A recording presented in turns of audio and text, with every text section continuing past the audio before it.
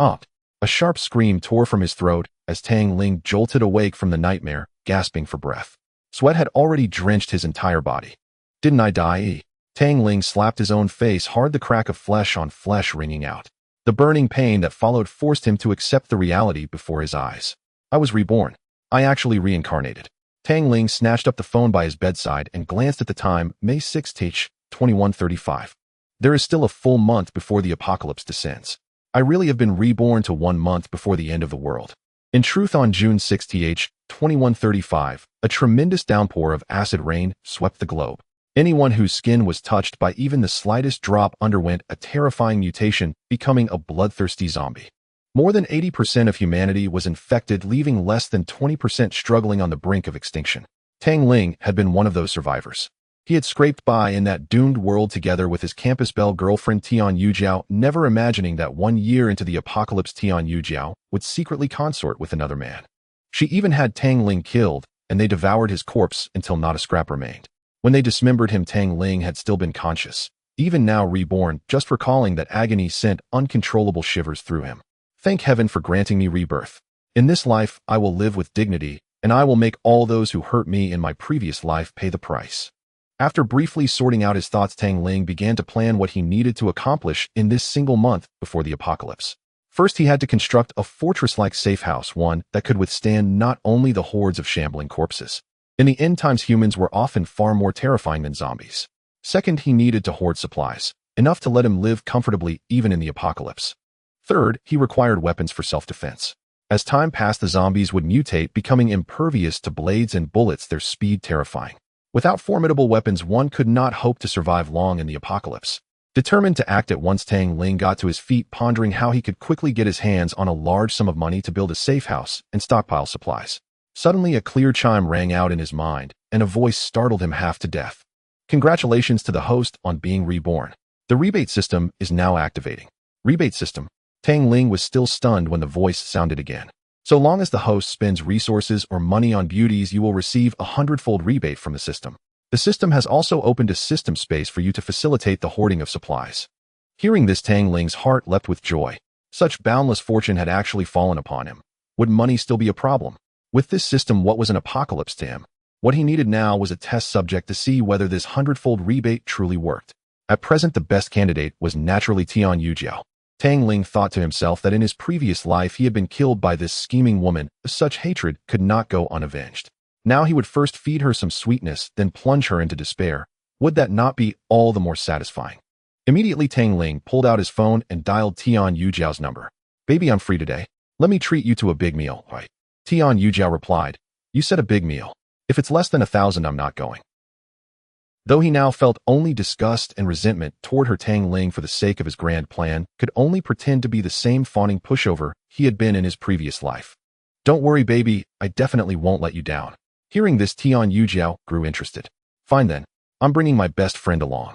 Right now, Tang Ling wanted nothing more than to spend money on beauties, so he naturally did not refuse and agreed in one breath.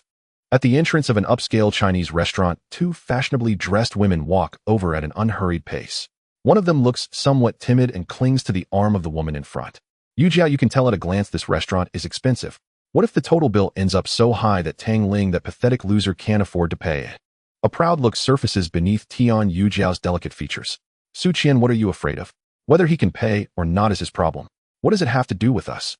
What, that damn lapdog is going to ask me for money? She snorts. Relax, just eat your fill. Since he said he would treat us, he must have just gotten his salary. There's nothing to worry about. Hearing this, Su Qian gains a bit of confidence. Tian Yujiao continues, I'm not only going to make him treat us to this meal. When we're done, I'll have him buy me cosmetics as well. I'll have him buy a set for you too. Su Qian's face instantly lights up with delight. Really, Yujiao? Then I'll thank you in advance. Only a beauty like you could have a lapdog like Tang Ling willing to fawn over you every single day. I'm so jealous of you. Tian Yujiao's vanity is greatly satisfied. Once they are seated, they do not bother to wait for Tang Ling at all and immediately begin ordering dishes, almost always choosing the most expensive items on the menu regardless of whether they suit their tastes. By the time the dishes are served one after another, Tang Ling finally arrives, unhurried and a bit late. Seeing the table already covered with an array of exquisite food, he says nothing. After sitting down, he simply tells the 2 women to start eating. To Tian Yujiao, Tang Ling is nothing more than a walking ATM. At the table, she eats while chatting away with Su Qian at her side, not even sparing Tang Ling a proper glance. After being reborn, Tang Ling naturally has no interest in this scheming woman before him. After eating only a few bites, he takes out his phone and begins looking up methods to construct a secure shelter.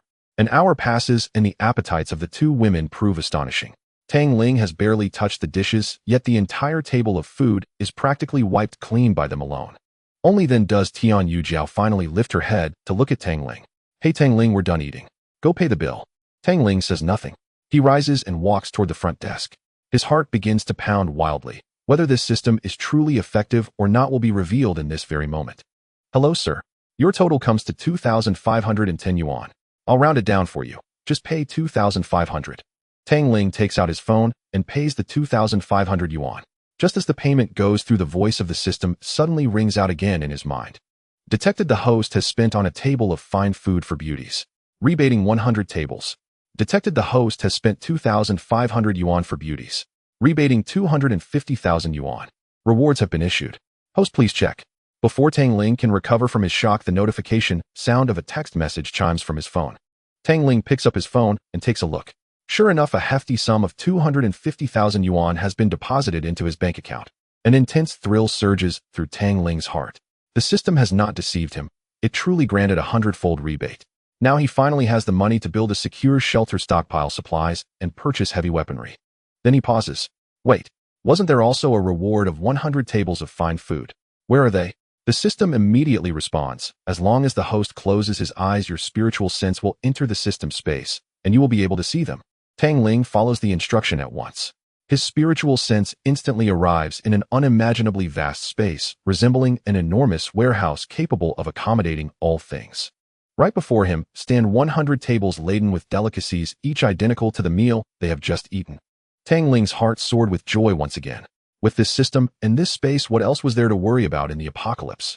In his previous life, he lived in a state of despair, ultimately meeting a gruesome end at the hands of others. In this life, he was determined to live it to the fullest and become a dominant force. Tian Yujiao, noticing Tang Ling in a daze, looked at him with disdain and said, "Tang Ling, what's wrong with you? Are you feeling pained about treating us to this meal?" Tang Ling opened his eyes. "Pained? What a joke. How could that be? It's just a meal. You are my goddess and my girlfriend. This is only proper." "That's more like it. By the way, since we've eaten, I've recently set my sights on a set of cosmetics that are a bit expensive. What do you think?" Before she could finish her sentence, Tang Ling immediately interrupted, saying, "Buy it, let's go buy it now." Tian Yujiao felt overjoyed, yet somewhat shocked. This obnoxious loser usually spent money on her, but he was always timid about it. Why was he suddenly so generous today? Could it be that he hit a fortune? No, I must take him for a good amount today. Little did she know her thoughts mirrored Tang Ling's. He was determined to spend a good sum on this woman today.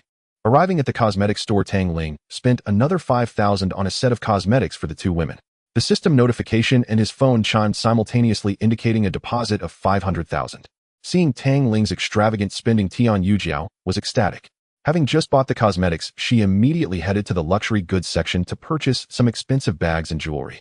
Back and forth, they ended up spending tens of thousands, and the system directly refunded Tang Ling several million. However, Tang Ling noticed a problem. These luxury goods did not yield a rebate from the system. It turned out that the system only provided rebates for essential living materials such as food and supplies, excluding luxury items. By the end of the day, Tang Ling had spent over 100,000 on Tian Yujiao and Su Qian, with rebates totaling over 10 million, enough for him to build an impregnable safe house in the apocalypse. Tian Yujiao and Su Qian, carrying large bags and boxes, couldn't stop smiling. After finally sending the two off, Tang Ling's smile instantly faded. "Enjoy yourselves, but 1 month from now, I want to see how you manage to survive in this apocalypse without me." He then quickly pulled out his phone and contacted a number he had just found online. This was a globally renowned team specializing in building safe houses. It said that many secret bases in various countries were constructed by this team, and their bases are considered the safest in the world. Once the call connected, Tang Ling got straight to the point. "Hello, I would like to build a safe house for the apocalypse. Is that possible?" The voice on the other end was that of a girl who, like Tang Ling, was very straightforward. "Sir, our team is quite expensive." She didn't ask why Tang Ling wanted to build a safe house, as their team received many private requests, often from people who were foolishly wealthy. Tang Ling replied with a smile, "Money is not an issue, as long as you can do it, the amount doesn't matter." "All right, sir, I will arrange for someone to come by and provide a quote. Please keep your phone available." As he hung up the phone, Tang Ling returned to his home. This house, measuring 140 square meters, was the only inheritance left to him by his parents. If he wanted to live comfortably in this apocalypse, 140 square meters would certainly not suffice. After all, with zombies rampant outside, he should avoid going out whenever possible. Therefore, the safe house needed to be more than just a place to rest and eat. It should also provide entertainment. With this in mind, Tang Ling began to consider the other rooms in the house. Their home was in room 1003 on the 10th floor, while the landlord of the adjacent room 1004, who was often away, had long since posted a for sale sign, eager to sell it easily. Room 1002 was occupied by a couple with a child. If they were to acquire this apartment as well and connect the three rooms, it would provide over 400 square meters of space, enough for not just an entertainment room, but even a swimming pool after renovation. The next day, Tang Ling approached the couple to discuss the potential purchase of their apartment. The couple had no intention of selling, but Tang Ling offered them a price they could not refuse, and ultimately they agreed. After some discussion, they decided to sign the contract that afternoon. Tang Ling immediately called the landlord of room 1004, who was overjoyed to learn that someone was interested in purchasing the apartment, and promptly flew back from abroad. The combined price of the two apartments was no less than 20 million, yet Tang Ling only had about 10 million from a rebate he received yesterday. However, he remained calm and immediately called Tian Yujiao. At that moment, Tian Yujiao was waiting for Tang Ling's call to take her out for shopping. When the call connected, she showed an unexpected softness. "Hello dear, what's up? What delicious food are you planning to take me for today?" Tang Ling smiled faintly. "Baby, we've been together for quite some time, and I haven't given you any valuable gifts. Why don't you come to the 10th floor now? I have a gift for you." Tian Yujiao lived in the same community as Tang Ling, but she was renting on the 5th floor.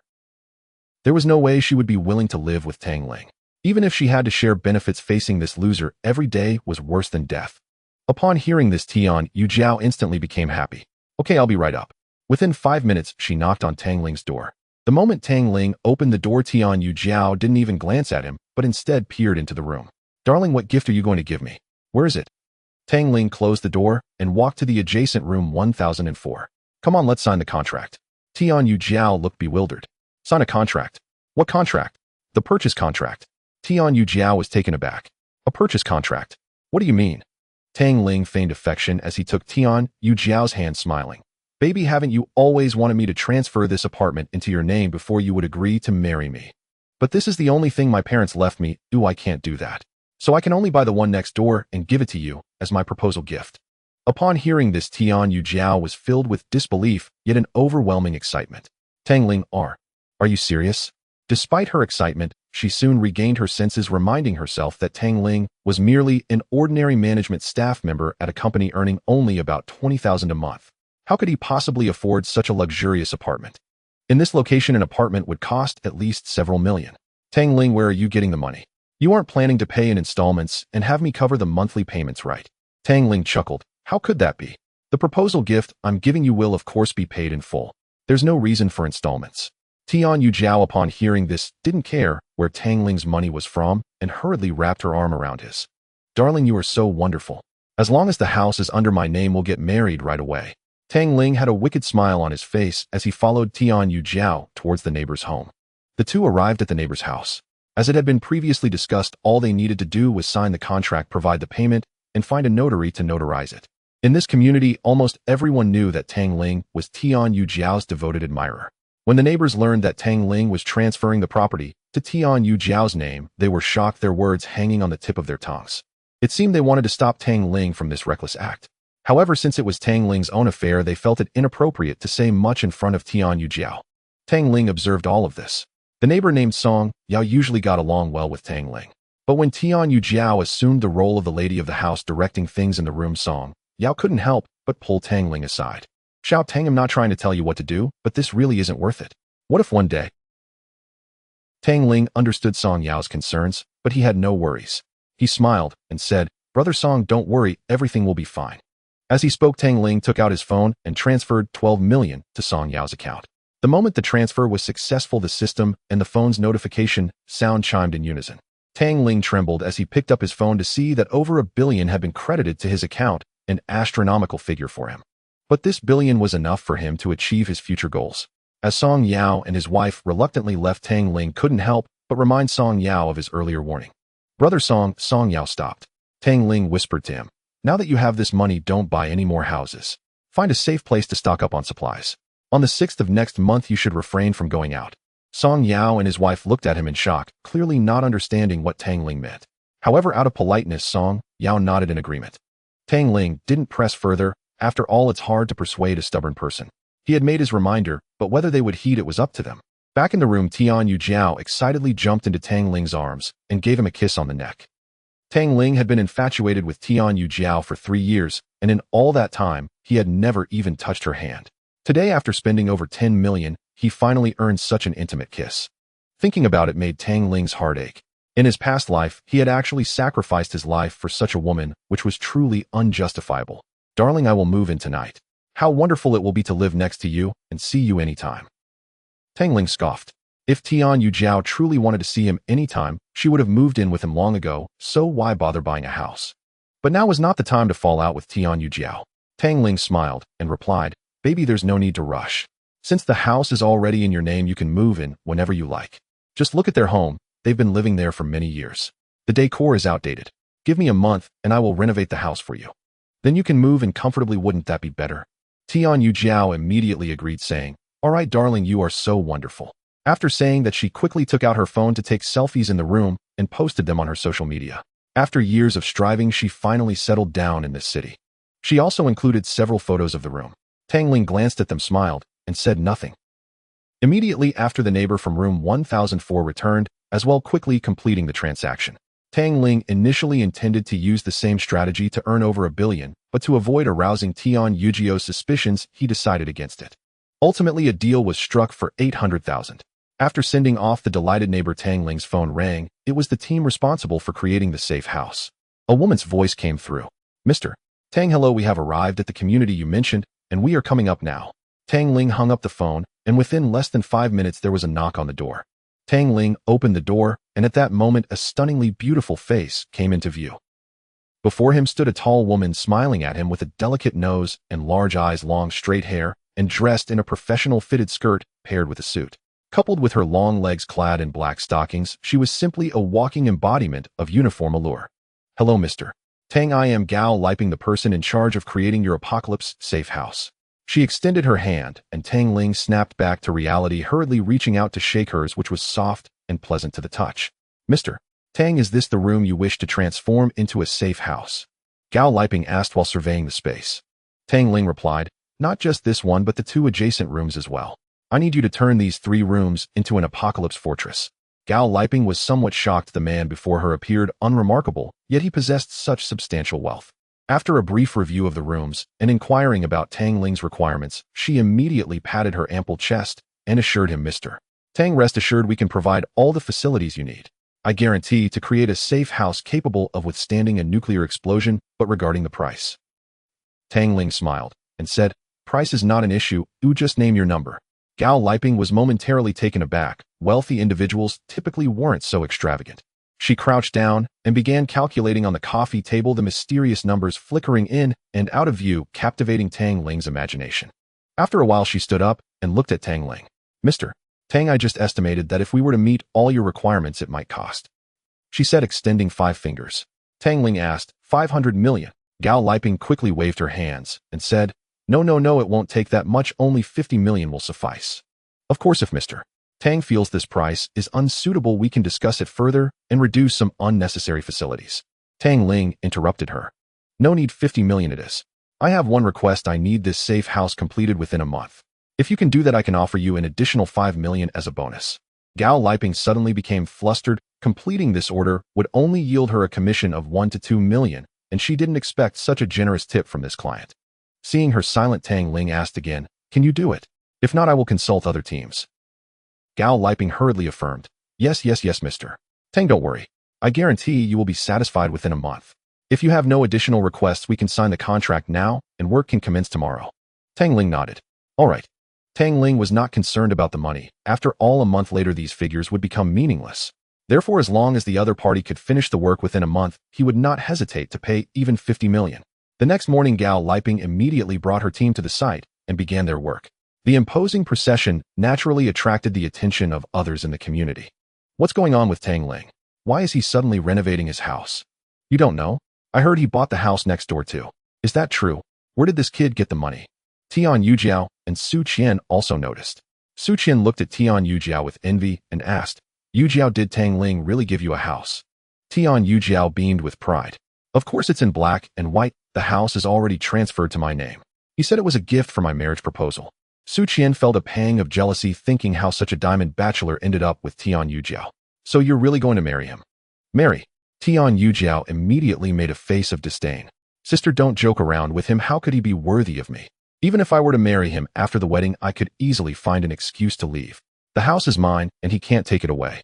As soon as he finishes the renovations, he'll move in right away. Even if the King of Heaven comes, that house is mine. Although Su Qian felt jealous and even resentful in order to gain some benefits from Tang Ling by staying close to Tian Yujiao, she could only continue to flatter her. Yujiao, that house is 140 square meters. If you move in, I can't afford the rent alone. Can you leave me a room? Tian Yujiao smiled and said, of course, we are sisters. When the time comes, you can move in with me. Su Qian looked delighted. Thank you, Yujiao, you're so kind. As the two fantasized about their bright future, they looked up and saw Tang Ling walking out of the community, and they immediately rushed over. Darling, where are you going? Su Qian and I haven't eaten yet. How about we go out to eat? Tian Yujiao said as she reached out to link her arm with Tang Ling. However, to Tang Ling, she was now of no use. He was filled with resentment towards her and instinctively withdrew his hand, avoiding her affection, leaving Tian Yujiao utterly bewildered. Tang Ling said softly, I have something to do, I need to go out. With that, he walked past the two of them and headed for the gate. Tian Yujiao was confused. Tang Ling had been fine yesterday, so why was he acting so differently today? Hey Tang Ling, she called out sharply. I said I'm hungry. In his past life, as long as she was angry, Tang Ling would immediately give in. He wouldn't just settle for a meal. He would even go as far as to fetch the stars from the sky for her. But this time Tang Ling completely ignored her and left his figure disappearing at the gate.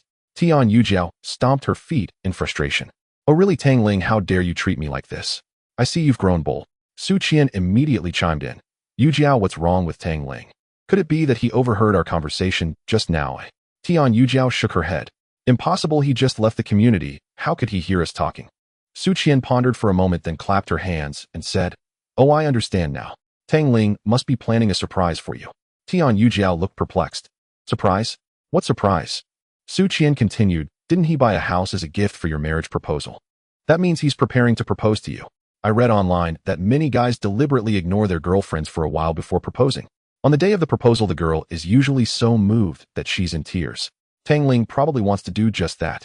Upon hearing this, joy was written all over Tian Yujiao's face. Really? Of course it's true. Yujiao, you need to act well at that time, at least squeeze out a few tears. Tang Ling stepped out of the neighborhood, taking advantage of the renovation period. His only task was to use the money on him to purchase some daily necessities. Although the system promised a 100-fold return, one had to first invest in the materials to receive that return. Thus, he bought almost everything he could think of, and if something was missing, he ordered it online. A few days later, large quantities of daily necessities were delivered to the neighborhood. Numerous neighbors, upon seeing this, gathered around, noticing the large boxes filled with food and supplies. An elderly lattice's eyes sparkled with excitement. Oh, Tang, you bought so many things. Are you planning to open a store? Tang Ling ignored her and busied himself with the delivery men. The elderly lady was not willing to let it go. Tang, if you're not opening a store, can you possibly finish all this food by yourself? Why don't you give me a box to try? My grandson hasn't tasted this imported steak yet. As she spoke, she reached out to take a box of imported steak from the truck. However, as soon as her hand touched the box, Tang Ling sternly said, put it down. The elderly lady froze in midair. Tang Ling knew her well. Her surname was Mao, and she lived in the neighborhood with her grandson, while her son and daughter-in-law were in another city. In his previous life, after the outbreak of the zombie apocalypse, Grandma Mao and her grandson managed to survive against the odds. Tang Ling had a habit of stockpiling supplies and often gave them some food out of pity, not realizing that on the day he was murdered, it was she who, along with Tian Yujiao, took advantage of his sympathy to trick him into opening the door. Now that he was reborn, he wouldn't give her even a box of steak, let alone a bucket of instant noodles. Grandma Mao taking someone else's things without permission is stealing. Grandma Mao's expression turned sour upon hearing this. Tang Ling, what are you talking about? Stealing? I'm saying that with all this food, you can't possibly eat it all yourself. What's wrong with giving a box to our neighbor next door? Tang Ling walked up to her and snatched the box from her hands. I'm sorry, even if I can't finish it, and it goes bad, if you want to eat, you have to buy it yourself. Grandma Mao began to act confused and tried to morally blackmail Tang Ling. How can you be so inconsiderate? You bought so much food, what's wrong with sharing a little with our neighbors? Naturally, the onlookers were eager for Tang Ling to distribute the goods, all siding with Grandma Mao. Exactly, Tang Ling, this is already the third truckload today. Can you really eat it all by yourself? How about selling us a little at a low price? Tang Ling, how can you speak to an elderly person like this? There's no need to make things so tense with our neighbor. Faced with the crowd's incessant accusations, Tang Ling simply pretended he didn't hear them. At this moment, most of the supplies had already been moved into the corridor of the neighborhood. Looking at the mountain of goods, Tang Ling reached out, and after a flash of blue light, the supplies before him instantly vanished. Just then, two workers carrying a box approached. Seeing the supplies that had disappeared before them, their eyes widened in shock, wondering where all the goods had gone. Tang Ling's indifference only emboldened the neighbors further, many of them starting to curse under their breath. This little brat really thinks that just because he has some money he can look down on us neighbors. Right, what's wrong with taking a little food from him? Damn it, since he's like this, we have a share in the corridor too. Don't let him move the supplies. One person led the way and the others immediately followed, moving forward to block the passage. Tang Ling saw that everyone had blocked the passage completely, and he really wanted to store the remaining supplies in his space and walk away. But now was not the right time. He couldn't let anyone discover his superpowers. Otherwise, if the wrong person leaked it, he might end up being captured by the state for research before the apocalypse even arrived. At this moment, the renovation team, led by Gao Liping, was also blocked outside by the crowd. Tang Ling was already furious. Any delay in his project was a delay in his life. Gao Liping helplessly walked to Tang Ling's side and whispered, "Mr. Tang, this is not the time to conflict with the neighbors. After all, renovation not only disturbs the residents, but also messes up the corridor. We need to accommodate these neighbors, otherwise you should." Although Gao Liping intentionally lowered her voice, it was still loud enough for everyone to hear. The neighbors blocking the road looked at Tang Ling as if to say, "What can you do about it? This lady is right. You've been renovating all day, making my child unable to sleep properly. You could at least speak nicely instead of getting angry at us." Exactly, if you don't give everyone an explanation today, you can forget about continuing. Gao Liping was clearly used to such scenes. She was just about to step forward to say something nice for Tang Ling, as finishing the work earlier would also mean she could get her commission sooner. However, just as she took a step forward, she was stopped by Tang Ling behind her. Tang Ling coldly surveyed the crowd before suddenly bursting into laughter. "Ladies and gentlemen, I apologize for the disturbances caused by my urgent renovations for my wedding. I am truly sorry, but the food here was ordered by one of my clients, and I simply cannot share it with everyone. How about this? I will transfer 1,000 yuan to each household to treat you to a meal and ask for your understanding. Is that acceptable?" Everyone was dumbfounded, including Gao Liping, who was watching from behind. Was Tang Ling really this wealthy? 1,000 per household meant at least 20 families here. Not counting those who came later asking for money, just this 20 households would cost him 20,000. One man cautiously asked Tang Ling, "Are you serious?" Tang Ling smiled and said, "Of course, everyone can take out their phones now, and I will transfer the money immediately. But after the transfer, I hope everyone can accommodate me." As soon as he said this, everyone smiled brightly. "Oh, if you had said this earlier, it would have been fine. Actually, we don't care about the money. We just wanted to see your attitude." "Exactly, I'm not here for the money. Tang Ling, just keep renovating. Here's my payment code. Go ahead and transfer me first." "That's more like it. We'll still be good neighbors in the future." Tang Ling coldly smiled and casually took out his phone to transfer money to each person without feeling a pinch. No matter how much he gave, he wouldn't feel heartbroken. When the apocalypse arrived, these were just a string of cold numbers, utterly worthless. However, after receiving the transfers, the neighbors all smiled widely and hurriedly cleared the passage. Tang Ling was quite satisfied with everyone's reaction and then turned to Gao Liping, saying, "Manager Gao, you may continue now." Gao Liping finally closed her gaping mouth and quickly called the renovation team to bring the materials upstairs. "Tang Ling, you are so generous. If there's anything in the future, just let me know. I like dealing with generous people." "Tang Ling, do you need help with your home renovation? In the future, you can use this passage however you like." Tang Ling ignored the crowd and busied himself with organizing the supplies. As the days passed, it must be said that money can indeed move mountains. In just over 20 days, Gao Liping had led her team to complete the construction of Tang Ling's safe house, and it was time for inspection. "Hello, Mr. Tang, we have completed the safe house according to all your requirements. Please proceed with the inspection." Tang Ling followed Gao Liping into the room and was instantly dazzled. The interior of the house was simply luxurious, with huge floor-to-ceiling windows showcasing the breathtaking scenery outside. All the appliances were topophthalene, featuring internationally renowned brands, and right beside the living room was a large swimming pool, making it a perfect match for a world-class mansion. Gao Liping continued her introduction, saying, "The walls of this safe house are constructed using extremely sturdy materials. Even a nuclear explosion wouldn't harm it in the slightest. We have also used the strongest tempered glass available in our country, which leaves no trace whether cut with a knife or subjected to fire." Tang Ling nodded in satisfaction as he listened to her explanation. Additionally, we have equipped this house with an oxygen supply and power system, ensuring that even if you stay here for years, you won't run out of oxygen or face a power outage. Moreover, we have created a perfect surveillance system according to your needs. As she spoke, the two entered a room filled with screens. This is the most advanced surveillance system available. All public cameras within 100 miles can be switched to this system, allowing Mr. Tang to observe everything happening outside. After leaving the monitoring room, Gao Liping led Tang Ling to the door. This door is a world-class security door. It can be said that as long as Mr. Tang does not wish to open it, no one can break through it, even with a nuclear bomb. We have also installed a shooting hole for you on the door. Saying this, she opened a small hole in the door, revealing a clear view outside. Then she walked to the side of the door where a red button appeared and said to Tang Ling, Mr. Tang, this is the safety button. Please press it. After Tang Ling pressed it, the system automatically announced fingerprint matched, activating the safety system. Immediately, like a mechanism, the wall slowly opened, revealing a small screen. Gao Liping continued her explanation, saying this is the defense system of the safe house. If anyone attempts to break in, Mr. Tang can activate the defense system, which will immediately release flames at thousands of degrees, sending the intruder away. After finishing the introduction, it was time to discuss the overall layout of the safe house. Alright, Mr. Tang, this safe house has a total of 10 bedrooms, a swimming pool, a karaoke room, a gym, everything one could desire.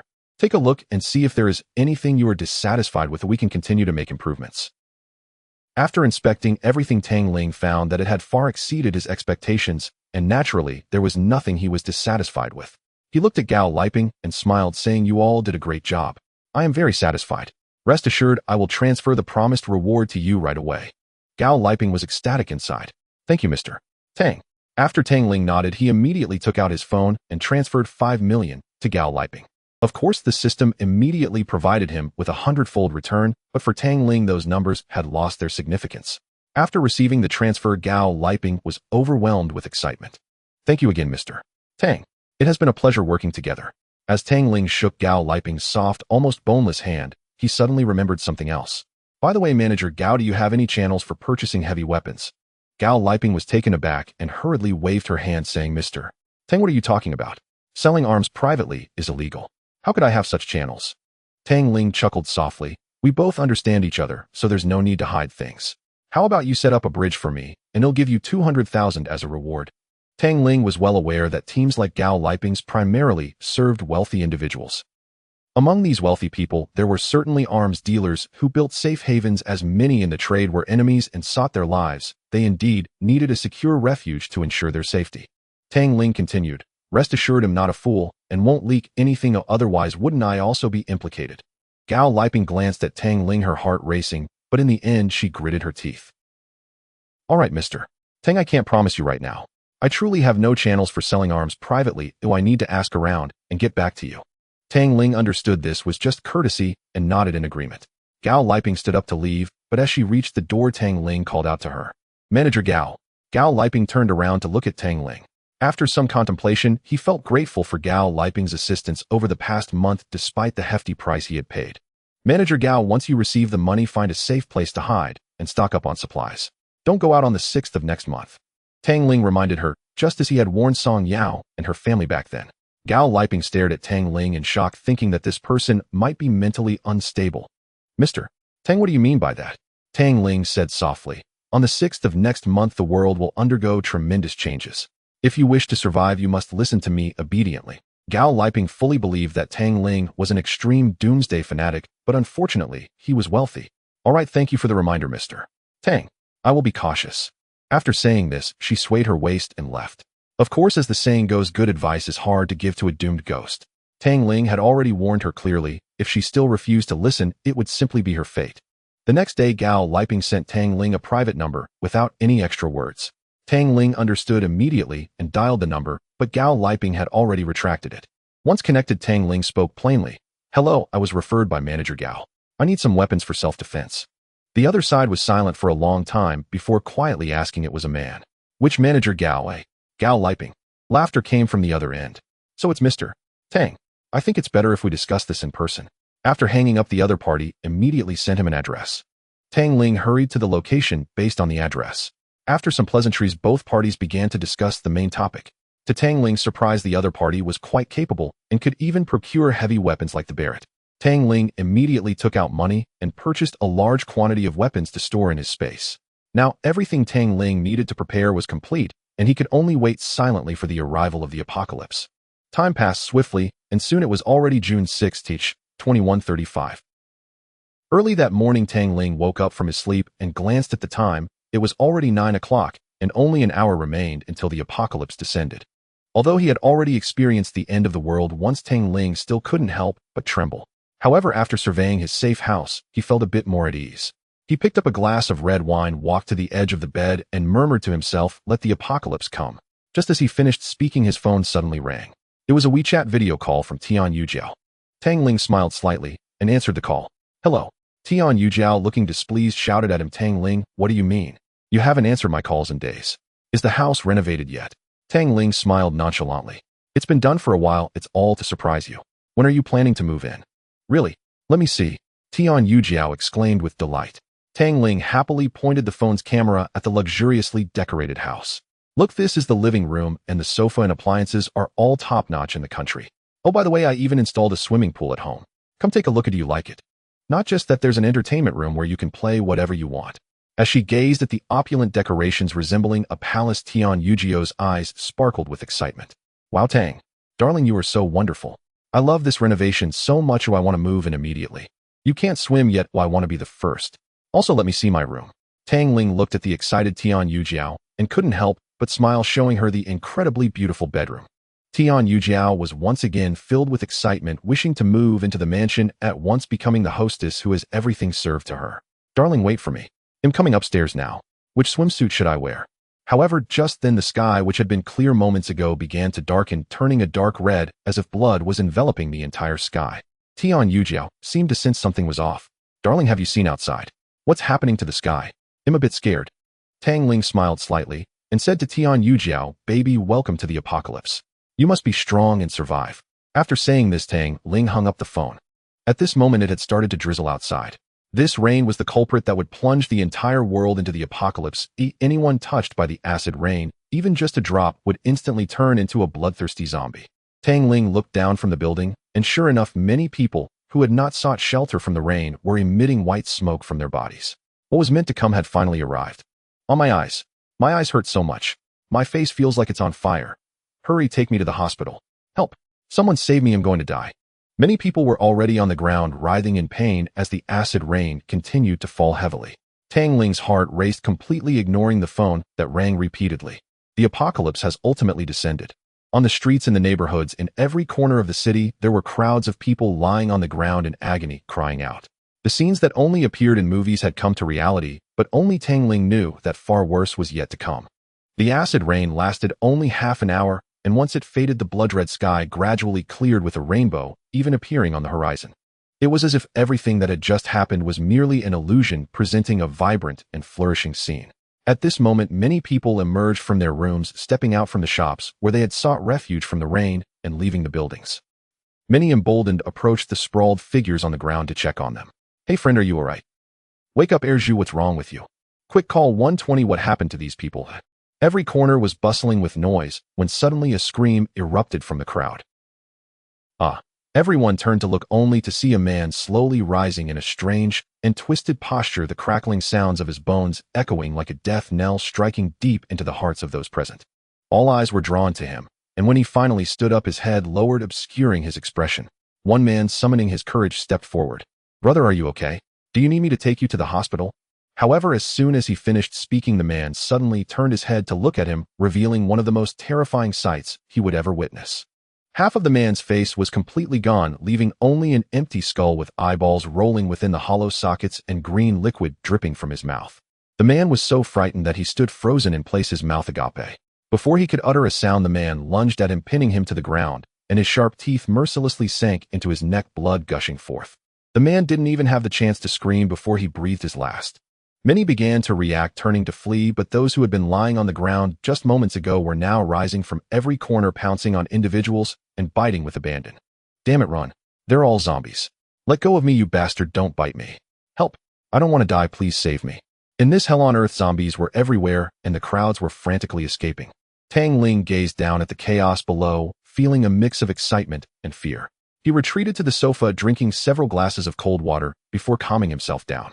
He picked up his phone and saw that he had over 100 missed calls. Most of them were from Tian Yujiao. Tang Ling couldn't be bothered to respond, so he opened the owner's WeChat group for their community, where everyone was discussing the apocalyptic scene outside. 902 Lu Yong, what's going on outside? There are monsters biting people everywhere, it's terrifying. 1806, Zhong Jiaowei, damn it, can't you see? It's the end of the world. If you don't want to die, don't go outside. Immediately after 1603, Song Jia posted a video in the group showing those who had been bitten rising again as zombies. 1603 Song Jia, those who are bitten will also turn into monsters. This is a zombie. At this moment, the news anchor on TV looked terrified as he reported, "Dear viewers, a global outbreak of acid rain has just occurred. Anyone who gets wet from it will turn into a zombie-like monster. Please stay indoors, close your doors and windows, and do not drink tap water. Rest assured we will surely overcome this global crisis. Our experts are working on a method to resist the acid rain virus." Tang Ling switched off the television. In his previous life, experts had been announcing daily on TV that they were developing a serum. Yet after a year, the infection continued to spread and fewer people remained alive. The surviving humans were forced to live in perpetual shadow. Many, unable to bear the crushing weight of the apocalypse, chose to end their own lives. In the end, as food supplies dwindled to near nothing, the desperate and deranged turned their hunger upon the living, and Tang Ling was among those torn apart and devoured. Watching the chaos unfold, screams echoing everywhere, he drew the curtains shut and walked toward the vast swimming pool, stripped off his shirt and dove in. This was nothing short of a sanctuary amid the apocalypse. After climbing out, he lay back on a lounge chair, basking in the sun's gentle warmth following the rain, and checked his phone, still flooded with missed calls. Most were from Tian Yujiao, but several came from Gao Liping. Tang Ling felt no interest in Tian Yujiao, but Gao Liping intrigued him. Before the collapse, he had warned her. He wondered how she had fared, and so he returned her call. When the line connected, he answered lazily, "Hello." Her voice trembled, not quite with excitement, not quite with terror. "Mr. Tang, is that you? What is it, Manager Gao?" He murmured softly. "Mr. Tang, I owe you everything. Had it not been for your warning that day, I would never have stocked up on supplies. I was supposed to go to work today, but remembering what you told me, I simply took leave and stayed home instead. Otherwise, I'd likely be zombie fodder by now." "Mr. Tang, how did you know this would happen?" He had no patience for explanations. "Glad you're safe. From now on, just stay alive." She said nothing more. After hanging up, Tang Ling reopened the residential WeChat group, only to find to his surprise that every conversation now revolved around him. Dongyu Unit 408, damn it. Tang Ling must have known the apocalypse was coming. Why else would he hoard so much? Jiang Jigawei Unit 513, exactly. That bastard knew, and didn't warn a soul. Not even a word so we could stock up too. Now the streets are crawling with flesh-eating monsters, and my pantry is bare. Mao Laotai Unit 103 sent a 60-second voice message. Tang Ling, you wretched dog. Your whole family. Tang Ling ignored it entirely. He opened his camera app, snapped a selfie, himself lounging beside the expansive pool, and posted it to the group with a single line. "Apologies, everyone. I was swimming just now and missed your messages. And now that I've seen them, I'll pretend I haven't." The group fell silent for a long, heavy moment, then erupted. "Dongyu Unit 4080, great. Go ahead, post your grandma's selfie. Like I'm jealous." By Huahua Unit 906, whoa. World's ending, yet Tang Ling's living like royalty. So enviable. When did his place get a private pool? I'd love to try it out. Song Jia Unit 1603, Tang Ling, I've secretly loved you for ages. Will you be my boyfriend? Just then Tian Yujiao spoke up. Tian Yujiao Unit 504 1003, Tang Ling, darling, what's going on? Why won't you answer my calls? The streets are full of man-eating monsters. I'm terrified. Please come get me upstairs, okay? Suqian Unit 504 1003, Tang Ling. Yes, Tang Ling. Yujiao's cried so many times already. You love her. Don't you feel even a shred of compassion? Please, come fetch us upstairs. Taking you upstairs. What a joke. One is the culprit responsible for my demise in my past life, and the other is merely a materialistic woman who seeks petty gains. Tang Ling showing restraint by not dealing with them immediately is already a kindness.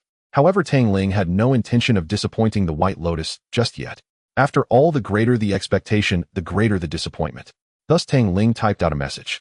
1003 Tang Ling 504 Tian Yujiao, darling, I'm sorry, but there are zombies in the corridor, and I'm too scared to come out. Maybe I'll pick you up when I get the chance. Before Tian Yujiao could reply, Tang Ling had already sent a picture of himself cooking steak to the group. 1003 Tang Ling, can't chat now, otherwise my steak will burn. I like it medium rare. This is utterly heart-wrenching. After a few seconds of silence, the group erupted once more with accusations against Tang Ling. 303 Ding Jiaoyang 1003 Tang Ling, do you really know that the apocalypse is coming? Why didn't you give us a heads up? We could have prepared some supplies. Right now there's barely any food left at my house, and even the drinking water is running low. 408 Dong you exactly Tang Ling, you must come out and give everyone an explanation. 902 Lu Yong Tang Ling, my wife went out to buy groceries early this morning and she hasn't answered her phone since. If you had just warned us, I wouldn't have let her go out. I tell you, if anything happens to her, I will definitely not let you off the hook. 103 Grandma Mao sent a voice message that lasted 60 seconds. Tang Ling, you bastard. Tian Yujiao, seeing this, seemed to be trying to appease Tang Ling, speaking on his behalf. 504 Tian Yujiao, are you all out of your minds? What has my boyfriend done to wrong you? The supplies he hoarded are all things I like to eat bought for me. How could he know anything about the apocalypse? Even if he did know, would you believe him?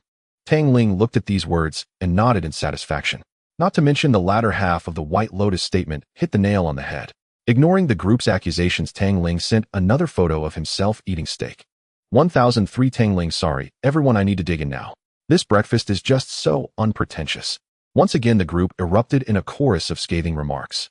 Tang Ling paid no mind to it, tossing his phone onto the sofa and moving to the floor-to-ceiling window to admire the hellscape outside. But just then a loud banging on the door broke the silence. Although it wasn't directed at their home, Tang Ling hurried to the door and peered through the peephole to check the situation outside. Nothing was there. Tang Ling quickly made his way to the monitoring room, turned on the corridor's surveillance, and the scene before him sent a chill down his spine. Right at the door of room 1010, diagonally across from there's a blood-soaked zombie had pounced on the owner of that room, gnawing at the owner's neck. The owner tried to speak, opening his mouth repeatedly, but unable to produce a sound, his limbs flailing helplessly. Clearly the zombie had already bitten through his throat. In his past life, Tang Ling had never witnessed such a scene of a zombie devouring a person up close. The horror of this sight was beyond words. However, this also implied that zombies had already invaded the building, and perhaps their numbers would continue to grow as anyone bitten would immediately turn into a zombie. It seems that similar events occurred on other floors, and the group chat erupted once again. 1603 Song Jia, did you hear that? There are screams coming from our floor. Could it be zombies? 912 Kong Xian, no doubt about it, zombies have entered our building. I witnessed my neighbor Old Wong being torn apart by a zombie. Property management, everyone please remain calm. Do not drink tap water or open the doors. Trust that the higher-ups will send someone down to resolve this situation soon. 103 Old Lady Mao continued to send a 60-second voice message. Just then bang. A tremendous explosion echoed, shaking the windows, and everyone rushed to the windows to check.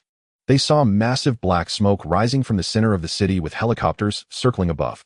The helicopters unleashed a hail of bullets like tongues of fire, sweeping through the horde of zombies below. Many people witnessing this began to open their windows and shout, "Wow, I told you the higher-ups wouldn't abandon us. Quickly eliminate those zombies. Fight, hit them hard." Eliminating zombies is everyone's responsibility. Suddenly, from somewhere on the ground, streetlight poles, manhole covers, and even car doors were hurled at the helicopters above. Bang! Another loud noise erupted as a helicopter was struck by a manhole cover, losing its direction midair and crashing into a nearby building. Then, following another deafening explosion, the helicopter erupted in a massive fireball, thick smoke billowing into the sky. Just like that, all the buildings fell silent, with only the remaining helicopters circling above and car alarms blaring on the ground. Everyone quietly closed their doors and windows, not daring to peek outside. Only Tang Ling knew how terrifying the apocalypse truly was. In the early days of the apocalypse, the military did indeed deploy a large number of troops to suppress the situation, but many zombies in the horde were continually evolving, possessing immense strength and incredible speed, making it nearly impossible to eliminate them. The city gradually fell into paralysis, filled with the sounds of explosions, screams, and the low growls of zombies. This cacophony persisted until nightfall. On the first floor, room 105, lived a man in his 20s whose parents went out in the morning and had not been in contact since. All day long, he was overwhelmed by the oppressive growls of zombies outside, and ultimately unable to bear it, he coughed up bile and succumbed to heart failure, losing his life. Time reached the next day. The scene outside was much like yesterday, with many families running out of food and clean drinking water, forcing them to take risks and venture out to seek supplies. Unbeknownst to them, they encountered zombies on the street. Those fortunate enough narrowly escaped, while the unfortunate ones were directly pounced upon by zombies and became fodder, eventually joining the ranks of the undead. Tang Ling and their building experienced the same situation. 303 Ding Jiaoyang, damn, that scared me. If I hadn't run fast, I would have been bitten by a zombie. 1806 Zhong Jiaowei, serves you right for going out during this time. Isn't that just asking for death? I'd rather starve at home than face those man-eating monsters. 303 Ding Jiaoyang, what the hell can I do? There's no food or water at home. Should I really starve to death? Suddenly 906 by Hua Hua directly tagged Tang Ling. 906 by Hua 1003 Tang Ling. Brother Tang Ling, didn't you stockpile a lot of supplies? I really have no food at home. Please can you spare me some food? As long as you give me some food, I'll do anything for you. Her tag immediately redirected the attention of the group to Tang Ling. Ding Jiaoyang, yes, that guy with the surname Tang bought so many supplies. It's his fault for not warning us that the apocalypse is coming. He must distribute the supplies. Zhong Zhou 1003 Tang Ling with the surname Tang, quickly distribute what you bought to everyone or we will raid your home. Don't blame us for being rude then. Su Qian, hey, you guys want to raid Tang Ling's house for supplies? That's a crime. Ding Jiaoyang, a crime. It's the freaking apocalypse and you're still talking about crime. With the surname Tang, come out and say something. Tang Ling was enjoying hot pot watching a series of attacks against him in the community group, and he smiled slightly, replying calmly. Tang Ling, everyone please calm down. Don't you all just want supplies? I have plenty here. If you have the guts, come and get them yourselves. Of course, before you come to my house, you better keep your life safe and not get eaten by the zombies in the corridor. Anyway, causing anger is not punishable, especially in this apocalypse. The others in the group were infuriated by Tang Ling's words, and another round of high criticism ensued. Tang Ling couldn't be bothered with them and instead took out his phone. If I start a live broadcast eating hot pot during this apocalypse, would it be effective? Without hesitation, Tang Ling started the live broadcast.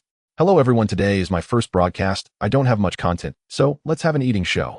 In just under 3 minutes, Tang Ling's live stream was flooded with tens of thousands of viewers. Tian Dao Cho Chin Dam, don't be ridiculous, it's the apocalypse, and this guy is still live streaming eating hot pot. Bu Chi Xiang Kai, little brother, it seems we live close by. I also want to come to your house for hot pot. The razor clams in that pot must be delicious. I really want to try them. Zhong Ai Song Ling, Sheng, big brother, I have no food at home anymore, please spare some for me. Others in the group saw Tang Ling was live streaming eating hot pot and immediately informed everyone, causing a rush into Tang Ling's live stream. At this moment, Tang Ling picked up a whole bunch of fatty beef slices and dipped them in sesame sauce.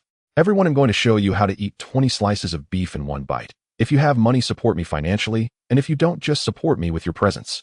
After saying that, Tang Ling directly stuffed all 20 slices of beef into his mouth, relishing every bite, his expression absolutely perfect, making everyone watching swallow 2 pounds of saliva. Ding Jiaoyang and the others were completely infuriated. Tang Ling, you. Tang Ling, your whole family. Tang Ling, please spare me a bit of food. I promise I will work like a horse for you. Tang Ling completely ignored the barrage of chaotic comments, and after enjoying his meal, spoke to the phone screen. Thank you all for your support. This live broadcast ends here. Tomorrow at the same time we'll meet again.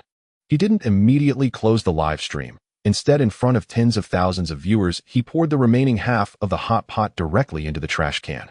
Mysterious little sister, oh my gosh, you just dumped it like that. It's such a waste, you could have given it to me. Bukai-san, big brother, you can't waste it like this. There are zombies outside and I have no food at home anymore. If you really can't eat it, let me be your trash can. Mei Jiao Jiao, darling, when are you going to come pick me up?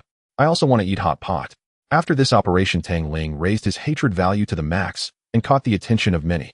Tang Ling turned off the live stream and immediately received a flurry of private messages, both from men and women.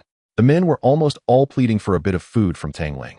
The women were even more direct, stating that as long as Tang Ling was willing to give them some food, they would be willing to offer all they had, including their bodies. It's important to note that this was only the second day since the apocalypse began. Tang Ling naturally chose to ignore them, but soon his phone rang. Tang Ling picked it up to find an unfamiliar number. After a moment's thought, he decided to answer. A woman's voice came through. Hello, is this Mr. Tang?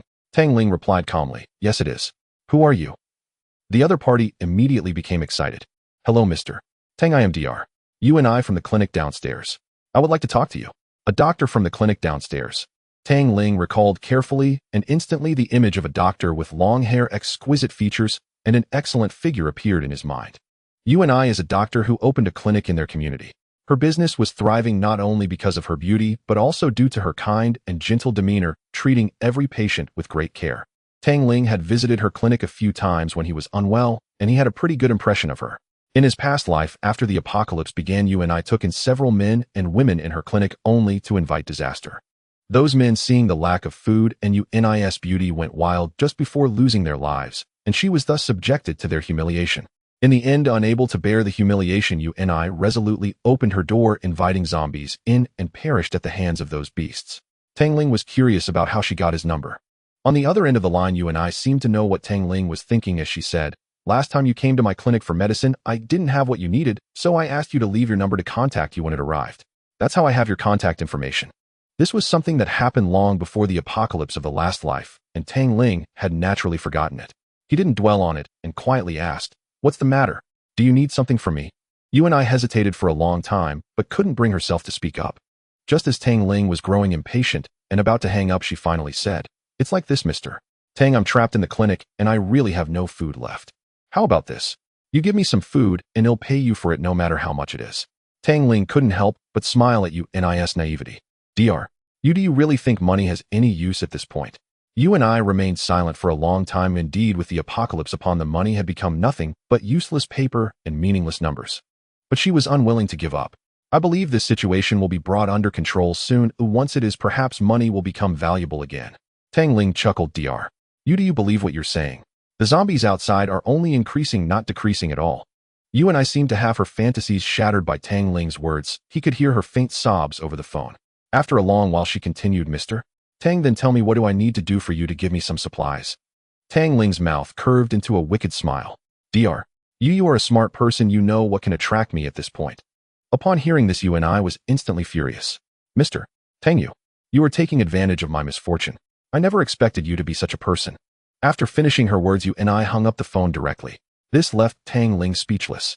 "I just admired your identity as a doctor. In this apocalypse, people can still fall ill. Why such a big reaction?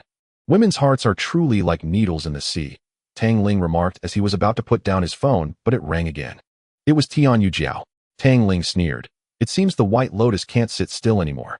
He answered the call, and Tian Yujiao's aggrieved voice came through. "Darling, when are you coming to pick me up? Chun Jie from room 503 somehow got into our house, and he keeps looking at me with lewd eyes. I'm so scared he might have ulterior motives against me." Hearing the name Chun Jie ignited a surge of anger within Tang Ling. In his previous life, Tian Yujiao spent Tang Ling's money while secretly having an affair with Chun Jie. She was unwilling to live with Tang Ling, not only because she viewed him merely as an ATM, but also because she could spend every night with Chun Jie. In his past life, after being deceived by Tian Yujiao and old lady Mao to open the door to a hotel room, it was Chun Jie who wielded a machete and brutally dismembered Tang Ling. Now Tian Yujiao was unaware that Tang Ling was fully aware of her sordid affairs with Chun Jie. It was undoubtedly a ruse of Tian Yujiao, likely a scheme concocted to deceive Tang Ling into providing them with resources. Tang Ling, with a plan in mind, spoke softly to Tian Yujiao. "Baby, don't be anxious. Just keep him calm, and I will sneak downstairs to pick you up tonight. You mustn't get into any trouble. I'm really worried about you." Tang Ling's words nearly made Tian Yujiao scream with excitement. "Really? Darling, I'll wait for you. By the way, how much food do you have? Is it enough for both of us?" Tang Ling replied with a smile. "Don't worry, I have enough food and clean drinking water for us to last for 10 or even 8 years without any problems." "That's great." Tian Yujiao shouted in excitement. "My dear, you have such foresight. I will wait for you tonight." After hanging up, Tang Ling looked at his phone and sneered. "You shameless woman, just wait." On the other side, after hanging up the phone, Tian Yujiao finally felt relieved as the two heads beside her left her side.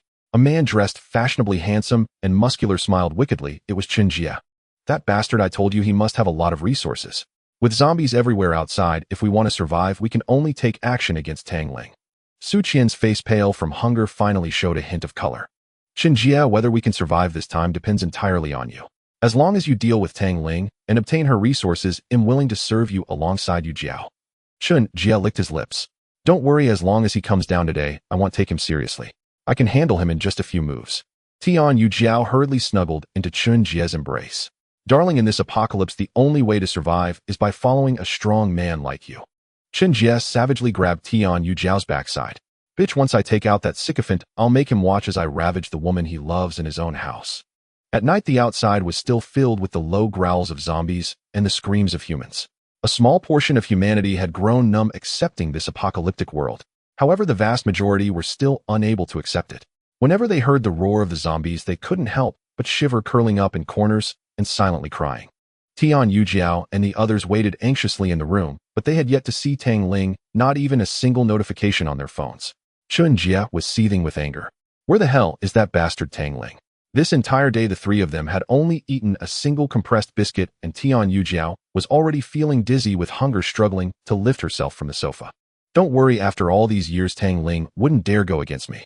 Since he promised to come down and pick me up, he will definitely show up." Su Qian weakly added, I believe he will come too. After all, he spent millions to buy a house for Yu Jiao. He loves her so much, how could he bear to see her suffer? He's probably delayed by zombies in the hallway. Chen Jie angrily stated, fine, when that brat arrives we'll take action. Just then Su Qian's phone suddenly rang. Ding. The streamer you follow has started a live broadcast, please check it out. Su Qian's hands were already too weak, trembling as she opened her phone, and instantly the scene before her astonished her. Quick look, that little brat Tang Ling is actually live streaming again. Upon hearing this, Tian Yu Jiao and Chen Jie quickly gathered around to watch. Hello friends of the apocalypse. I'm your good friend Tang Ling, I'm back, and today I'll continue to bring you a food broadcast in this doomsday. Let me show you how to eat a whole pig in 3 bites, don't forget to give me a thumbs up. After finishing his words, Tang Ling directly grabbed a roasted pig, opened his mouth wide, and bit into it, tearing off a piece of crispy pork, savoring the taste with grease slowly dripping down the corners of his mouth. It was simply delicious. After finally swallowing, he continued to tear off another piece, and in just 3 bites his mouth was dripping with oil. Once finished, he wiped the grease off his mouth and smiled at the screen, saying sorry the challenge failed. Instantly, the number of viewers in the live stream skyrocketed to over 1 million, with comments flying by. What the hell, this guy can actually eat roasted pig. Is this for real? Oh great one, share some bones with me please. This can't be a recording, right? How could he have roasted pig to eat in an apocalypse? What recording? The streamer was live yesterday eating hot pot. Oh great one, please take me along, I'm willing to serve you. The 3 of them watching this scene couldn't help but swallow their saliva, and they remained dazed until Tang Ling ended the stream. After a long while, Chen Jie finally stomped his foot. Damn it, this brat really forgot. Quick, call this bastard, we must trick him down today. Tian Yu Jiao could only pick up her phone and dial Tang Ling's number. Tang Ling had already guessed that Tian Yu Jiao would call, and without much thought he answered. Hello Tang Ling, have you forgotten what you promised me? I'm telling you, if you don't come down to pick me up today, I will never forgive you for the rest of my life. Also, the house next door is under my name, hurry up and give me the key, I want to move in. Bai Lianhua was getting anxious. Tang Ling chuckled. Oh dear baby, please don't make a fuss. It's not that I don't want to come downstairs to get you, but there are zombies everywhere outside, and I am powerless to do so. How about this, you come upstairs? I've checked the 10th floor corridor, and there are no zombies. You can use the stairs, and the stairway should be safe as well. I will wait for you at the door, how about that? Tian Yu Jiao, upon hearing this, felt a surge of anger, and exacerbated by hunger, nearly fainted on the spot. Tang Ling, are you looking down on me? How can you expect me to go upstairs in such a dangerous situation? Are you trying to send me to my death? Tang Ling pretended to be helpless. Then there's really no other way. When I saw those zombies, I was so scared that I couldn't move. I truly don't dare to go out. You can either come up yourself or wait until the zombies in the corridor leave, and I will come down to get you. Tian Yu Jiao was once again furious, ready to curse, but was silenced by Chen Jie, who whispered in her ear, just agree to him and go find him. Tian Yu Jiao widened her eyes at Chen Jie. After he nodded at her, she still said to Tang Ling on the other end of the phone, okay, I will come to find you tonight. Hurry up and prepare some delicious food. I feel like I'm starving to death. Tang Ling smiled. All right, I'll be waiting for you. He hung up the phone and went directly to the monitoring room. Meanwhile, Tian Yu Jiao hung up, looking nervously at Chen Jie. Are you crazy? Going to find him. The corridor is filled with zombies. I wouldn't going out be walking to our death. Chen Jie whispered, it's all right. Tang Ling is right. The stairwell should be safe. Our room is right next to the stairwell. As long as we avoid the zombies on our floor, we should be fine reaching the stairwell. Even if we do encounter a lone zombie, the 3 of us should be able to handle it right. We have to take the risk, otherwise if that bastard doesn't come down, we will starve to death here. Tian Yu Jiao and Su Qian also felt that Chen Jie made a valid point, and after a moment's hesitation, they decided to go for it. The 3 of them gathered some kitchen knives and wooden sticks, and then headed out. Every move they made was within Tang Ling's monitoring range. Tang Ling watched the figures of the 3 through the monitor, a calm smile on his face. Come on, I've prepared a surprise for you. After Chen Jie and the others opened the door, they cautiously poked their heads out. Fortunately, there were 5 zombies in the corridor, but they were all at the ends of the hallways. The 3 opened the door and hurriedly ran towards the stairwell. Their noise naturally attracted the attention of the zombies. The 5 zombies roared as they rushed towards them. Tian Yu Jiao and Su Qian screamed in fright, further exposing their position, causing the zombies behind them to pick up speed. Su Qian even felt her legs go weak and nearly fell to the ground. After a hard sprint into the stairwell and slamming the door shut, the pursuing zombie lunged forward, almost breaking the door down. Chen Jie braced himself against the door, locking it firmly before leading Tian Yu Jiao and the others to escape for their lives. The 3 of them climbed 3 flights of stairs, reaching the 8th floor. Not seeing any zombies following them, they finally sat down on the floor, gasping for breath. That sprint had depleted their last ounce of energy. Chen Jie was fine, but Tian Yujiao and Su Qian felt dizzy on the verge of fainting at any moment. Under immense pressure and the constant threat of death, Su Qian, disregarding the danger, covered her face and cried out loudly. Chen Jie, worried about attracting zombies, hurriedly said to Su Qian, "Stop crying, or you'll attract the zombies." But Su Qian didn't hear him at all. She cried even louder, ignoring everything Chen Jie and Tian Yujiao said. With a sharp slap, Chen Jie directly struck her across the face. "Damn it, why are you crying? Do you want to get me killed? If zombies come, I'll just throw you to them. Do you believe that?" The searing pain finally snapped Su Qian back to reality, and she gradually stopped crying. Chen Jie looked at Tian Yujiao. "Hurry up, call that bastard, and tell him we're on the 8th floor. Let him open the door." Tian Yujiao, trembling, dialed Tang Ling's number. Once connected, she spoke to him like a robot. "Hello, we've reached the 8th floor. Open the door." Tang Ling, having witnessed the recent peril, laughed and replied, "All right, come up quickly, babe. I can't wait any longer." Chen Jie, with a sinister grin, snatched the phone and hung up. "Let's go. I'm going to make that little brat pay double. You two, a happy life is right in front of you, so hurry up and let's take care of that bastard." The three of them finally made it to the 10th floor. Peering out, they found, as expected, that there were no zombies in the corridor. However, many doors were ajar, and one could never know when a zombie might suddenly emerge. Chen Jie gazed at room 1003 at the end of the hallway, swallowing hard. If they walked over and a zombie suddenly cut off their escape route, while Tang Ling didn't open the door in time, they would be cornered.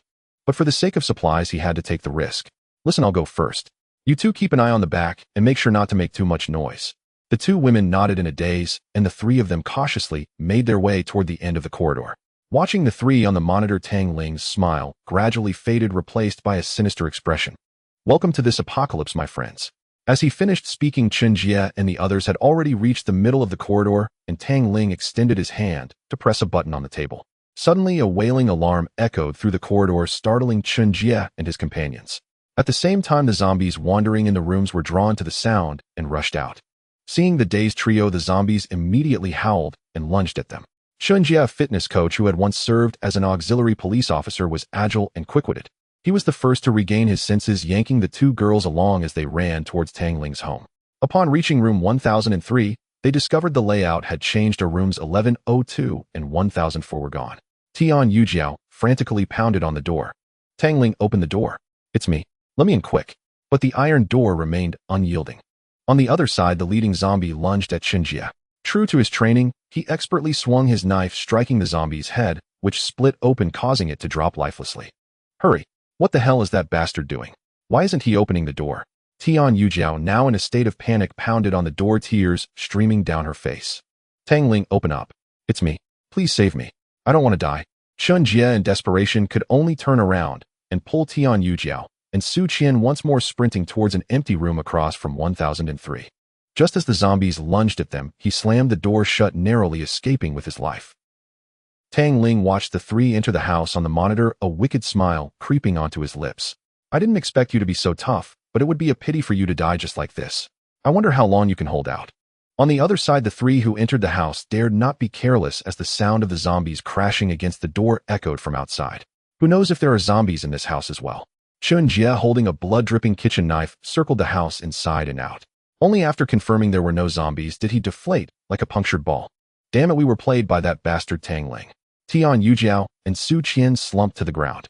Su Qian turned woodenly to look at Tian Yujiao. "Yujiao, I didn't see room 1004 just now, nor did I see 1002. Even Tang Ling's room 1003 is gone. That door isn't even from this community, it was reinstalled. During the renovations, Tang Ling had told Gao Liping to seal off the doors of rooms 1004 and 1002. Naturally, Tian Yujiao had seen it too. Could it be that Tang Ling really knew the apocalypse would happen? That's why he bought so many supplies and even built such a secure house. Impossible, he likes me so much. Even if he did know about the apocalypse, he would have told me. It must be a coincidence." Chen Jie was exasperated. To hell with coincidences. No matter what, we have to find a way to trick him into opening the door. Since he has everything in his house, and it's safe, we need to find a way to get that house for ourselves. Hurry, call him. Tian Yujiao picked up her phone again. By now she had come to realize the truth. What is a strong person? In this apocalypse, having supplies is strength. No matter what, she had to find a way to move into Tang Ling's house. When the call connected, her voice trembled, tears streaming down her cheeks. Not an act, she was genuinely scared. "Tang Ling, we've arrived on the 10th floor in the room right across from yours. Please open the door." Tang Ling replied calmly, "Oh, it turns out that noise outside was you guys. I thought it was zombies having fun, which scared me into not opening the door. Tian Yujiao was left speechless, thinking zombies having fun. It's ridiculous that you would even say that. After a long pause, she finally calmed down. All right, I'm already here. Just open the door first. I'm really hungry. Don't you have a shred of pity for me? Tang Ling continued. It's not that I don't want to open the door for you. Look, the corridor is filled with zombies. If I open the door, neither of us will survive. Tian Yujiao could no longer hold back and shouted into the phone. Then what do you want me to do? You told me to come up and now you want to open the door. Are you messing with me? Fine, if you want to open the door, at least give me the key to my room. That's my house and my name. Tang Ling smirked. He had long suspected that Tian Yujiao would one day ask him for the house under such pretenses. To be honest, he could easily kill the 3 people in the room across from him. It would be as simple as squashing an ant, but he didn't want to do that. If he let them die so easily, how could he justify the pain of being dismembered in his past life? Tang Ling pretended to relent. All right, sweetheart, don't be angry.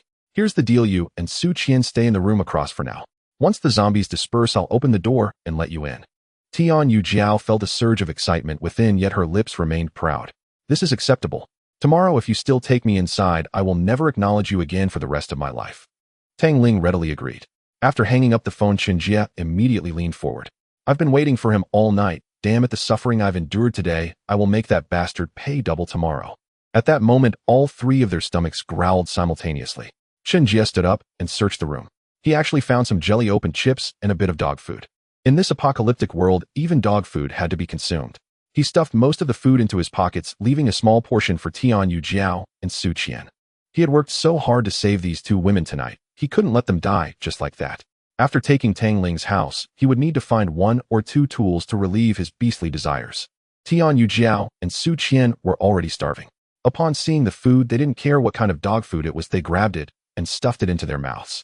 Even if it was hard to swallow, they had to eat.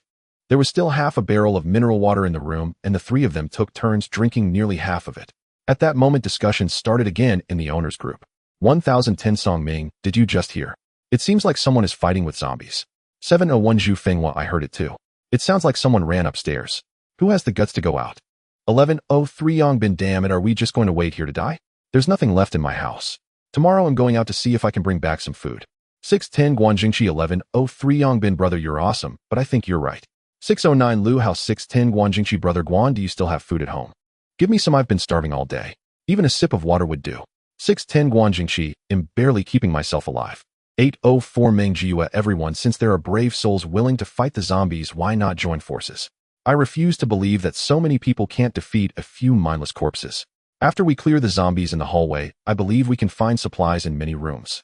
Then we can consolidate and distribute them uniformly. This way we can survive longer in this apocalypse. Meng Jiue is a vice president of a company, and her appearance is remarkable. She has a typical mature woman figure with curves that can easily ignite a man's desire at first glance. As a vice president, she possesses excellent eloquence. She knows that in this apocalypse, relying solely on herself is clearly not a viable option. Only by utilizing the strength around her can she have a chance. After Meng Jiue finished speaking, everyone fell silent, as if waiting for someone to take the lead. Ultimately, Lu Yong from 902 spoke first. 902 Lu Yong, I think Miss Meng is right. Damn it, aren't they just zombies? I refuse to believe their heads are made of steel. I'm going out tomorrow for supplies. Is anyone willing to join me? Once Lu Yong spoke, those who had long since run out of supplies could no longer sit still. 609 Lu Hao, brother, I'm willing to go with you, but we're not on the same floor. 1010 Song Ming, exactly, we're not on the same floor. It's impossible to search for supplies together. Meng Jiue spoke again. 804 Meng Jiue, everyone listen to me. I have a plan, let's see if you're willing to hear it. Just joking, if someone really has a way, it would be like being reborn to one's parents. How could others not listen? We are all in the same boat now. Only by pooling our strength can we resist the zombies. I suggest everyone gather together. Haven't we seen this in movies before? With the zombie outbreak, those who are strong and bold should go out to search for supplies. Of course, those who venture out face life-threatening dangers, and we will certainly allocate more to them. The elderly, children, and women should stay at home to prepare food. If we act alone, it will only lead to death. Her opinion was immediately met with much agreement. I think what Sister Meng said is right, but I'm on the 16th floor. How can I gather with everyone? Why don't you all gather on the 5th floor? Count me in for searching for supplies. It's just zombies. They're still humans transformed. I refuse to believe they are truly impervious to weapons. I can join too, while others shouldn't just lurk anymore. Come out and share your opinions, everyone. Others gradually stood up to speak, and there were few opposing opinions. Tang Ling looked at the chat records, took a sip of coffee, and smiled.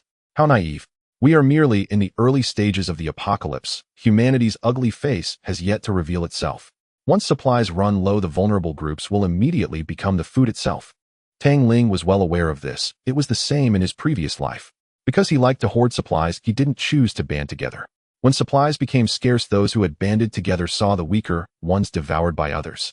The phone rang, and Tang Ling saw it was you and I. He answered the call. Dr. Yu, what's the matter? You and I said softly, what do you think about the idea of banding together in the group? Tang Ling chuckled. I'm just looking at my phone, how else would I see it?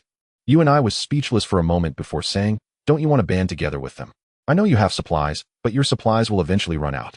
What will you do then, all alone? Tang Ling replied nonchalantly, Dr. Yu, you're overthinking it. I'm not worried about my supplies running out. If I band together with them, I might be stripped of everything, even my underwear. Besides, have you considered what might happen to this group if one day they really can't find supplies? Will there be a survival of the fittest phenomenon leading to cannibalism? You and I on the other end of the line couldn't help but shiver at Tang Ling's words. Surely not. Tang Ling laughed. Dr. Yu, you underestimate human nature. People can do anything to survive, especially in an apocalypse, without legal constraints. You and I fell silent. Tang Ling's words struck deeply at her heart. She originally planned to use her identity as a doctor to band together with her medicines, thinking it would allow her to secure more supplies. Now it seemed Tang Ling's words made sense, and she dared not gamble on when this apocalypse would truly end. After a while, you and I finally gritted her teeth and asked over the phone. Tang Ling, just give me a straight answer. How many supplies do you actually have? Tang Ling had not hoarded many supplies, but he had the system's hundredfold return. Therefore, he never intended to stay alone in this safe house. The system required him to expend supplies on beautiful women to gain returns, though as long as there were beautiful women, his supplies would flow endlessly. This was his sole motivation for live streaming these days. Tang Ling chuckled. If we're talking about resources, we could open a supermarket. You and I was momentarily stunned. A supermarket would mean at least 3 years' worth of food. After pondering for a moment, it seemed she had made a significant decision. Mr. Tang, I agree to your request, but I hope we can develop some feelings first before we engage in anything else. Otherwise I'd rather die in the mouth of a zombie. Develop feelings. What does that even mean? Tang Ling was left baffled. He could understand what Dr. Yu was saying separately, but when it came together, he couldn't comprehend it at all. Dr. Yu, what do you mean by that?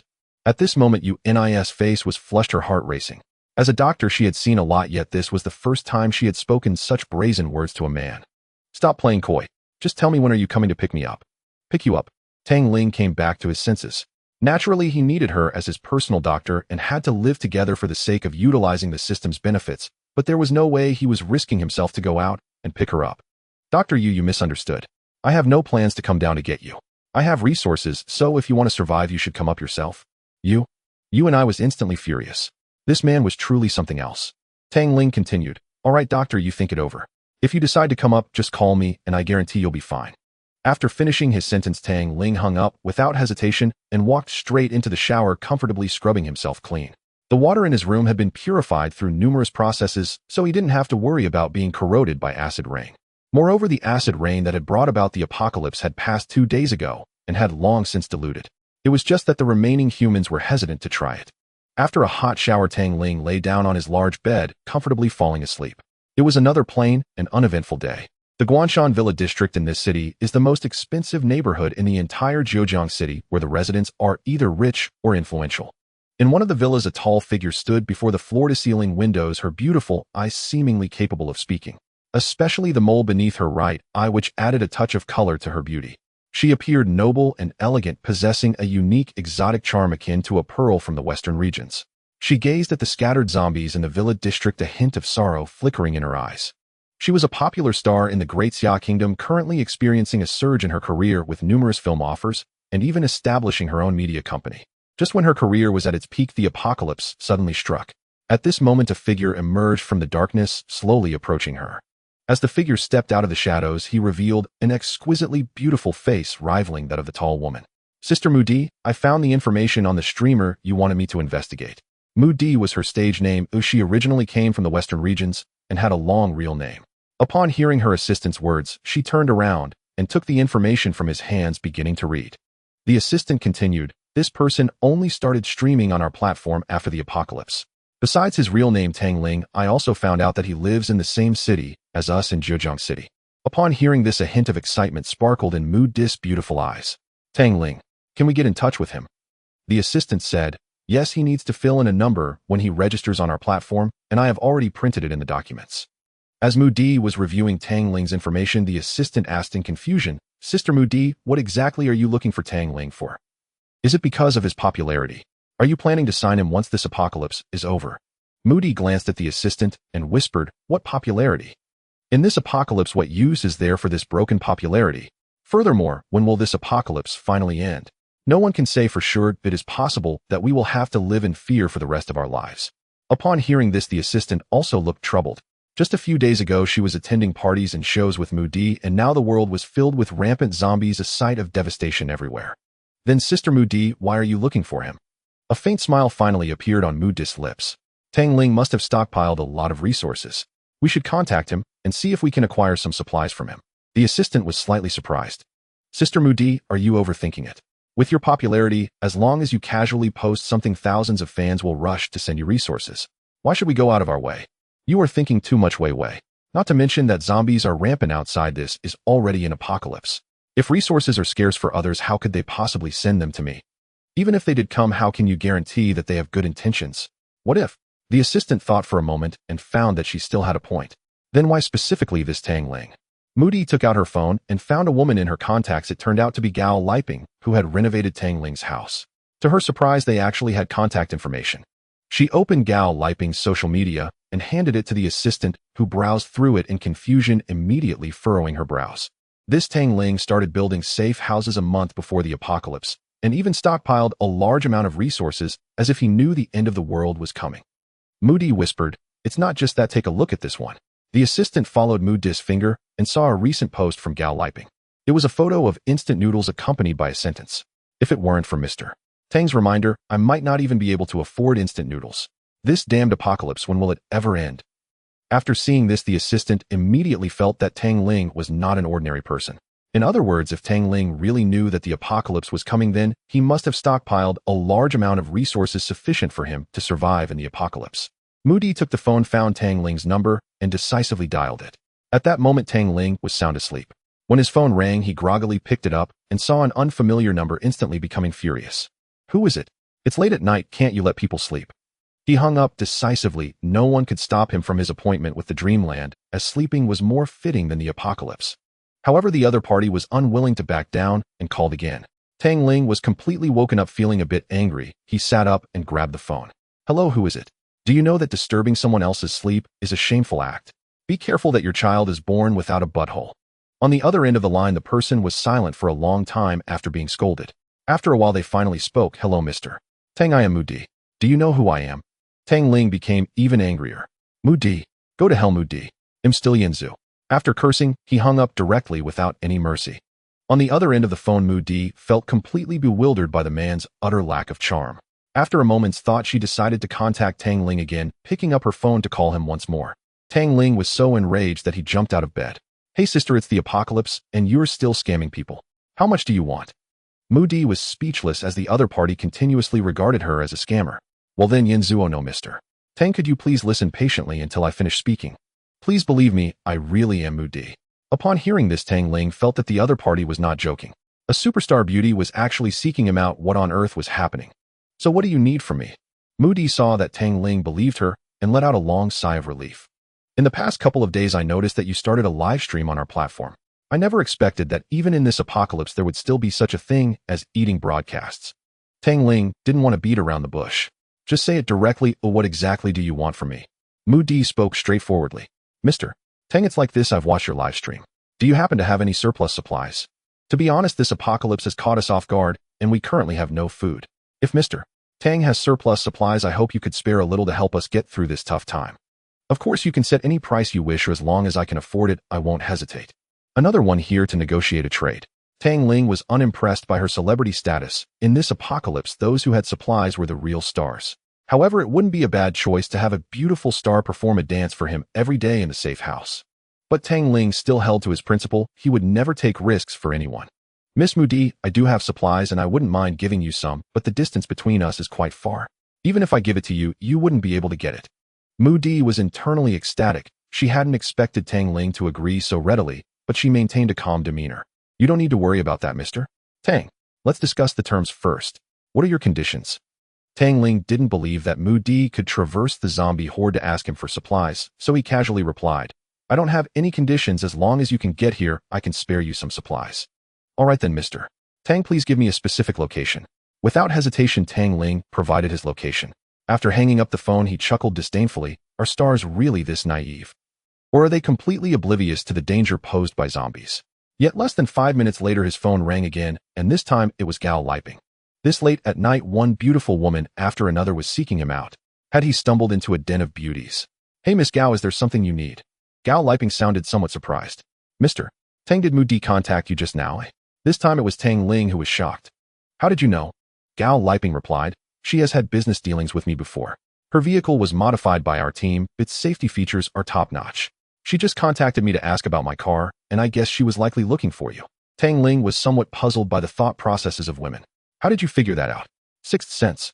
Gao Liping whispered, I know you're live streaming on her platform. She must be paying attention to you. Her inquiry about the car was merely a means to seek supplies. With all the supermarkets and convenience stores in the city already stripped bare, she could only come to find you. Tang Ling couldn't help but admire the woman Gao Liping for her intelligence. Gao Liping continued, Mr. Tang, what conditions did she agree to for you to provide her with supplies? Tang Ling replied calmly, there are no conditions. As long as she can safely come to me, providing her with a little supplies is no issue. After all, with a 100-fold return on investment, Tang Ling felt he had nothing to lose. As long as Mu Di really came, giving her some supplies was fine. Gao Liping fell silent. Tang Ling saw through Gao Liping's thoughts. She made this call not just to inquire about Mu Di. Miss Gao, do you have other matters to discuss? After a long pause, Gao Liping hesitantly said, I do have something to tell you, Mr. Tang. To be honest, I did listen to your advice and stockpiled some supplies. But there isn't much. At most, it will last for about another week. Mr. Tang, I also want to borrow some supplies from you. Gao Liping seemed worried that Tang Ling would refuse, hurriedly adding, of course, in return, I can give you a car that our company had modified before. Tang Ling was somewhat speechless. Miss Gao, are you joking? What use is a car to me now? Even if you gifted me a great vehicle, I'd still have to be brave enough to drive it out. Gao Liping quickly replied, No, this car was built at the request of a doomsday enthusiast, but after it was completed, he went bankrupt, and we have just left it parked downstairs at my place untouched. After finishing her explanation, Gao Liping quickly sent Tang Ling the car's picture. I've sent you the photo. Oh, I think you'll definitely like it. Tang Ling opened the picture and was amazed. It was indeed an apocalyptic war vehicle, a massive RV surrounded by protective nets with sharp blades on its body. To be honest, with this vehicle, before the zombies evolved into formidable beings, he could truly rampage through the world. However, Tang Ling still found it puzzling. Miss Gao, since you have such a powerful artifact, you could easily search for supplies yourself. Gao Liping's voice sounded somewhat lonely. As a woman, if I go out alone to search for supplies, encountering zombies would only lead to a dead end. I don't trust anyone else to team up with me. Hearing this, Tang Ling felt she had a point. All right then, if that's the case, come over at your convenience to pick it up. Gao Liping was overjoyed and repeatedly thanked him. The reason Tang Ling agreed to provide them with supplies was primarily due to the desire for the system's 100-fold return. He wasn't altruistic enough to want to save the world. The next morning, Tang Ling was once again awakened by a phone call, this time from Tian Yujiao. If it was Tian Yujiao calling, he was quite happy to answer. Hello. Tang Ling lazily responded before stretching his back. Tian Yujiao's voice came through. Tang Ling, there are no zombies outside. Hurry and open the door for us to come in. Tang Ling laughed. Sure, darling, I'm opening the door for you right now. Tian Yujiao was overjoyed. Hurry up. You have no idea how scared I was last night. As long as you let me in, I'll reward you tonight. Tang Ling nearly vomited what he had eaten last night. What a wonderful thought. He forced down his nausea and said, Hurry up, I'm going to open the door for you now. If you want to come in, do it quickly. All right. After hanging up the phone, Tang Ling quickly connected his phone to the door monitor, and he saw a few scattered zombies at the end of the corridor far from where they were. The remaining zombies probably wandered back into their rooms. At this time, the door of the room opposite Tang Ling slowly opened, and 3 heads poked out. Chun Jia cautiously peered out to observe the zombies in the corridor. After confirming there was no issue, he signaled the 2 women to quietly exit the room. After leaving the room, Chun Jia quickly hid by the door, gesturing vigorously to Tian Yujiao, seemingly urging her to quickly deceive Tang Ling into opening his room's door. Following his instructions, Tian Yujiao approached the door and gently knocked. However, what they didn't know was that all their actions were clearly visible to Tang Ling through the pinhole camera he had installed. Chun Jie hid at the doorway, raising a gleaming kitchen knife, waiting for Tang Ling to open the door so he could rush in and deal with him. A smile curled at the corner of Tang Ling's mouth, and in the blink of an eye a shiny long knife suddenly appeared in his hand. He first opened the shooting hole in the door, revealing the anxious and haggard face of Tian Yujiao. Upon seeing Tang Ling, she became extremely agitated. Wanting to speak loudly but fearing it would attract zombies, she could only force her voice down.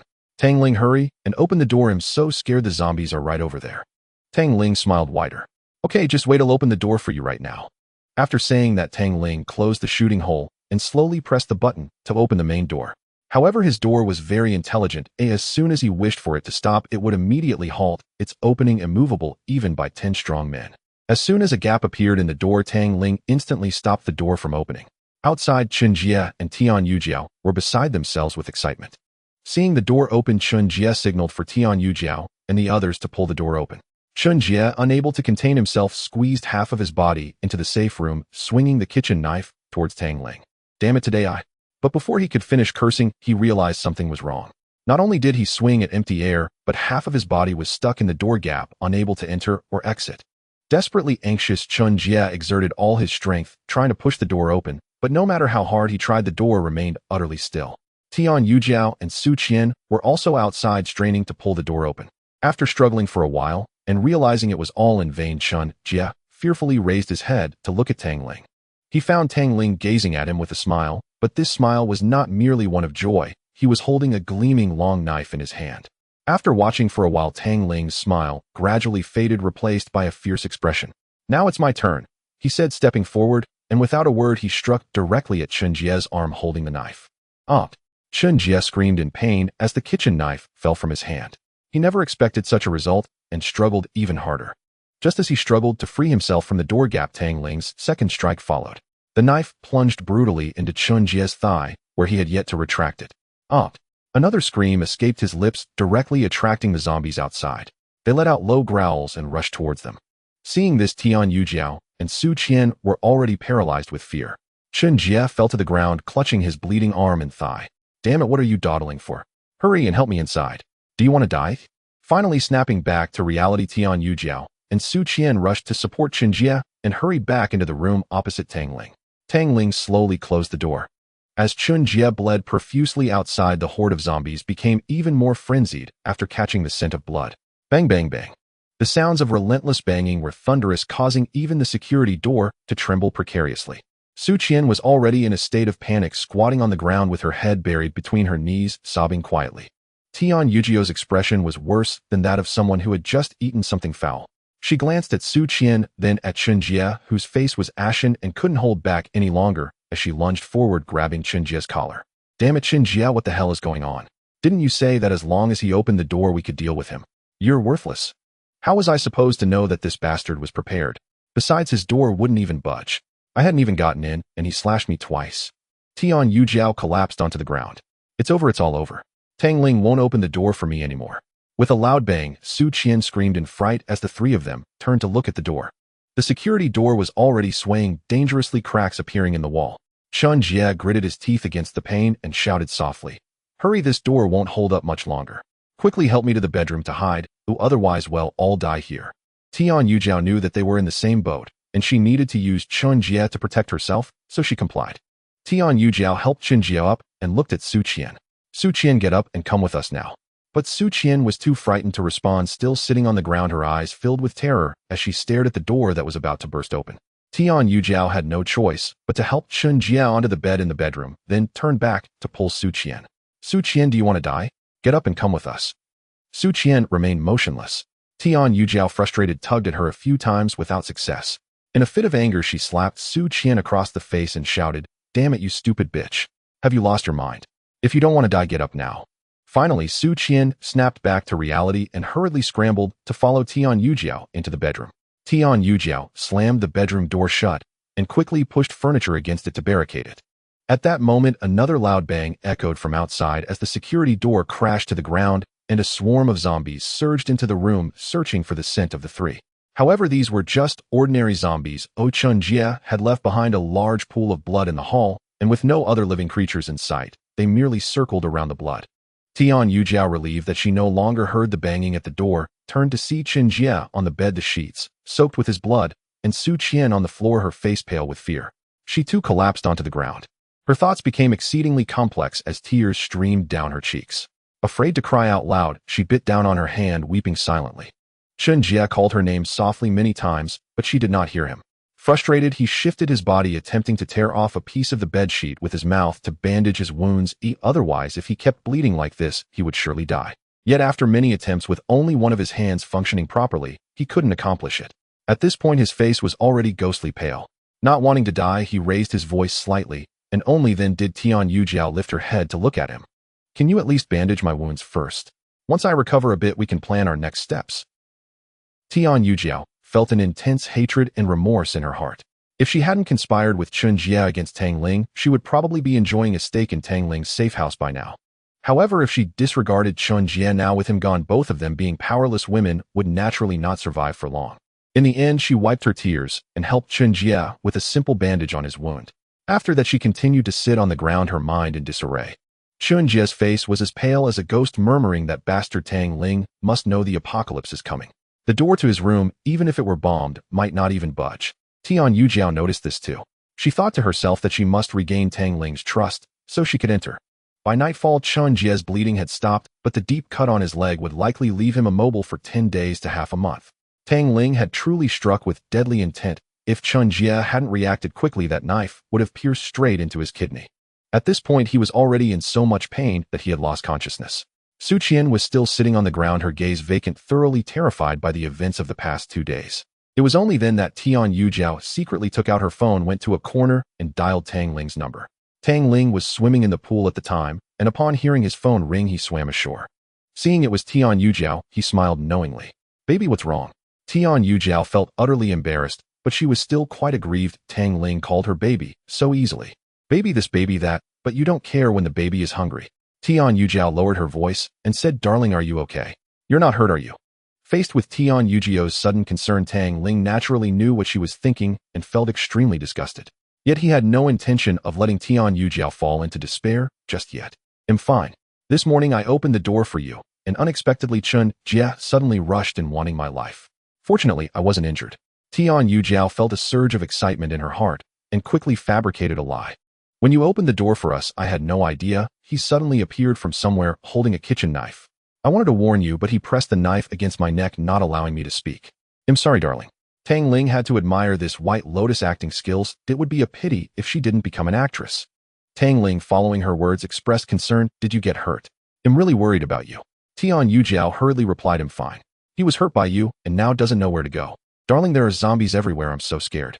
Can you come save me? Tian Yujiao cried, this time truly frightened to tears. Currently, Tang Ling was her only lifeline. If she couldn't grasp this chance, she would truly be facing death. Tang Ling hurriedly pretended to comfort her, baby, don't be afraid. We're just separated by a door. Once the zombies leave, I'll let you in. Tian Yujiao stood up excitedly. Okay, darling, I'll wait for you. Don't worry, once I get in, I'll give you my first time right away. Tang Ling nearly vomited. How could this woman say such a thing without shame? How did he end up with such a woman in his past life, ardently adoring her? It was simply a waste of life. In the following days, Tang Ling continued to livestream every day on the platform, his fans growing from 16 to tens of millions. Each livestream brought in tens of thousands of private messages, most of which Tang Ling never bothered to read. The most significant change during these days was that many people's supplies had nearly run out. During this time, Meng Jiue gathered everyone in the owner group to join forces, as many had been out of food for several days. If they didn't venture out for a last-ditch effort, they would starve at home. I have to say, this woman is quite resourceful. She convinced most people to risk their lives to go to the 8th floor. Tang Ling watched through the surveillance as the group cleared the zombies on the 8th floor, although 3 residents tragically fell victim to the zombies. Now over 30 men and women gathered on the 8th floor, having moved furniture to block the staircase, leaving only a single narrow passage for one person to pass through, with sentinels stationed day and night. Every day, several men were assigned to venture into the corridor with makeshift weapons to gather supplies. When they arrived at the 10th floor and had finally cleared the zombies from the corridor, they stood before Tang Ling's door, led by Lu Yong from room 902, all of them stunned by the sight before them. The massive steel door appeared incredibly solid, practically a fortress for the apocalypse. Lu Yong immediately took a photo and sent it to the owner group. Lu Yong from room 902, damn, is this Tang Ling's house? This door is too sturdy. Instantly the group erupted in chatter, even many who had never spoken up before chimed in. Hu Yao from room 1812. This is practically an apocalypse fortress. How safe must it be inside? Rin Kongping from room 1605. I'm so envious. On our floor zombies bang on the door every day. My house has been hit several times, and if it happens a few more the door won't hold. Kong Xian from room 912. Brother Tang Ling, how did you do this? Bai Huahua from room 906. I really love it. Brother Tang Ling, can I visit your place? Old Lady Mao from room 103 sent another 60-second voice message followed by another. Everyone please have mercy, my grandson, and I haven't eaten for many days. I beg you to give us something to eat. My little grandson has already fainted from hunger. At this moment Yang Bin, who was locked in the system space for causing trouble, spoke up. Yang Bin from room 1103. Everyone, can't you see what's going on? Tang Ling must have known that the apocalypse was going to happen, yet he didn't inform any of us. Instead, he secretly reinforced his house and hoarded a large amount of supplies. You all saw it that day. Now only his house has supplies. If we want to survive, we need Tang Ling to hand over the supplies. Otherwise, even if we flipped the whole building, it wouldn't be enough for us all to eat for long. As soon as Yang Bin finished speaking, many people immediately agreed. Ding Jiaoyang from room 303. Exactly, Tang Ling, we are neighbors. In times like this, shouldn't you lend a helping hand? Hurry and hand over the supplies. Zhong Jiawei from room 1806. We don't need it all. Just give us a portion to help us get through this difficult time. Dong Yu from room 408. Tang Ling, I hope you recognize the situation and hand over the supplies. Otherwise, don't blame us for being rude. If we have to come into your house, don't say we were unreasonable. Tang Ling naturally saw the messages in the group chat and replied calmly with a few words. 1003 Tang Ling, what does it have to do with me? This brief 5-word message instantly ignited the group chat, with only a few begging Tang Ling for a bit of mercy, while the others either threatened or cursed at her, and Tang Ling simply ignored them. On the 8th floor, a group of people sat together.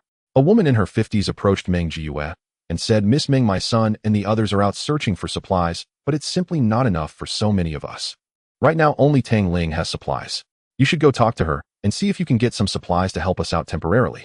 You gathered us all here, you need to take the lead. Meng Jiyue thought for a moment and nodded in agreement. In fact, she had been wanting to talk to Tang Ling for a while, but needed the others to take the initiative. She was confident she could persuade Tang Ling. Given her eloquence, if Tang Ling disagreed, she could always employ some charm to win him over, as she was quite skilled at dealing with men. As long as she could obtain supplies from Tang Ling, her prestige would rise among this group, and she would be able to secure more supplies in the future. Thus, she took out her phone and sent a friend request to Tang Ling. Tang Ling accepted it immediately, and without a second thought, Meng Jiyue initiated a video call. When Tang Ling answered, Meng Jiyue was instantly captivated by the luxurious decor behind him, and it seemed there were many unfinished dishes on the table behind Tang Ling. There were steaks, cakes, and many fruits she had never seen before. It wasn't until Tang Ling called her name several times that she snapped back to reality. Tang Ling lazily asked, Miss Meng, do you need something? Meng Jiyue hurriedly replied, It's like this, Mr. Tang, I've heard everyone say that you have a lot of supplies, right? Tang Ling didn't drag it out and directly pointed the camera at the array of food on the table. Yes, what's the matter? Meng Jiyue swallowed hard and said, Mr. Tang, you see how chaotic the world is right now. It's a huge blow to everyone and has caught everyone off guard. Everyone's food and supplies at home have long been exhausted. As the saying goes, distant relatives are not as good as close neighbors. I believe, Mr. Tang, you are not a hard-hearted person, and you wouldn't just stand by and watch others suffer. Well, it's no wonder she's the vice president of the company. She started by flattering Tang Ling. With such words, if Tang Ling didn't provide any supplies, he would feel like a villain in history. However, what she didn't know was that Tang Ling was someone who had experienced a rebirth after the apocalypse. In his previous life, it was precisely because he was not a hard-hearted person that he was tricked into opening the door by Tian Yujiao and Old Lady Mao. Speaking of standing by while others suffer, when Tang Ling was being dismembered by a group of people who barged into his home, many neighbors silently watched from outside, choosing to do nothing. They were all waiting to divide the meager supplies Tang Ling had left, even hoping to take a limb or two from him. Meng Jiyue then pointed the camera at a group of women and children who looked haggard and starving. Mr. Tang, look at these neighbors with whom we once had a good relationship. They really need some food now. You certainly wouldn't want to see them starve to death, would you? In other words, if everyone starves to death, it won't do you any good either. Therefore, as long as we all unite, we can get through this difficult time. Since you have supplies, please take out some to help our neighbors. We would definitely be grateful to you. Once the apocalypse is over, we will surely repay you handsomely. Waiting for the apocalypse to end. Tang Ling thought to himself, this group of people is truly naive. Currently, 70% of humanity across the globe has been infected by acid rain and transformed into zombies. Moreover, millions, even tens of millions of people are being infected by zombies every day. In the end, it has become a world where humans devour each other with no one knowing when this apocalypse will truly end. Tang Ling said calmly, their starvation does not benefit me at all. Meng Jiue was excited upon hearing this, thinking Tang Ling would agree. However, Tang Ling continued, but if I provide them with supplies, what benefit do I gain? Just a thank you from them. Don't tell me about repaying kindness after the apocalypse, and say everyone knows very well whether this apocalypse can come to an end. Meng Jiue was momentarily stunned. She could not accept Tang Ling's words. After a long time, Meng Jiue finally said, Mr.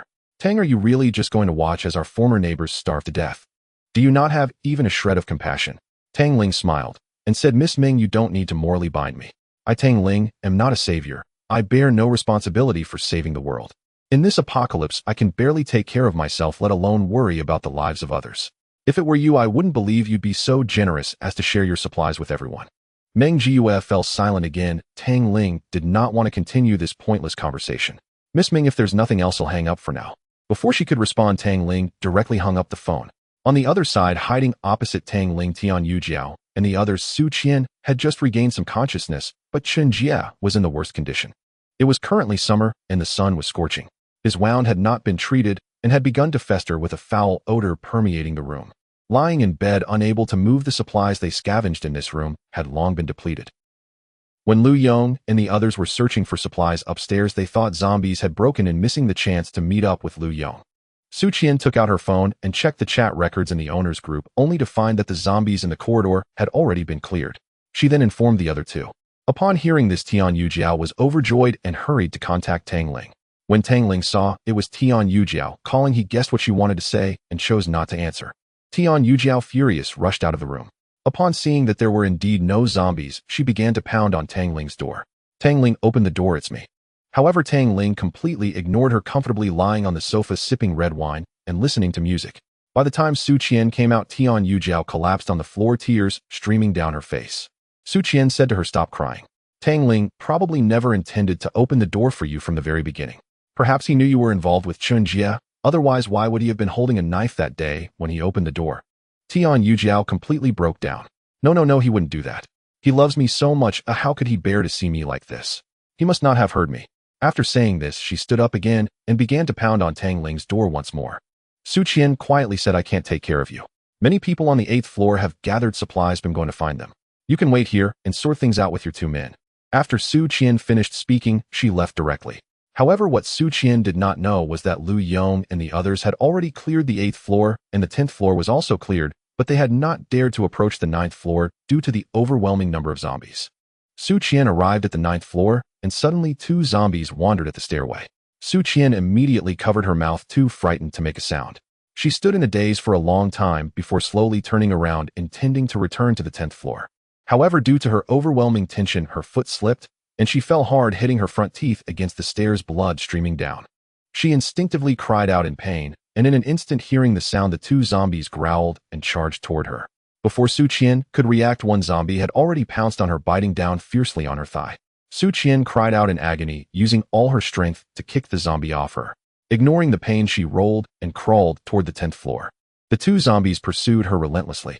Meanwhile, Tian Yujiao was still in the hallway, pleading with Tang Ling to open the door. Seeing Su Qian sprinting back, she initially ignored her, but in the moment she turned her head, she caught sight of the 2 zombies behind Su Qian. Tian Yujiao was also stunned. It wasn't until Su Qian got closer that she snapped back to reality, hurriedly standing up. The 2 of them squeezed into the room, back to that nauseating place. Just as they shut the door, a loud bang echoed as the door was struck, waking up Chen Jie, who had been in a deep sleep on the bed. The 2 scrambled to move furniture to barricade the door.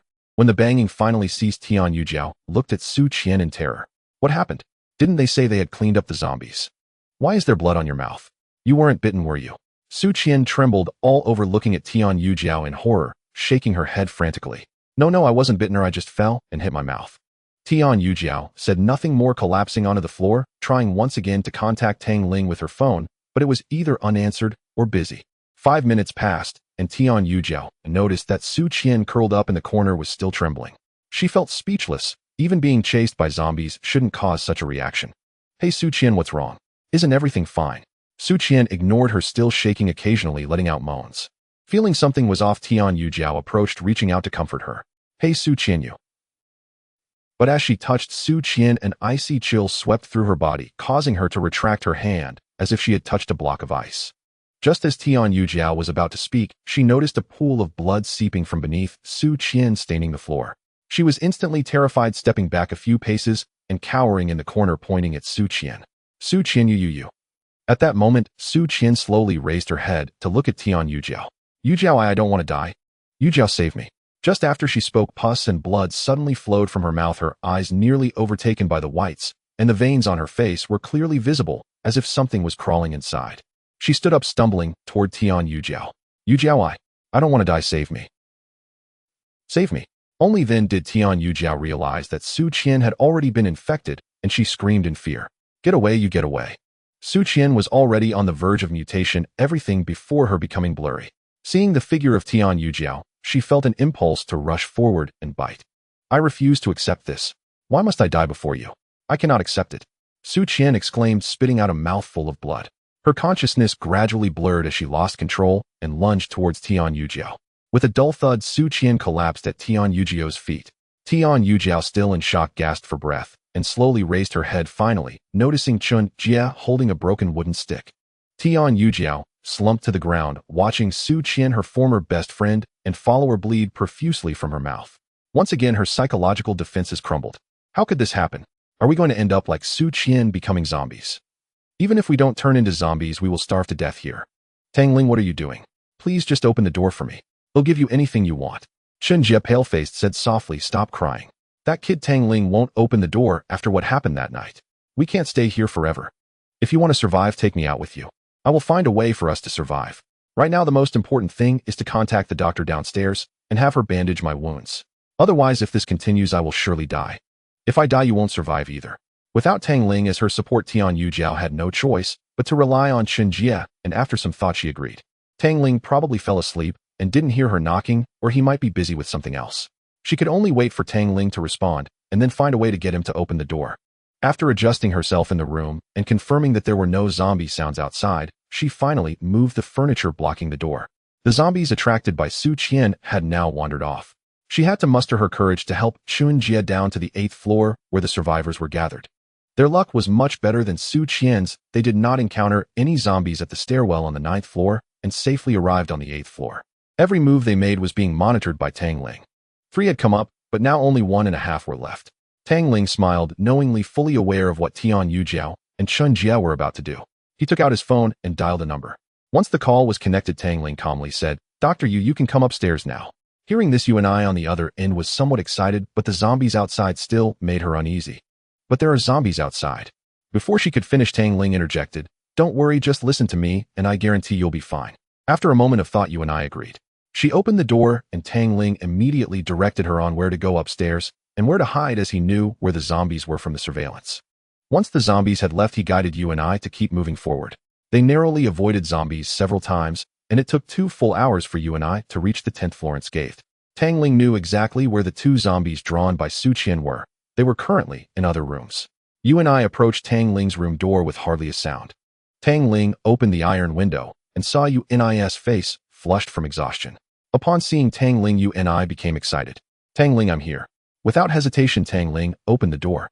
As the large iron door slowly opened, Yuan's heart raced. She realized she would truly have to rely on the man before her from now on.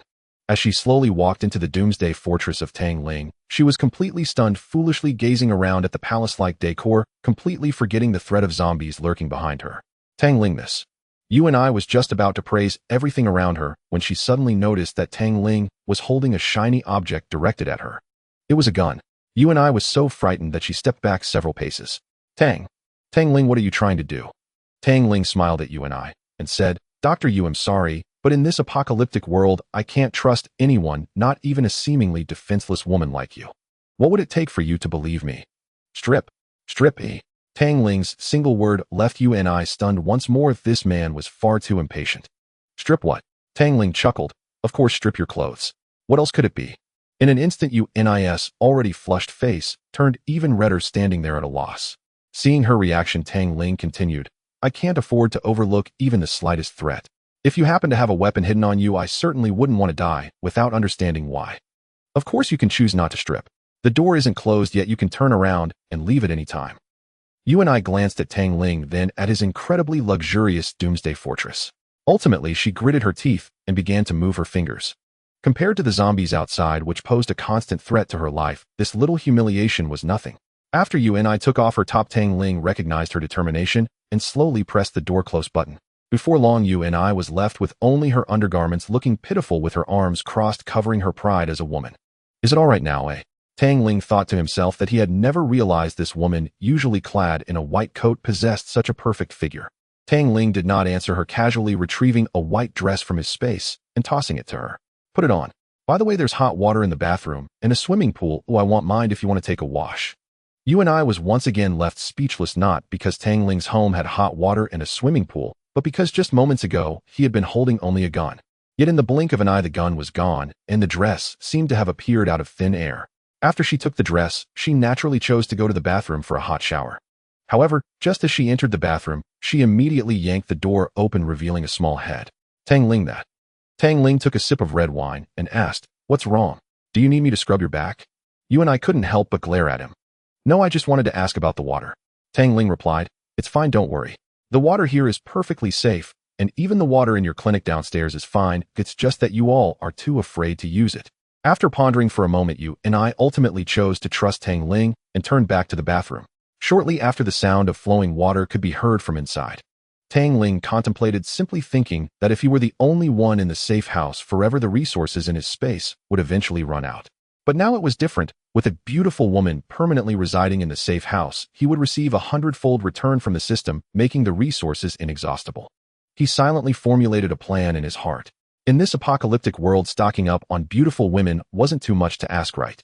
You and I clearly hadn't enjoyed such a comfortable hot bath in a long time, spending a full 40 minutes before the sound of running water finally ceased.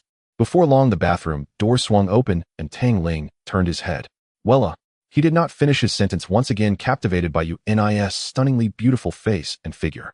At this moment, you and I had just stepped out of the bathroom, her hair still damp, droplets of water glistening on her snowy white skin, making her appear exquisitely translucent.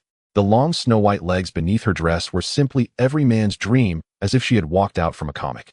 Seeing Tang Ling's unwavering gaze, you and I felt a bit shy. "What's wrong? Is something off?" Tang Ling, hearing her voice, snapped back to reality and hurriedly smiled. "Nothing's wrong, you just keep wearing it like this. No matter what, it's pleasing to the eyes." You and I did not respond to his words, and instead appeared somewhat embarrassed. Can you change things?" My underwear has been washed. Could you conjure me a set of underwear?" By the end of her sentence, her voice had almost faded. Her words instantly ignited a fierce fire in Tang Ling's abdomen, filling his entire body. It felt as if some liquid was about to flow from his nose. Goodness, this girl was actually in a state of undress. After struggling to suppress his inner desires, Tang Ling casually pulled out a set of underwear and tossed it to her. "Here, see if it fits." Back when he was stockpiling supplies, he had casually bought some clothes and shoes for both men and women. However, when you and I looked down at the item, he threw her expression soured. Fit your grandmother's leg.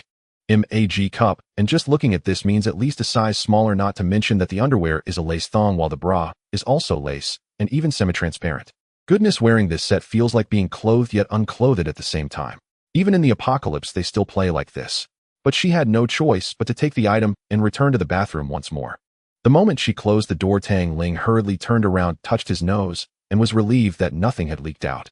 If it had, it would have been utterly embarrassing. After a while, you and I emerged again, and Tang Ling gestured for her to sit down. You and I obediently settled onto the sofa across from him, but his previous adjustments proved to be of little use. Tang Ling's gaze kept drifting toward you and I's mysterious long legs. "Doctor, since you are living here now, we need to establish some ground rules. I have the means for you to survive in this apocalypse, but I also need you to contribute something in return, and what you can do for me." Before Tang Ling could finish his words, you and I's face turned bright red, and she interjected, "Tang Ling, I understand, but I think we should first develop some feelings over time. Since I'm already living here, sooner or later. Am I not just interested in your medical skills? Why do we need to develop feelings? What? Before you treat patients, do you first develop feelings with them?" Tang Ling's words suddenly left you and I speechless. This. Medical skills. So it turns out it was just her one-sided affection. You and I hurriedly changed the subject. "What about the second point?" Tang Ling continued, The second point is that from now on, all household chores will be your responsibility. This was also part of the reason why Tang Ling agreed for you and I to move in. During Tang Ling's first live stream, the hot pot he prepared was mostly wasted not out of carelessness, but simply because it was too unpalatable. You and I nodded. That's natural. Is there anything else? The third point. As Tang Ling spoke, he stretched out his hand, and suddenly he conjured a loaf of bread out of thin air. He then tossed the bread into you and I's hands. You've witnessed my abilities, though I can assure you that the resources I possess are enough for you to eat for a lifetime. So do not even think about betraying me. Otherwise you will have to compete with zombies for food. You and I had already regarded him as the crucial support she needed to cling to at least until the apocalypse was over, making the notion of betrayal utterly unthinkable. Rest assured I know exactly what to do, you and I replied. Tang Ling nodded in satisfaction. The fourth point is something I just added. What is it? The fourth point, which I mentioned earlier, is that from now on you should dress like this at home. It's pleasing to the eye. You and I was left speechless. Seeing that she had no objections, Tang Ling said, "All right, I've said what I needed to say. Let's have some bread to fill our stomachs before we start cooking." You and I was already famished. The moment Tang Ling tossed her the bread, she could hardly wait to open it and devour it. Upon hearing Tang Ling's words, she merely nodded slightly, and then tore open the packaging, eating voraciously. After she swallowed a loaf of bread in 3 bites, the system issued a notification. Detected that the system has consumed 1 loaf of bread for the beauty, rewarding 100 loaves of bread in return. What a long-awaited sound. He then took out some fresh pork and various vegetables from his space. Seeing the incredibly fresh items laid out before her, you and I, though she had witnessed Tang Ling's miraculous abilities a few times, still found it hard to believe her eyes. After stretching lazily, Tang Ling said, "All right, let's get cooking." You and I nodded, picked up the ingredients, and headed to the kitchen. Before long, a delicious aroma wafted from the kitchen. It seemed that this beautiful doctor was not only skilled in medicine, but also in cooking. Tang Ling was relieved that he wouldn't have to cook steak every day. Meanwhile, the system continued to notify Tang Ling of his rewards. Once the dishes were served, Tang Ling sat down and took a deep sniff. Not bad, quite something. Just as he prepared to use his chopsticks, he noticed that you and I was still standing aside, her eyes glued to the food on the table, showing no intention of sitting down. Tang Ling was puzzled by her behavior. What's wrong? Aren't you going to sit down and eat with me? You and I seemed a bit shocked. Shouldn't you eat first before I can eat? Tang Ling chuckled. That's not necessary. There's no such rule. We can eat together unless you've slipped something into my food. You and I, who was eager to eat, hurriedly sat down. At Tang Ling's signal to start, she began to shovel the food into her mouth, completely abandoning any image of a graceful lady. Just as the two were halfway through their meal, a phone rang. It was you and I. You and I took a moment to grab her phone. After glancing at it, a hint of shock appeared in her eyes, and she looked up at Tang Ling with a pleading expression. Tang Ling quietly asked, "What's wrong?" You and I remained silent, instead showing the phone screen to Tang Ling. Upon seeing it, Tang Ling noticed it was a WeChat video call from Tian Yujiao. He merely smiled calmly, showing no signs of surprise. After you and I finally swallowed the food in her mouth, she asked, "Why would your girlfriend call me?" Tang Ling was somewhat speechless. His past life as a devoted suitor was so deeply ingrained that even this somewhat indifferent beauty doctor knew about his involvement with Tian Yujiao. "I don't know, you answer it." You and I then took the phone, pressing the answer button. "Dr. You hello? Our neighbor Chen Jia has been stabbed and the wound has become infected. Can you?" However, before Tian Yujiao could finish her sentence, she suddenly noticed something odd in the video. The background where you and I was standing seemed familiar. "Dr. You, where are you?" Tian Yujiao quickly shifted the conversation towards you and I. You and I took a sneaky glance at Tang Ling, who smiled and gestured for her to hand him the phone. You and I obediently passed the phone, and the moment Tang Ling's face appeared on the screen, Tian Yujiao was left dumbfounded. Tang Ling, how could it be you? Wait, how could you be with Dr. You? Tang Ling, did you let Dr. You into your house? At this moment, Tian Yujiao finally reacted. Tang Ling knew it was time to let this white lotus, who had caused his demise in his past life, slowly await her doom in despair. He immediately smiled and said, "What? Is that a problem?" Tian Yujiao instantly became furious. "Of course it is. I knocked on your door for a long time today. Oh, where the hell have you been? Why didn't you open the door for me? Tell me, are you with that once you and I?"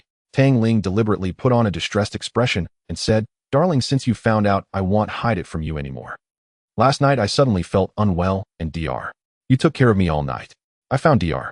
You quite nice, so we have decided to be together for life. Let's break up." Each word from Tang Ling felt like a steel knife stabbing into Tian Yujiao's heart. Now Tang Ling was a diamond bachelor in the apocalypse. Only by following him could one live a life free from worries in this doomsday. But everything that originally belonged to her had been taken away by another woman, and she naturally felt unwilling to accept it. Tang Ling, dare you? You really dare to break up with me? I swear I won't look at you again. Can we not break up?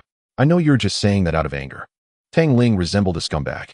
A darling, matters of the heart cannot be forced. Since there's no love left, let's part amicably. Tian Yujiao then realized that Tang Ling was determined to break up, and the chance to survive was slipping through her fingers. No, Tang Ling, you can't live without me. I promise as long as you don't break up with me, you'll come over tonight to keep you company. You need to make that once you and I leave. If you love me so much, how can you bear to break up with me? Didn't you say you'd only love me in this lifetime? Hearing Tian Yujiao's words, Yu and I suddenly felt threatened. She had met Tang Ling no more than 5 times in total. How could she compete with his white moonlight who cried through tantrums and made a fuss? However, Yu and I was unwilling to back down. She had to fight for the fortune she had finally obtained. So she walked behind Tang Ling, her fingers climbing onto his shoulder, gently massaging him. Feeling the massage from Yu and I, Tang Ling immediately showed a look of enjoyment. Oh, not bad, truly the hands of a doctor, a bit higher. Yes, right here. However, on the other end of the phone, Tian Yujiao had already become heart-wrenching. Get lost, you shameless woman, how dare you seduce my boyfriend? He'll kill you.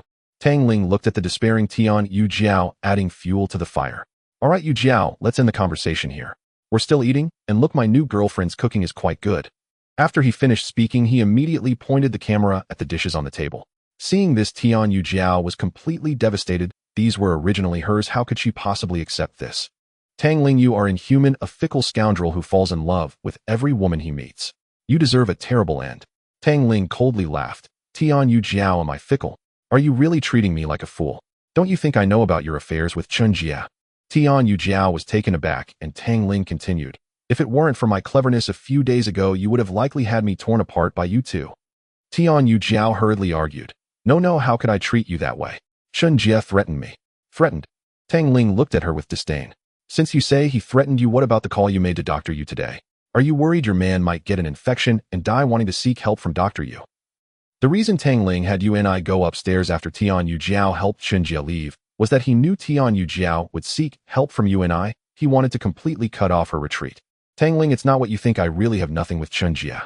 Is that shameless, you and I trying to stir up trouble between us? Tang Ling did not want to listen to her nonsense anymore. All right, you know whether there's something going on. If there's nothing, let's hang up for now. Tang Ling. Tian Yujiao was furious. Let me tell you, that house is under my name. It's my house. If you dare to occupy my house once this apocalypse is over, I will sue you. Tang Ling nearly burst out laughing. All right then, once the apocalypse is over, you go ahead and sue me. Of course, whether this apocalypse can end is one thing, and even if it does, you must live well until that day. After saying this, Tang Ling ignored the furious Tian Yujiao, who was red with anger, and directly hung up. Yu and I behind him finally let out a long sigh of relief. No matter what, she wouldn't be driven away right after moving in. As evening fell, after finishing dinner, Yu and I tidied up the house neatly, occasionally revealing glimpses of her skirt, while Tang Ling sat beside her admiring the scenery before him. After dinner, Yu and I took out her phone and said to Tang Ling, I think you should take a look at this.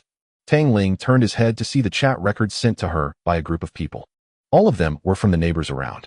Everyone was urging Yu and I to open Tang Ling's door to let them in, and even asking her to secretly drug Tang Ling. They only wanted a bit of supplies to survive. Yu and I did not reply. Tang Ling smiled upon seeing this. Is this your way of pledging loyalty to me? Yu and I said calmly. It's not about pledging loyalty. I just want to tell you that I have no intention of betraying you in case you misunderstand if you see it later. Tang Ling nodded in satisfaction and said, all right, I understand. It's getting late, you should go to sleep now. Yu and I looked slightly dazed, her face revealing a sense of bewilderment. Tang Ling smiled and asked what's wrong. Yu and I glanced around. Where should I sleep? Tang Ling casually pointed and said, this house has about 10 bedrooms. You can choose whichever one you like to sleep in. Yu and I widened her eyes. We don't have to. Tang Ling understood her meaning. Of course not. I'm not just a beast who only knows how to indulge in base desires. I have no interest in anything emotionless like that. Tang Ling's words directly changed her impression of him in Yu and I's mind. Yu and I initially thought that on her very first day at Tang Ling's home, she would lose her virginity to this man. Although she had been emphasizing the cultivation of feelings, she was prepared to surrender if Tang Ling was unwilling. But now it seemed that she had been misunderstanding him all along. He was only interested in her medical skills from the very beginning. For some reason, although Yu and I felt happy, there was a sense of loss deep within her. It felt as if she had been ready to accept a man's confession only for him to retreat at the last moment. She then chose a warmly decorated room and was about to enter when she turned back and said to Tang Ling, all the neighbors now know that this place is an apocalypse fortress, a treasure trove of supplies. Aren't you worried they might pose a threat to you? Tang Ling smiled and said if they want to harm me, they first need to get in.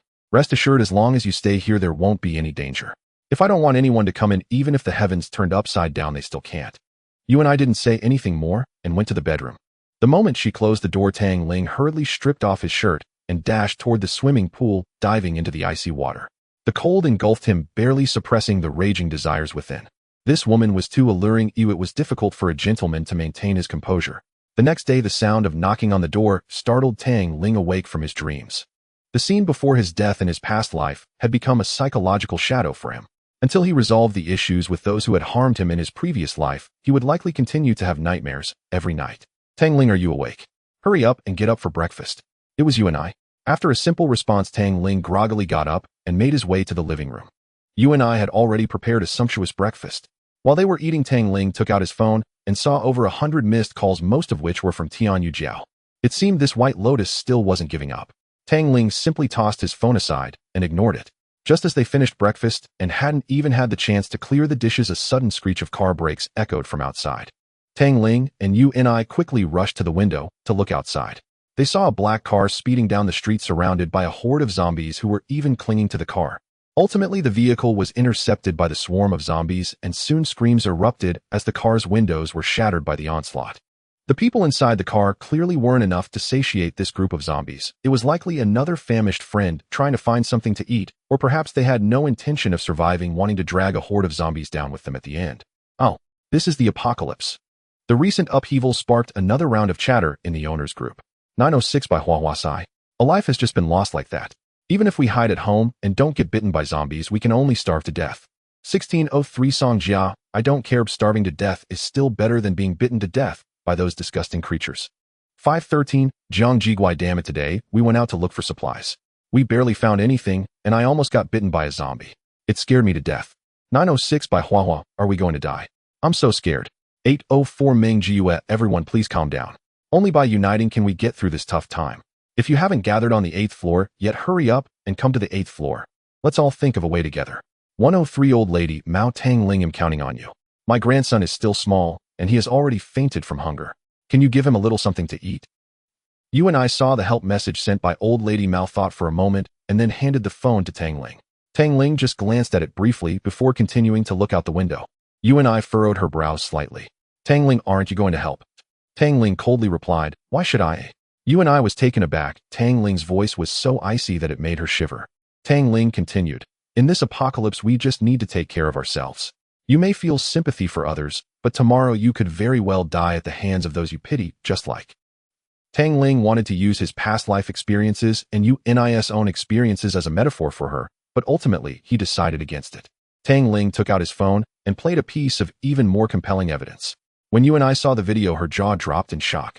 It was a surveillance video facing the kitchen of Old Lady Mao's home. Although it was blurry, the content was still somewhat discernible. They saw Old Lady Mao placing something that resembled a human arm onto the cutting board, picking up a knife, and starting to cut it into pieces, then boiling water. You and I was so shocked that she covered her mouth and kept retreating, causing the phone in her hand to fall to the ground with a clatter. Tang Ling picked up the phone without a second thought. This apocalypse caught everyone off guard. The food that each household can eat can only last 3 to 5 days at most. A week ago, she mentioned in the group that her grandson was already starving to death. She hasn't been in the group to scold me for several days. How has she been surviving during this time? Now she says her grandson has fainted from hunger and is asking me for supplies. Do you think she is using my sympathy and her grandson to deceive me? UNA's mind was a chaotic mess, with the image of Old Lady Mao boiling water flashing repeatedly, leading her to imagine everything that would follow. She could no longer hold on and directly vomited up her breakfast from that morning. Tang Ling smiled in silence. What does this count for? In his past life, a month after the apocalypse, humanity had completely become food for their own kind. At that time, cannibalism was happening all the time. The true survival of the fittest had yet to begin. Tang Ling, is there any hope left for this world? After finally regaining her composure, you and I asked Tang Ling. Tang Ling shook his head. I don't know. The only thing I can do is survive in this apocalypse, at least for a little longer. At that moment, someone suddenly shouted from the opposite building.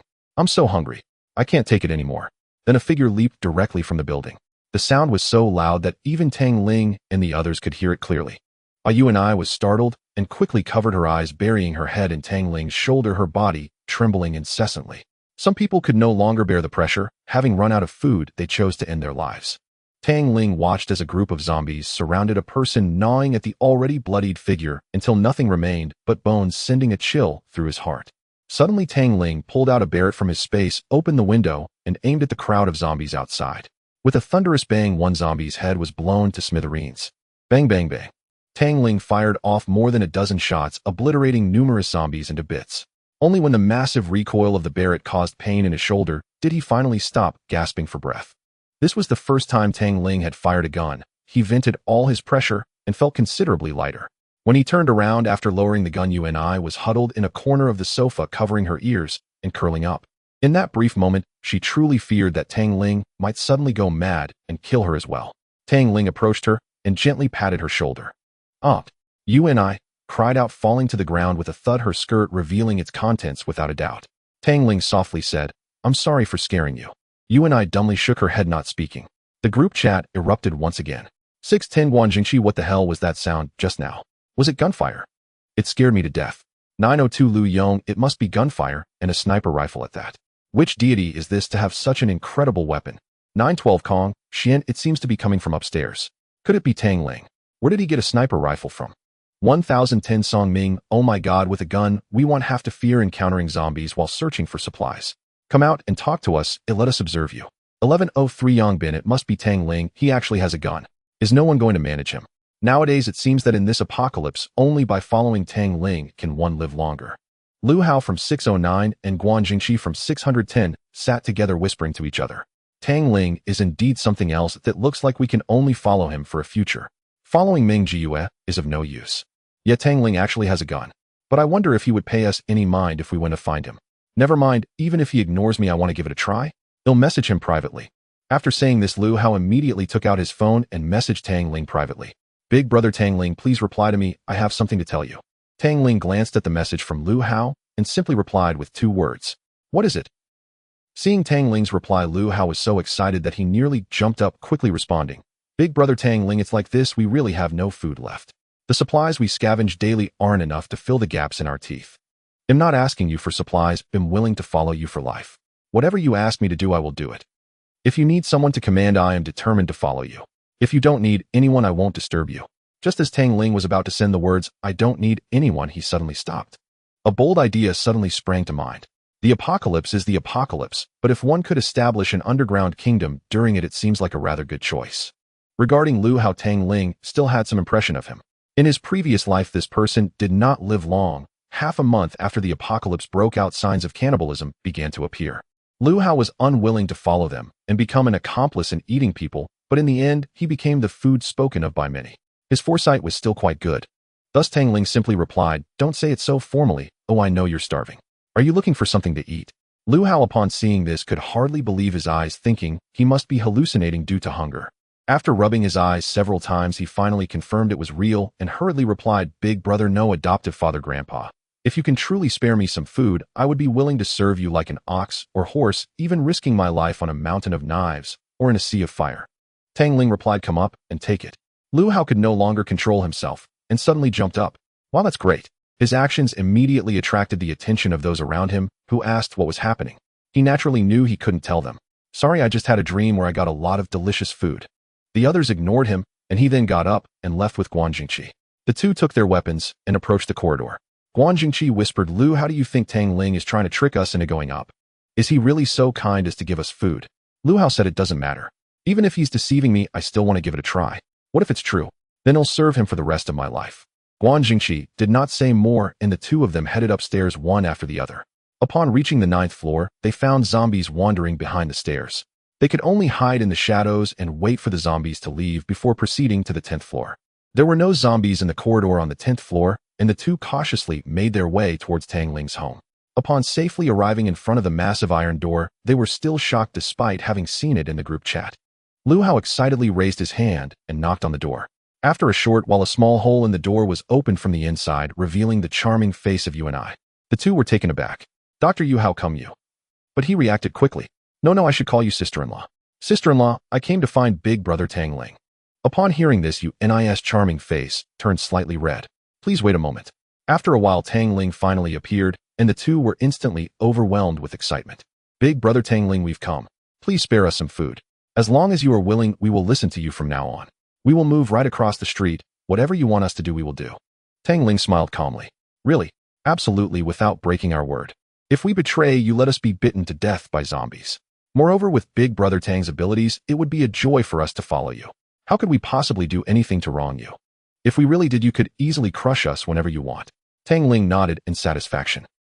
I can give you food, but I don't have anything for you to do, at least not for now. The two were overjoyed.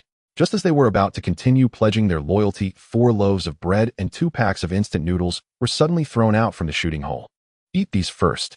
Don't come looking for food again. When the time comes, I will provide for you. Hurry and go downstairs. Understood, understood. Thank you, Big Brother. The two repeatedly expressed their gratitude, wanting to say more, but the shooting hole had already been closed. The two immediately picked up the bread and instant noodles from the ground, tore open the packaging, and devoured them hungrily. This was the most satisfied meal they had since the apocalypse began. Yun looked at Tang Ling's actions with some confusion, but she didn't ask further. Tang Ling, noticing her thoughts, smiled and said, sometimes if you give someone a little benefit, it might yield unexpected results. Just as Tang Ling finished speaking, a WeChat message suddenly popped up. He picked it up and saw it was from Gao Liping. Mr. Tang, can we come to find you tonight? Oi. Tang Ling was a bit puzzled. Could it be that someone was accompanying her? Nevertheless, he replied with a simple good. Gao Liping also replied with a simple thank you. As time passed, the group that went out to search for supplies on the 8th floor had nearly turned over the cleaned floors again, paying the price of 2 lives, but they only brought back some snacks.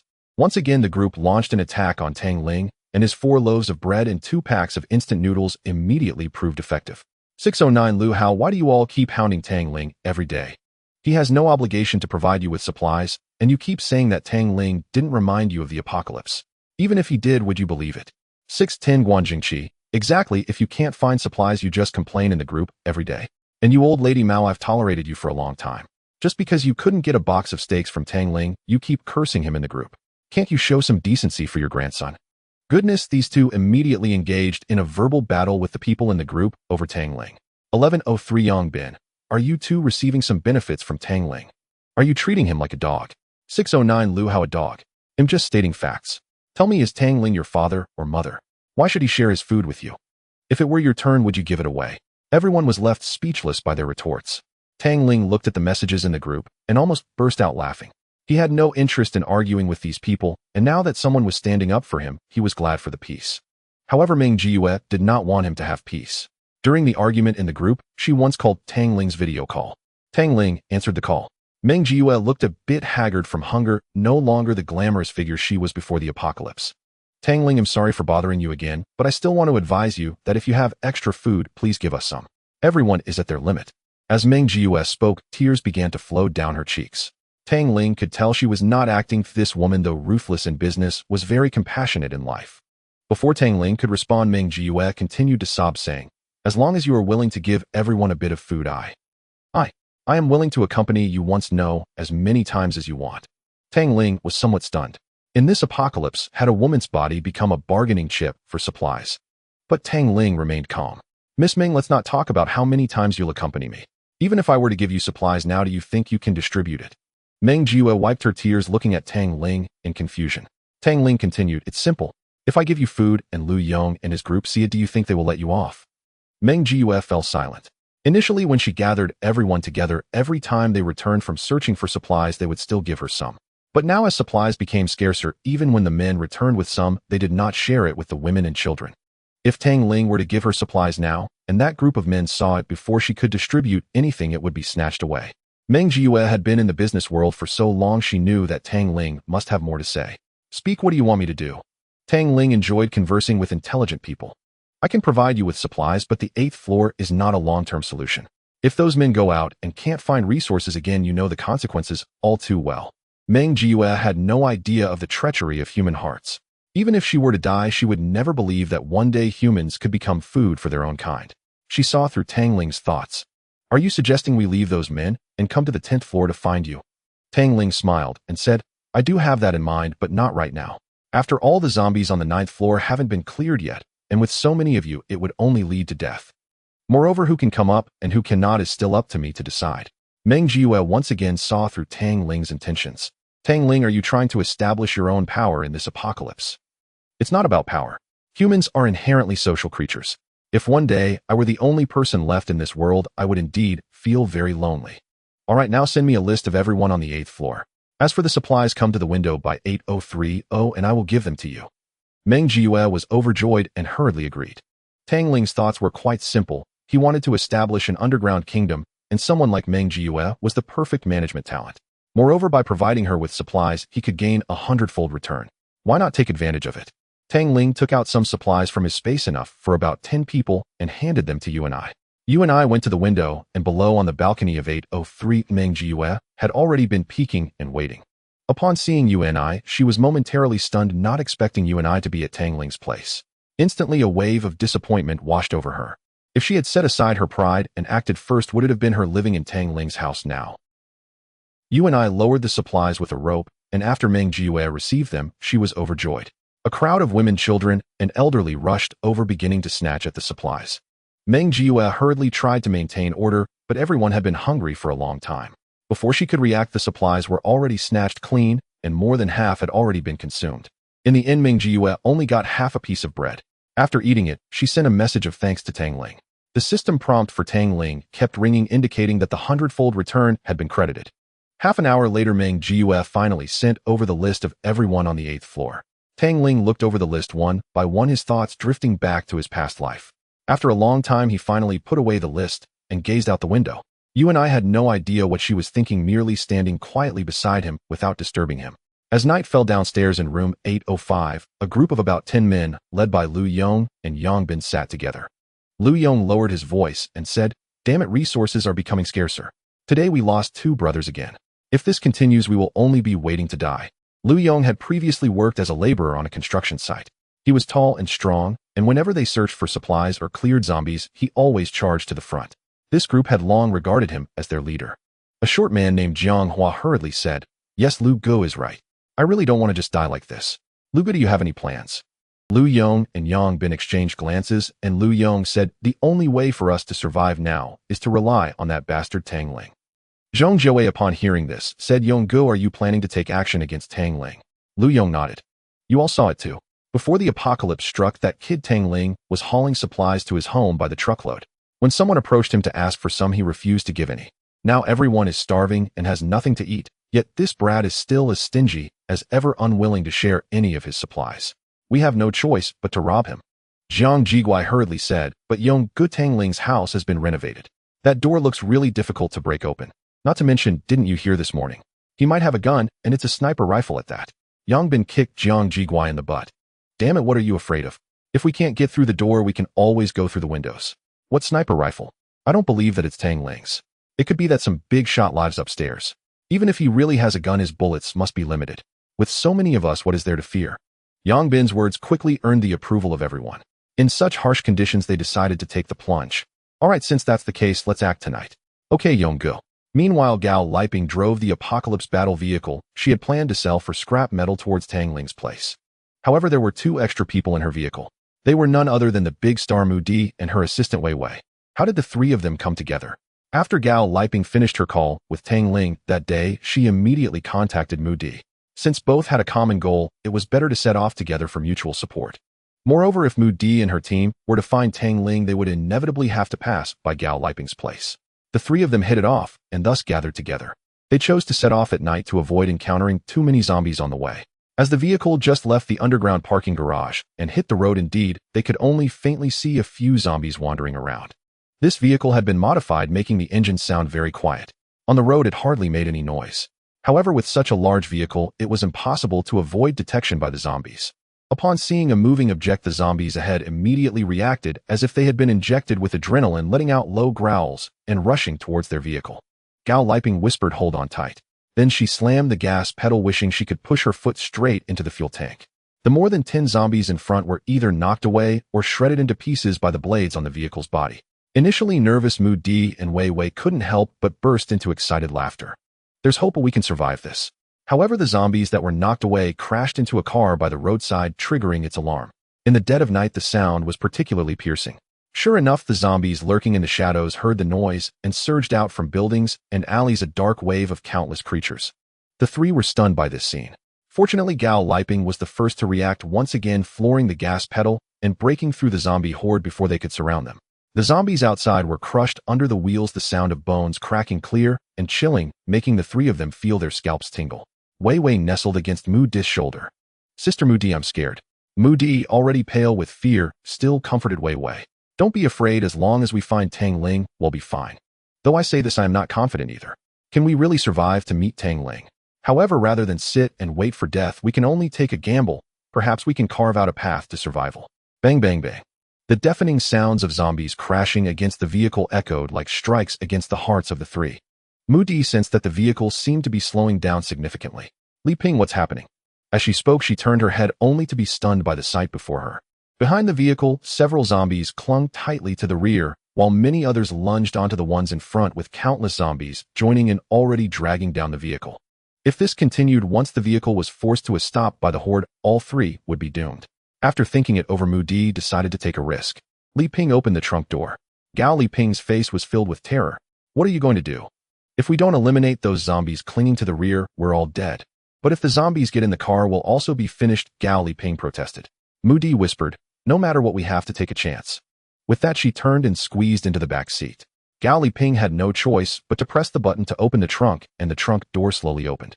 There were already hundreds of zombies being dragged along by the vehicle, and when Mu Di saw the scene before her, she couldn't help but be momentarily stunned. But soon she picked up an iron rod nearby and struck down on the claws of the zombies that were gripping the rear. To her dismay, the zombies didn't budge at all, letting out low growls as they bared their teeth at Mu Di. Seeing the vehicle's speed drop even further, Mu Di tried several more times, but still couldn't shake off those zombies. Suddenly, she noticed a plastic bucket beside her, picked it up, and to her surprise, it was filled with gasoline. Without a second thought, Mu Di twisted off the cap and poured all the gasoline over the zombies. Gao Liping up front caught a whiff of the gasoline and was immediately alarmed. "Mu Di, what are you doing? That gasoline is spare fuel for the vehicle. If we run out of gas, we'll also be doomed. No time for that, let's deal with this problem first." With that, Mu Di held a lighter in her hand, and after igniting it, threw it into the horde of zombies. In an instant, a fireball shot up into the sky, and the few zombies that were clinging to the rear were scorched by the flames, finally letting go of the vehicle. However, as the vehicle lost its dragging force, it suddenly sped away, and Mu Di didn't have time to react, falling back onto the rear seat and rolling towards the outside. In that split second, the assistant reached out slightly and grabbed her arm. One of Mu Di's feet was already outside the car. "Sister Mu Di, hold on tight." Sister Li Ping slowed down a bit. "Sister Mu Di is going to fall out." Gao Liping hurriedly slowed the vehicle down, and only then did Mu Di safely return to the inside. Sitting back in their seats, none of the three spoke, their faces pale as they recalled the recent events, shivering involuntarily.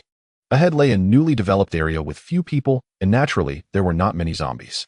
Occasionally, a dozen would appear trying to stop their vehicle, but they were quickly reduced to mush. The three's spirits eased considerably. In total, they had driven less than 30 kilometers. Gao Liping found a very open area where they could see the surrounding movements and stopped the car. Mu Di asked, "Li Ping, why did you stop the car here?" Gao Liping replied, "We can't keep going. Ahead is a commercial area with many zombies. We have to cross the commercial area and drive another 10 kilometers to reach Tang Ling's house. This car consumes fuel excessively, and the fuel tank is already near empty. If we go through the commercial area like this, we'll only be heading towards a dead end. We must stop and reassess. Fortunately, this is an industrial area that has only recently been developed, so there aren't many people around, and thus not many zombies can be seen." Taking advantage of the night, the three women slowly got out of the car. Having just been surrounded by zombies, all three women were trembling uncontrollably. They clutched various weapons and tools, cautiously feeling their way to the roadside. There were many vehicles parked along the roadside. Gao Liping opened each fuel tank using a tube to siphon fuel from the cars. Now they were no longer the glamorous women they had been before the apocalypse. Each had become a woman who lived in fear, merely hoping for a glimmer of survival. After finally filling a whole tank with fuel, they poured it into the car, made necessary preparations, and set off again. However, just as Gao Liping started the car, a sound suddenly came from the nearby bushes. The three women, startled like mice, quickly grabbed their weapons and watched the bushes warily. After a while, Gao Liping quietly urged, "Quick, get in the car." Just as the three hurried to get in, a shadow suddenly leaped out from the bushes. "Oh my!" Gao Liping let out a startled cry. Just as she was about to start the car, the shadow spoke. "Sister, please take me with you. I can give you food." Then a frail figure slowly emerged from the shadow. The three women looked and saw a little girl around 4 or 5 years old covered in dirt. She held a few jellies in her hands, looking at the three women with a pitiful expression. Seeing this, Gao Liping ultimately opened the car door and approached the little girl. "Little girl, why are you here all alone? Where are your parents?" The little girl's big eyes immediately filled with tears. "My dad and mom went out to find food for me, but they haven't come back for several days." Hearing this, the three women felt a pang of sympathy. Perhaps the girl's parents were in grave danger. Gao Liping turned to look at Mu Di and Wei Wei, gazing at the pitiful little girl, feeling somewhat moved. "This child is so pitiful. Sister Liping, Sister Mu Di, why don't we take her with us?" Mu Di replied, "Taking her with us is possible, but what if her parents are fine and come back looking for her?" Gao Liping said, "If we leave this child here, she won't survive for long. I think we should take her with us. If her parents are indeed fine, maybe one day they will reunite." In the end, the three women decided to take the little girl with them. Inside the car, the girl nestled in Wei Wei's arms, and perhaps due to the sudden relaxation, she quickly fell asleep. She tightly clutched the jellies and a family photo in her hands. Wei Wei wanted to see what her parents looked like, but after several attempts, she couldn't pry it open. The group arrived at the commercial area where there were clearly many more zombies on the road. Many vehicles were directly abandoned on the road. Passing through this commercial area was as difficult as climbing to the heavens. Mu Di felt somewhat anxious. "Liping, what should we do?" Gao Liping contemplated for a long time and suddenly turned the car onto another road. "I know a road that usually has few people and cars, but to get there we have to pass through a residential area where there are definitely more zombies. It doesn't matter, we have to take a chance regardless." Hearing this, Mu Di and Wei Wei both became fully alert. What awaited them next? Upon arriving at the residential area, it was evident that the roads here were free of obstructing vehicles. Occasionally, one could see a car parked by the roadside. However, there were even more zombies in this vicinity. Gao Liping took a deep breath and said to the two, "Hold on tight." The two hurriedly searched for something to grip onto, and even the little girl in Wei Wei's arms was startled awake. The car revved its engine to full power, charging towards the horde of zombies ahead, leaving a long trail of blood wherever it passed. Thousands upon thousands of zombies surged towards their vehicle upon hearing the noise. Fortunately, the road was wide and Gao Liping navigated skillfully through the horde, the sound of tires screeching against the ground ringing in their ears. The three were on high alert, but they couldn't afford to slow down even for a moment. Thankfully, this modified vehicle was incredibly sturdy. Even when zombies lunged at the car and pounded on the windows, it was all in vain. Had they been in a regular vehicle, the three of them would have met their doom long ago. The little girl buried her head in Wei Wei's arms, too frightened to witness the gruesome scene before her. Those zombies that couldn't keep up with the car's speed lost their target and could only continue to wander aimlessly. At this moment, many survivors in the tall buildings, upon seeing the speeding modified car, couldn't help but exclaim in awe. "What a divine vehicle! Which great deity modified it? This is simply an artifact for resources. Hey, is it a big brother or a big sister? Please wait for me and take me with you." Even with such a divine vehicle, if surrounded by zombies, there would be no escape. "I would rather starve to death here than risk going out." Some even started whistling, but this reckless act directly attracted the attention of the zombies who had lost their target. "Are you out of your mind? If you want to die, I won't stop you, but don't provoke this horde." To the bastard whistling upstairs, "Do you believe I will come up and kill you?" Unbeknownst to them, Gao Liping had driven the vehicle through the residential area, but there were still about 10 kilometers to go to reach Tang Ling's house. Although there was a section still under development with few people, the community where Tang Ling lived was relatively populous. Even if they managed to survive to Tang Ling's building, figuring out how to get upstairs was another huge problem. Mu Di took out her phone and dialed Tang Ling's number. At this moment, Tang Ling had already fallen asleep. Seeing it was Mu Di calling, he answered. "Mr. Tang, I'm about 10 kilometers away from your house." Tang Ling sat up straight, surprised that Mu Di and the others had actually made it. Clearly, Mu Di was with Gao Liping. "Mr. Tang, we are risking our lives to find you, and we hope you won't go back on your word and provide us with some supplies. Of course, if you have any requests, feel free to ask. As I said before, as long as it is within my power, I will definitely agree." Tang Ling smiled. "If you can make it into my house alive, then we can talk." Mu Di hung up the phone, and Gao Liping looked a bit puzzled. "Mu Di, what are your plans once you get the supplies?" Mu Di pondered for a moment and replied, "I don't know. In this apocalyptic world, where can we go?" She then turned to Gao Liping and asked, "What about you? What are your plans?" Gao Liping said directly, "Of course, I hope Tang Ling will let me stay with her. The Apocalypse Fortress is one I helped him build, and its sturdiness can withstand even a nuclear explosion, let alone these mindless corpses. Mu Di, I advise you not to leave. That fortress has over a dozen rooms, and for a beauty like you, I believe Tang Ling would agree to let you stay if you just asked." Mu Di pondered for a moment before voicing his greatest concern. "Li Ping, how many supplies does Mr. Tang actually have?" Gao Li Ping hurriedly replied.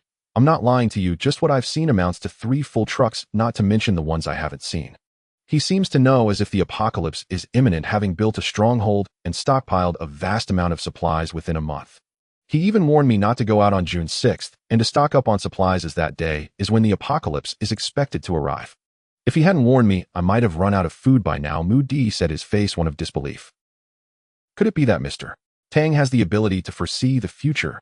In their simple conversation, Gao Liping's hands stopped trembling as she restarted the car heading towards Tang Ling's house. Inside the car, Wei Wei, overwhelmed by maternal instincts, held the little girl. What's your name, little sister? Sister, my name is Li Yi. May I see your photos with your mom and dad?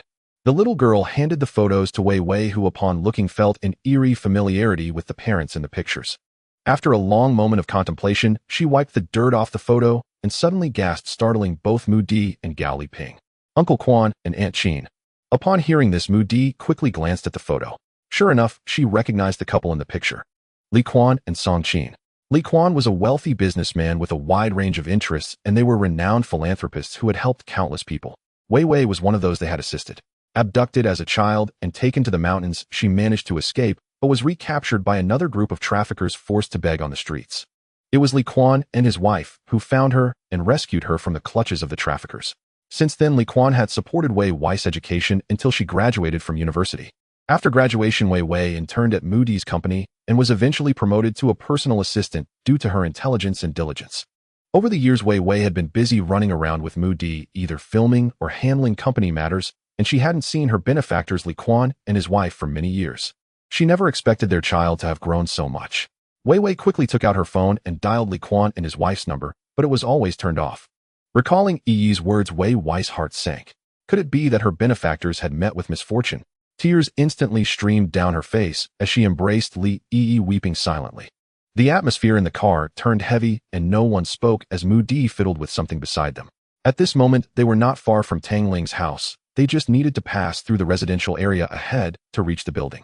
After taking a deep breath, Gao Liping stepped on the gas, causing the vehicle to speed down the road.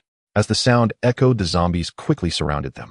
During the drive, the earlier scene repeated itself as several zombies clung tightly to the rear of the car, causing the vehicle's speed to slow down. Mu Di suddenly stood up. Open the door. With the success of the previous attempt, Gao Liping said nothing and pressed the button to open the trunk. When the trunk opened, Mu Di grabbed a bottle and took out a lighter to ignite the cloth strip at the bottle's mouth. It was a makeshift Molotov cocktail she had just made with the leftover gasoline. Then she threw the bottle heavily into the crowd of zombies. It hit one zombie's head and exploded instantly, igniting a burst of flames. Many zombies screamed in agony as they released their grips, and the group managed to escape momentarily. Thus Gao Liping drove while Mu Di provided cover. If any zombies grabbed the rear of the car, she would handle it with a Molotov cocktail. There are only 2 Molotov cocktails left. Gao Liping was also anxious. We're almost there, just 5 more minutes, hang on. The vehicle swerved along the road as countless zombies relentlessly surrounded them. Li Yi was frightened, screaming continuously while occasionally glancing out the window. We're almost there, ahead is Tang Ling's neighborhood. Li Yi clung to the car window. As Gao Liping needed to turn into the entrance of Tang Ling's neighborhood, the speed suddenly slowed down. But just then Li Yi suddenly flung open the car door. Before Wei Wei could react, she had already jumped out and was running towards a black sedan. The 3 were taken aback. What are you doing? Come back. Where are you going? It's dangerous, come back. Wei Wei, disregarding her own safety, also jumped out of the car and quickly caught up with Li Yi, hugging her tightly. Li Yi struggled desperately to break free from Wei Wei's embrace. Let go of me, that's my mom and dad's car. I want to find my mom and dad. Wei Wei looked ahead at the overturned vehicle with shattered windows, feeling a pang of sorrow in her heart. She could easily recognize the license plate. It was indeed Li Quan's car.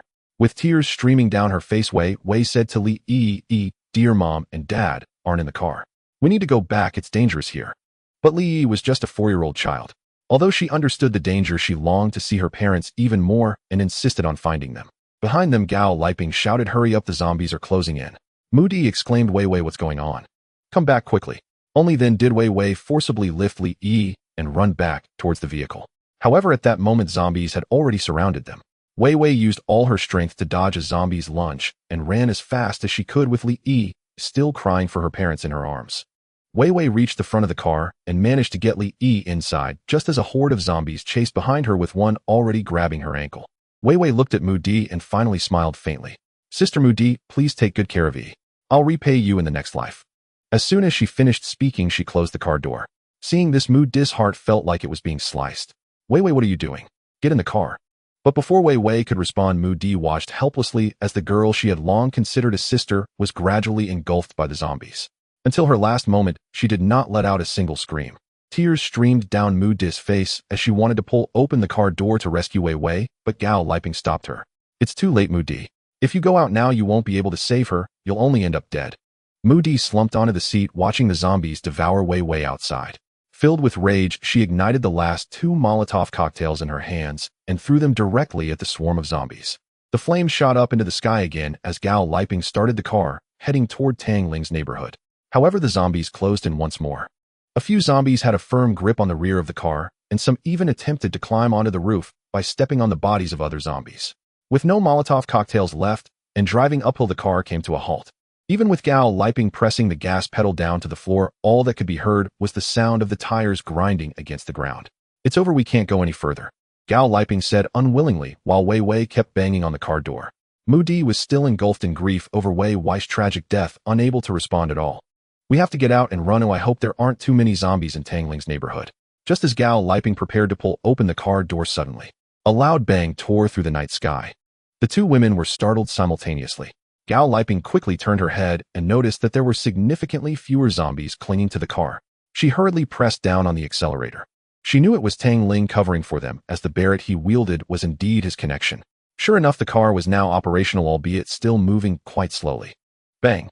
Immediately another shot rang out, and in an instant their car shot forward like an arrow released from a bow, directly crashing into Tang Ling's neighborhood.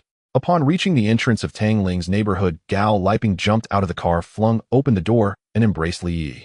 Run quickly, Tang Ling is covering us. Mu Di dared not waste a moment, jumping out of the car to follow Gao Liping into the stairwell. The pursuing zombies were shot in the head by Tang Ling from above. However, upon hearing the noise, the zombies in the stairwell quickly rushed down from above, surrounding Gao Liping and the others. Gao Liping hurriedly pulled Mu Di down to hide under the stairs. As the gunfire attracted all the zombies downstairs, they charged straight outside without noticing them. Seeing that most of the zombies had been drawn downstairs, Tang Ling put away his sniper rifle and entered the surveillance room, turning on all the monitors in the stairwell and dialing Gao Liping's phone. Listen to me, go where I tell you to go. Gao Liping completely trusted Tang Ling and followed his instructions to go upstairs. After the previous gunfire, there were scarcely any zombies left in the stairwell. Occasionally 1 or 2 appeared, having been incapacitated but not killed by Lu Yong and the others. They could only crawl on the ground. Soon Gao Liping and Mu Di brought Li Yi to the 10th floor. It's important to note that women like them who had lived pampered lives before the apocalypse would find it exhausting just to climb to the 10th floor even without carrying a 4-year-old child. But the instinct for survival propelled them to Tang Ling's door, and when the door slowly opened, they finally saw a glimmer of hope. Without any hesitation, Gao Liping spotted a crack in the door and immediately squeezed through, pulling Li Yi in after her. Then came Mu Di. Li Yi was utterly unwilling to come in, insisting on leaving to find her parents. Only when the door closed did Gao Liping release her, and she and Mu Di collapsed beside the door, gasping for breath. They didn't even notice that Tang Ling was already holding a handgun pointed at them. Finally, catching her breath, Gao Liping lifted her head, and in an instant, she stood up, her body retreating until she leaned against the door behind her. Tang Ling, what are you doing? Mu Di also regained her senses, looking at Tang Ling frightened and at a loss, instinctively wrapping her arms around Li Yi to protect her. Tang Ling chuckled, don't be nervous, it's just a routine check. When Doctor Yu came up, you were treated the same way. Gao Liping and Mu Di turned their heads simultaneously, only to discover that there was a stunning beauty living in Tang Ling's apocalyptic fortress. Gao Liping quietly asked, what do you want? Tang Ling smiled, of course, I need to ensure that you pose no threat to me before I can feel at ease. What do you want us to do? Mu Di inquired. Tang Ling maintained his playful demeanor. Strip what? The expressions of the 2 beautiful women were exactly the same as UNIS from that day. Tang Ling replied, of course, strip your clothes. What else could it be? UNI beside him was speechless. This line sounded so familiar. Mu Di suddenly stood up and said, Mr. Tang, don't go too far. What threat could a woman like us pose to you? Is it really necessary to have us strip as soon as we enter the room? Tang Ling poked his own head with the gun, saying, sometimes women can be more lethal. If I cannot ensure that you pose no threat to me, I cannot allow you to stay here due to the potential danger. Moreover, you just traversed through a horde of zombies. I need to make sure you haven't been infected by them. If you are unwilling, please leave now. Mu Di's anger surged to the top of his head. He had thought that Tang Ling would immediately come up to express concern upon seeing a big star like him, but instead this was the outcome. Gao Liping pondered for a moment and felt there was nothing wrong with this. After all, in this apocalyptic world, human hearts are difficult to gauge. It was normal for Tang Ling to be cautious.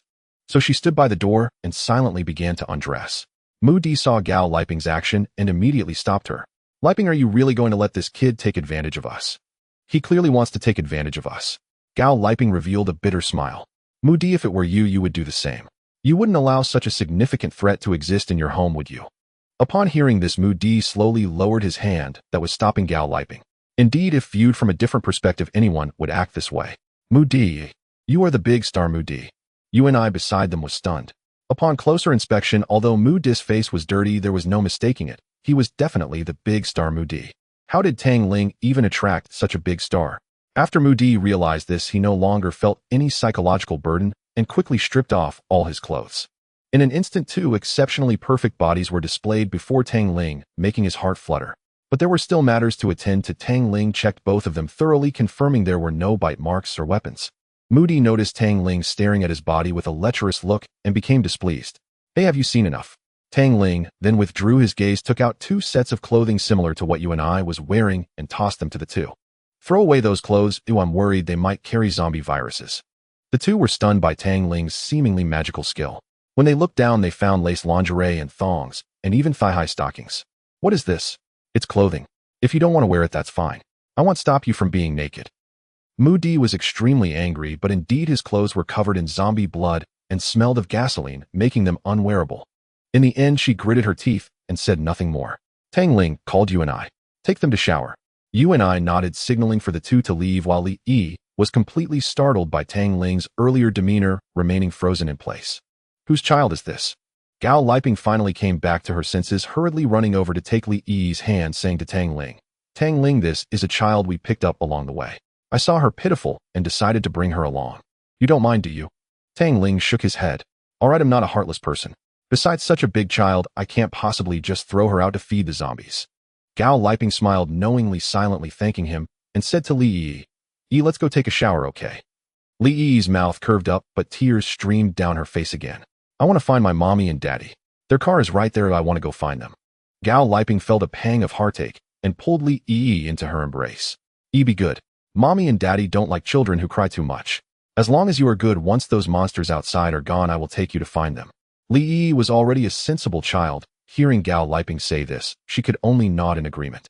As the few people finished their baths and emerged, Tang Ling was momentarily stunned, nearly drooling. Mu Di truly lived up to her status as a big star, her figure and appearance strikingly exceptional, looking like a fairy descended from the heavens, especially those long legs wrapped in black stockings, which could captivate Tang Ling for 3 years. Beside her, Gao Liping was equally stunning in both figure and appearance, rivaling Mu Di. Together, these 3 women represented different forms of beauty. You and I was the beauty of intimacy. Gao Liping embodied a beauty that invoked a desire for conquest, while Mu Di exuded a beauty that was best admired from afar. It was a dazzling display of beauty. If this were in his past life, Tang Ling would never have dared to think so much. Living under the same roof as beautiful stars was something even many wealthy men could only dream of. At this moment, you and I instantly transformed into a little fangirl. Sister Mu Di, you are so beautiful, truly worthy of being a big star. Mu Di merely smiled at her before turning to look at Tang Ling, only to find him greedily scanning their bodies with his tiger-like eyes. Mu Di said with annoyance, Tang Ling, what about the supplies you promised us? Tang Ling quickly swallowed his saliva and replied, what's the rush? It's already quite late. If you want supplies, you'll have to wait until tomorrow. You? Mu Di was exasperated. They had fled for an entire night and were already starving, even having lost her own assistant and good friend in the process. Now, with Tang Ling responding like this, she was left wondering whether searching for him was the right choice or not. Thinking of this, Mu Di's eyes filled with tears. You guys chat, I'm going to sleep first. With that, she dashed towards a bedroom. Tang Ling wasn't unwilling to provide them with supplies. It was just that Mu Di still held on to her starlet attitude.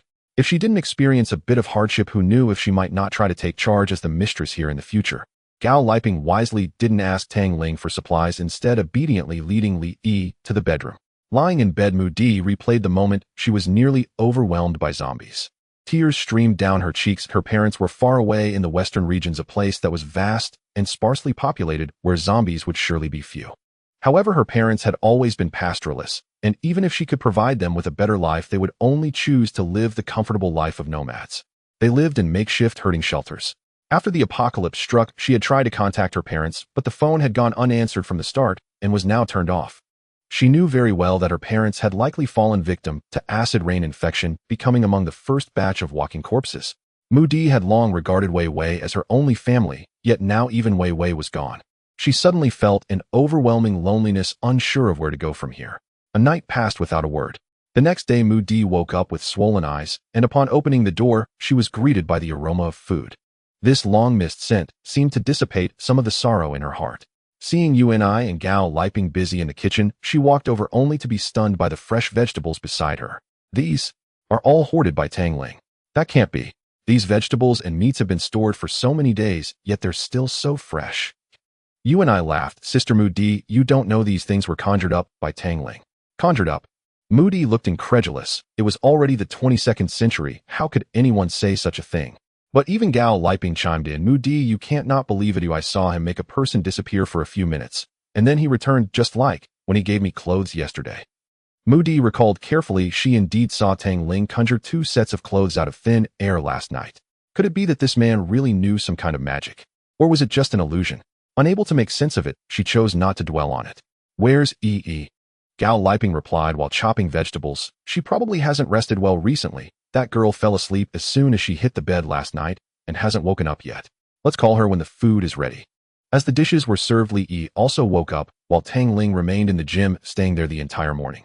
He knew he could not just linger inside this fortress of doom. Occasionally, one had to step outside to breathe in some fresh air. Just in case they encountered zombies or hostile individuals, it would be better to be prepared.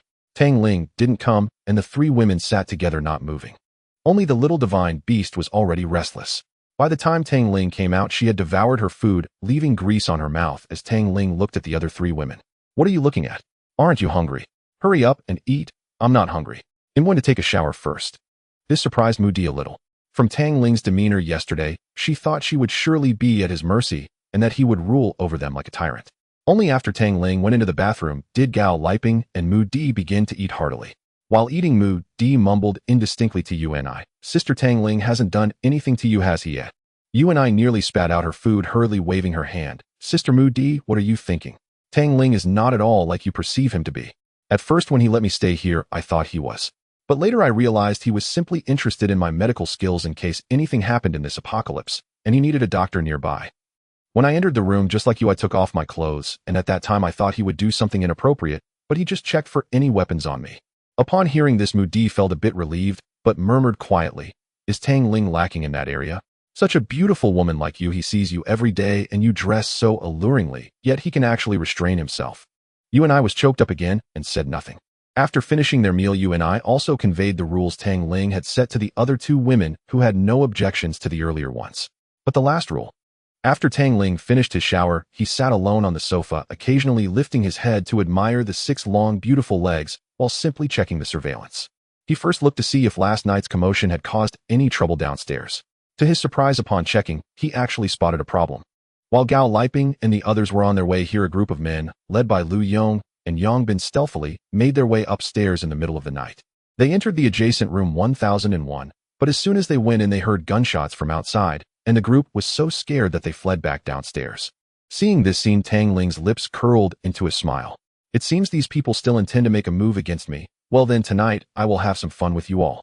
Thinking of this, Tang Ling immediately contacted Lu Hao and Guan Zhengqi, asking them to come up and get supplies. Lu Hao and the others were overjoyed and hurried upstairs. Tang Ling still passed them some food through the shooting hole, and the 2 were ecstatic, pledging their loyalty.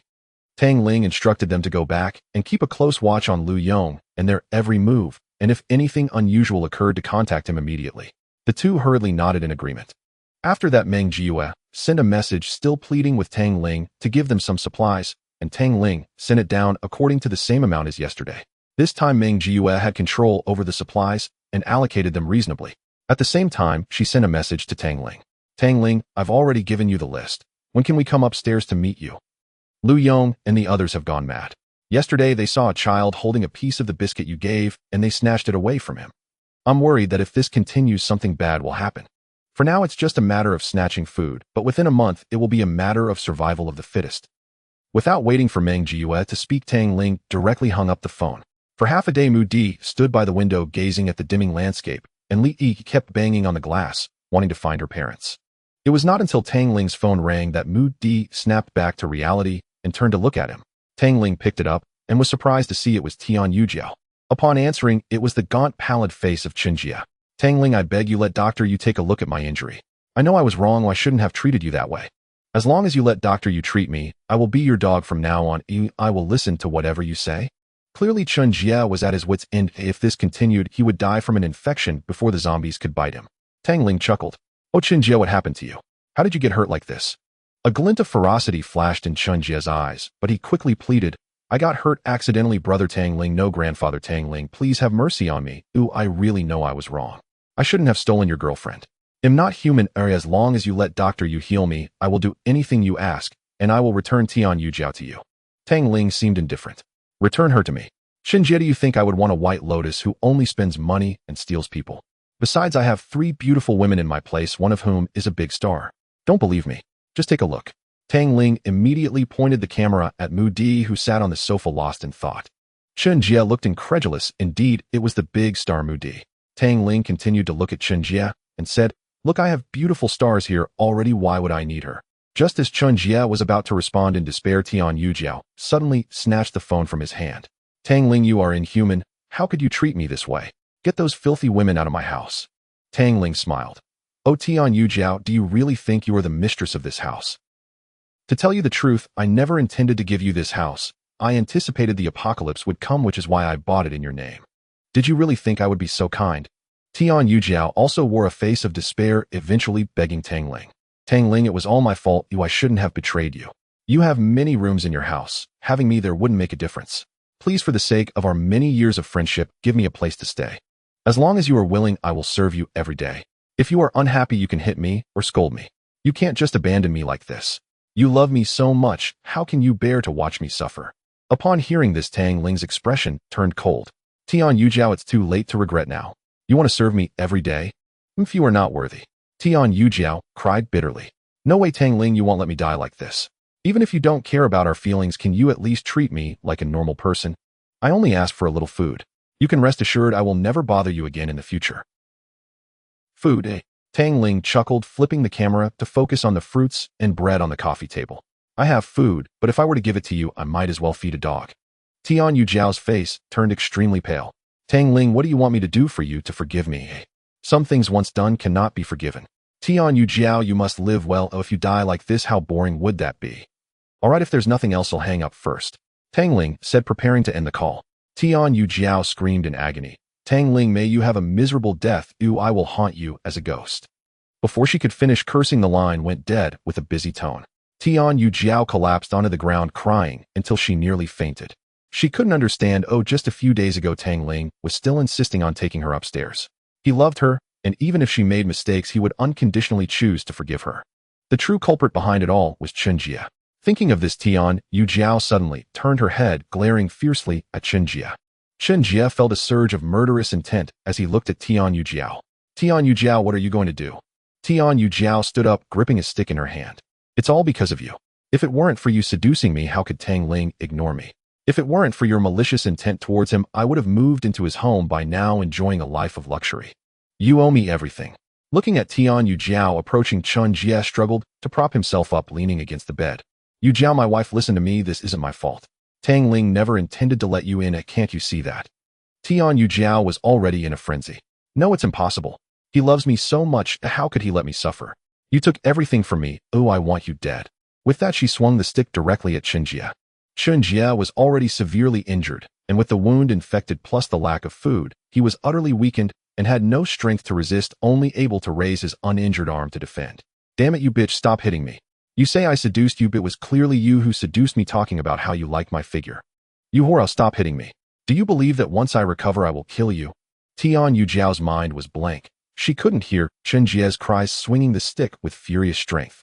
At first Qinjie could defend himself, but before long, with new injuries added to old ones, the pain nearly made him lose consciousness. His threats turned into pleas for mercy. Yujiao, spare me. Let me go, don't hit me anymore. I swear everything Tang Ling can give you I can give you too. Tian Yujiao had long been blinded by rage, relentlessly striking Chen Jia. Her clothes were now splattered with his blood. Give me what? What can you give me? It's all your fault, or I will kill you. With a loud thud, Chen Jia was struck hard on the head by her stick, blood splattering everywhere. Chen Jia widened his eyes, looking at Tian Yujiao with a face full of unwillingness, blood slowly trickling down from his head. You, bitch. After cursing, Chen Jia slowly fell down, his eyes still fixed on Tian Yujiao.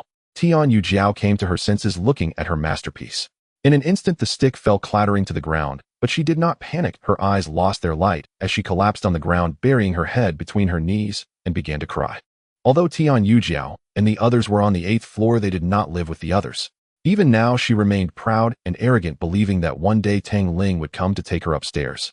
Therefore, what happened in their room was completely unknown to the outside world. The supplies she and Chen Jia had scavenged were already consumed entirely. If this continued, she would surely starve. Suddenly, she abruptly raised her head, her blood-red eyes resembling those of a beast. No, I cannot just die like this if I refuse to accept it. Tang Ling, I will not give up. After saying this, she slowly stood up and walked towards the head of the bed, her thoughts unknown. On the other side, because Tang Ling had led most of the zombies away last night, Lu Yong and the others cleared the floors that had not been cleaned. They were in luck and found some supplies. Jiang Jiguai looked at the supplies, enough for them to eat for 3 days, and said to Lu Yong, Brother Yong, should we share these with those women? Lu Yong slapped the back of his head. Damn it, are you an idiot? Why should we give away the supplies we risked our lives for to them? What do their lives have to do with us? Yang Bin echoed. Exactly, Meng Jiue, that stinky woman really thinks we are doing her a favor bossing us around. I've already found her displeasing. If it weren't for the fact that I was starving and had no thoughts for such matters, I would have dealt with her long ago. Zhang Zhou added, Great, with these supplies we won't have to take action against Tang Ling. Lu Yong retorted angrily, Why not take action? This amount of supplies will last us at most 3 days. If we don't deal with that bastard, we will still die. Zhang Zhou was already terrified by the gunfire from last night. But that kid Tang Ling has a gun. What is there to fear from a gun? We just need to rush into his house and not give him the chance to shoot, right? Don't screw this up. Tonight, after we eat our fill, we'll go smash open his front door. If we can't get in through the front door, we'll go through the window. Everyone fell silent. Indeed, this was their only option for survival. Even if Tang Ling had a gun, they could only charge into the muzzle, otherwise there would be no way out. At this moment, Ding Jiaoyang sniffed hard. Hey, where is that smell of meat coming from? It smells delicious. The others also caught the scent. It must be that kid Tang Ling eating meat again. Can it really waft this far? No way.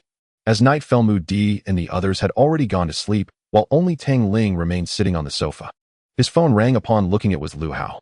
Brother Tang Ling, Lu Yong and the others have gone out with axes and hammers. Oh, we don't know where they went. Tang Ling smiled slightly, telling Lu how to go to sleep obediently, then opened the surveillance. Sure enough, a dozen or so people led by Lu Yong were heading upstairs with their tools. Tang Ling silently watched. When Lu Yong and the others reached the 10th floor, they left 2 to guard the staircase, clearly worried that the sound of their breaking in would attract zombies. Then Lu Yong, Yang Bin, and 7 or 8 others arrived at the entrance of Tang Ling's home. After exchanging glances, Lu Yong raised his hammer and smashed it hard against Tang Ling's front door. A loud bang echoed through the hallway. Inside, Tang Ling was jolted by the sound, his head pounding. Even the beautiful women in deep sleep were startled awake, rushing out of their bedrooms in disarray. You and I looked terrified. What happened? What was that sound? Then another loud bang resounded, causing the 3 of them to take several steps back in fright. Tang Ling turned to look at them. It's nothing. Someone is breaking the door, trying to come in and rob supplies. Upon hearing this, Gao Liping's expression relaxed significantly. All right, go back to sleep. Even if they hammer until tomorrow, this door won't show a single trace. Saying this, she turned around and took Li Yi back to the bedroom. This was a doomsday fortress that she had personally overseen. She knew better than anyone about its quality. As expected, the hammer in Lu Yong's hand was indeed the one used for breaking stones. With a single swing, it possessed the strength of 1,000 pounds. After swinging it a few times, he found he could no longer lift it. Damn it, switch out, I'm exhausted. Yang Bin spat into his hand, took the heavy hammer, and began to swing it wildly. However, he had less than half of Lu Yong's stamina, and after just 3 swings, he needed to switch out. After everyone took turns striking for a long time, the door showed no signs of budging. Yong-gu, this is impossible. What material is this door made of? It's so sturdy. Oh look, there's not even a single mark on it. Lu Yong approached in disbelief, pressing against the door for a long time, even reaching out to touch it again, and as expected. Despite all those strikes, there wasn't even a single mark left. This shouldn't be the case. Just as he was about to speak, he suddenly noticed a small iron window in the door slowly opening, followed by the emergence of a dark gun barrel. Lu Yong was taken aback, his pupils dilating. However, he reacted, quickly jumping aside in an instant. With a bang accompanied by the sound of a gunshot, Lu Yong was unharmed, but the man behind him was not so lucky. He felt a sharp pain in his chest and looked down to see a dark hole in his abdomen gushing blood. Yong, save! Help me! As he cried for help, blood continuously flowed from his mouth. Lu Yong reached out, wanting to pull him back, but instead, bang! Another gunshot rang out. This time the bullet pierced through his head, and he fell to the ground, eyes wide open, breathless. Lu Yong and the others were all stunned. They never expected Tang Ling would actually dare to shoot. Although it was the apocalypse, there was no trace of mercy. Lu Yong could only let out a low growl. Run! Everyone scattered in a rush, heading towards the 8th floor. Inside the room, Tang Ling wore a faint smile. If he wanted the lives of this group, he could simply set fire to the place, ensuring that none would escape. The reason he chose to use a gun was twofold. First, most of these people were influenced by Lu Yong and Yang Bin, with some not being inherently bad. Second, to establish an underground kingdom, he naturally needed a group of men to charge into battle for him. Lu Yong and the others, still shaken, returned to the 8th floor, all sitting on the ground, gasping for breath. A man named Yang Long muttered to himself, "This is terrifying. Tang Ling kills without blinking. You going against him is just asking for death." Song Ming also said, "Right, I probably will be the next to die. I'm quitting. If he finds out I'm opposing him, he definitely won't let me off the hook." Lu Yong looked at these two useless fellows and said coldly, "If you don't dare, then just wait to starve to death. I'm not afraid of him. I'll still go tomorrow. I don't believe their glass is as tough as this door. If you're not going now, you can withdraw. Don't come begging me later." Yang Bin was naturally resolute. After all, Tang Ling had publicly humiliated him, and he wished for Tang Ling to die sooner. In the end, 4 men, terrified by Tang Ling, chose to withdraw. Lu Yong immediately ordered everyone to bring iron pieces. He wanted to make a bulletproof shield, so he wouldn't fear Tang Ling's gun anymore. Everyone got to work without hesitation, and after a night of hard work, they indeed made a simple shield. The next morning, a group of them took the shield and went back upstairs. Upon seeing this, Lu Hao immediately reported it to Tang Ling. Sure enough, there came a rustling sound from next door. At this moment, Lu Yong and others had constructed a makeshift platform using wooden boards from room 1001 next to Tang Ling's house, allowing them to easily reach the windowsill of Tang Ling's home. Tang Ling was having a meal with 3 beautiful women and a small divine beast, and the breakfast was particularly sumptuous. Yu and I immediately noticed the group of people standing on the windowsill. Startled, she quickly stood up. There are people." The others turned to look, and Mu Di also turned around, screaming in shock. Only Gao Liping and Tang Ling remained calm. Gao Liping said, "Don't worry, this glass is very sturdy, made in the Great Xia Kingdom. They can't get in." At this moment, Lu Yong and Yang Bin saw the decoration inside Tang Ling's room, and the table full of delicious food, along with 3 beautiful women living with Tang Ling, one of whom resembled a big star, and they nearly drooled. Lu Yong shouted threateningly at Tang Ling, "Tang Ling, I advise you to be sensible and open the door quickly, otherwise I'll smash your window, and don't blame me for being ruthless." Tang Ling casually put food into his mouth with oil dripping from his lips and said, "If you want to smash it, then go ahead. If you can act, don't just talk nonsense." Lu Yong, furious, swung a large hammer. "You little rascal, just wait." With a loud bang, Lu Yong's hand was numbed from the impact, but the glass before him didn't show a single mark, nor did it tremble. "Damn it, I don't believe it is this glass made of iron." He then swung the hammer repeatedly, but the results were the same as before. Tang Ling brought a bowl of food to the window, causing everyone to stare in astonishment, unconsciously swallowing their saliva. Tang Ling smiled and said, "Are you tired? Do you want to come in for something to eat?" Lu Yong, in frustration, began swinging the hammer again until he was panting and still showed no signs of the glass breaking. "Damn it, kid, you're tough, but I truly don't believe that your shell can't be pried open. Let's go. There is no difficulty in the world as long as one is willing to give up." Lu Yong waved his hand, signaling everyone to prepare to leave. "Wait," Tang Ling called out to them. "You came to disturb my breakfast so early in the morning, and you're just going to leave like this? That's not fair, right?" Lu Yong turned around ready to curse, but suddenly he noticed that Tang Ling had produced a gleaming object in his hand, a white handgun. Lu Yong was shocked and quickly grabbed his shield. "Tang Ling, you didn't see this coming. If you have the guts, go ahead and shoot." Tang Ling laughed. "Do you think this gun can't penetrate your shield? How about we try a different one?" Immediately, Tang Ling took out a Barrett from his space. Lu Yong was startled. Dealing with a handgun was already tough for him, but with the Barrett, they wouldn't even know how they died. "Damn it, retreat, retreat." The sound of Tang Ling cocking the gun echoed like a death knell in everyone's ears. Lu Yong was already scared out of his wits, and at this moment Tang Ling had opened the window and stood on the windowsill, pointing the massive gun at them. Lu Yong shouted loudly, "Shit, run, this bastard has come out." Bang! With a deafening noise, the Barrett's bullet pierced through Lu Yong's shield, creating a large hole. Lu Yong was stunned, incredibly lucky as the bullet had just grazed past his scalp without injuring him, but a man behind him was not so fortunate. He was directly hit in the chest by the Barrett's bullet, resulting in a gaping wound, horrifically shocking. He didn't even have time to react or scream before he lost his breath. At this moment, the sound of the bullet being chambered echoed again. Lu Yong came back to his senses, hurriedly dropping the heavy shield in his hands and scampering into the house in a panic. The gunfire had ceased, and a group of people rushed inside, all collapsing to the ground, gasping for breath. They had never been this flustered, even when encountering zombies. Lu Yong was worried that Tang Ling would come after them, so he quickly called out to everyone, "Hurry up, if that bastard comes, none of us will survive." Everyone rushed towards the 8th floor. "Yo, Brother Yong, that kid Tang Ling is scarier than the zombies. He actually has a sniper rifle in his hands. We'd better not provoke him, Brother Yong. I'm afraid I might be the next to die." "Yeah, Brother Yong, if we don't confront him, we might barely survive. If we do, we won't even know how we died." This time Lu Yong and Yang Bin fell silent, clearly having experienced Tang Ling's terror. But at that moment Tang Ling suddenly sent a message in the group. 1003 Tang Ling, whoever captures Lu Yong and Yang Bin and brings them to me will be rewarded with a day's supply regardless of life or death. Instantly the group erupted in chaos. 1603 Song, Jia Master Tang Ling, are you going to take action? 912 Kong Xian, could the sounds from last night and just now be Lu Yong and the others attacking Tang Ling's house? 906 by Hua Tang Ling is angry. A life and death are unpredictable. Lu Yong, take care. 504 Tian Yujiao, Tang Ling, may you have a bad, and your son is without a hole. Meanwhile Zhong Jiawei, who was beside Lu Yong, quickly saw the messages in the group.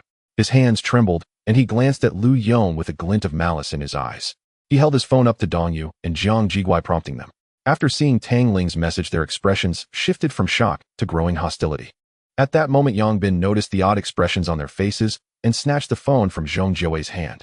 Upon reading Tang Ling's message, terror filled his face, and he quickly stepped back. Unbeknownst to him, Zhong Jiawei and the others had already stood up, wielding iron rods, axes, and the like, glaring at him menacingly. Lu Yong finally reacted, standing up and saying, "What are you doing?" Yang Bin hurriedly said, "Brother Yong, that bastard Tang Ling said in the group that whoever captures the two of us to see him will receive a day's supply." Lu Yong reacted, quickly grabbing a weapon and standing alongside Yang Bin. "Brothers, don't listen to that bastard. He is trying to sow discord among us. Even if you really capture us to see him, he won't give you supplies." Before Zhong Jiawei and the others could respond, a group of armed men suddenly surged into the room, led by Lu Hao and Guan Jingqi. "Damn it, capture those two and take them to Master Tang Ling for the reward. No one take anything from me. I've been starving for days, waiting for Master Tang Ling's supplies to save my life." Seeing the hostile group, Yang Bin hastily said, "Brothers, think about it. If Tang Ling really wanted to give you supplies, he would have done so long ago. How could he wait until now? He just wants to see us fight amongst ourselves while he reaps the benefits." Lu Yong quickly added, "Exactly, are you all foolish? Before the apocalypse, that kid was incredibly stingy. He bought so many supplies, but wouldn't even share a bit with everyone. How could he possibly give you supplies now?" But Lu Hao's voice rang out. "Everyone listen to me. For the past few days, everything I've eaten with Guan Jingqi has been provided by Master Tang Ling. Since he said he would give us supplies, he won't go back on his word.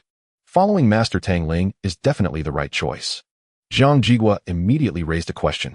"But we have treated him so poorly before, and now we want to harm him again. Will he forgive us?" Lu Yong and Yang Bin were just about to use this topic to incite the crowd when Lu Hao continued, "Don't worry, everyone. Brother Tang Ling has said that as long as you capture Lu Yong and Yang Bin, he will not hold the previous matters against you." Guan Jingqi also said, "I can testify Brother Tang Ling just called us." Jiang Jigua no longer had any worries and looked towards Lu Yong and Yang Bin. "Brother Yong, we just want to survive. Please don't blame us." As soon as these words were uttered under Lu Yong's lead, everyone pounced on the two, and the room was immediately filled with screams, with many women and children coming to watch the spectacle. At first the two could still resist, but within a few moments they were beaten to a bloody pulp with no chance of resistance left. Then Lu Hao took the lead. "Let's go take the two to see Brother Tang Ling." Everyone dragged the barely conscious Lu Yong and Yang Bin upstairs. Everyone on the 8th floor followed behind, hoping to snag some supplies, including Meng Jiyue and Tian Yujiao. Upon reaching the 10th floor, Lu Hao immediately dialed Tang Ling's number. Tang Ling instructed to bring everyone to room 1020 to wait for him. That room was unsold and quite spacious. Lu Hao then led everyone to room 1020. Everyone waited for a long time, with Tian Yujiao and Meng Jiyu's hearts trembling. Tian Yujiao was planning that as long as she could see Tang Ling, she would definitely ask him to let her live in his house, even if it meant kneeling and begging. Meng Jiyue had the same thought, as she would even consider using her beauty to charm him. After a while, a voice suddenly came from the hallway. It's Tang Ling, he's here.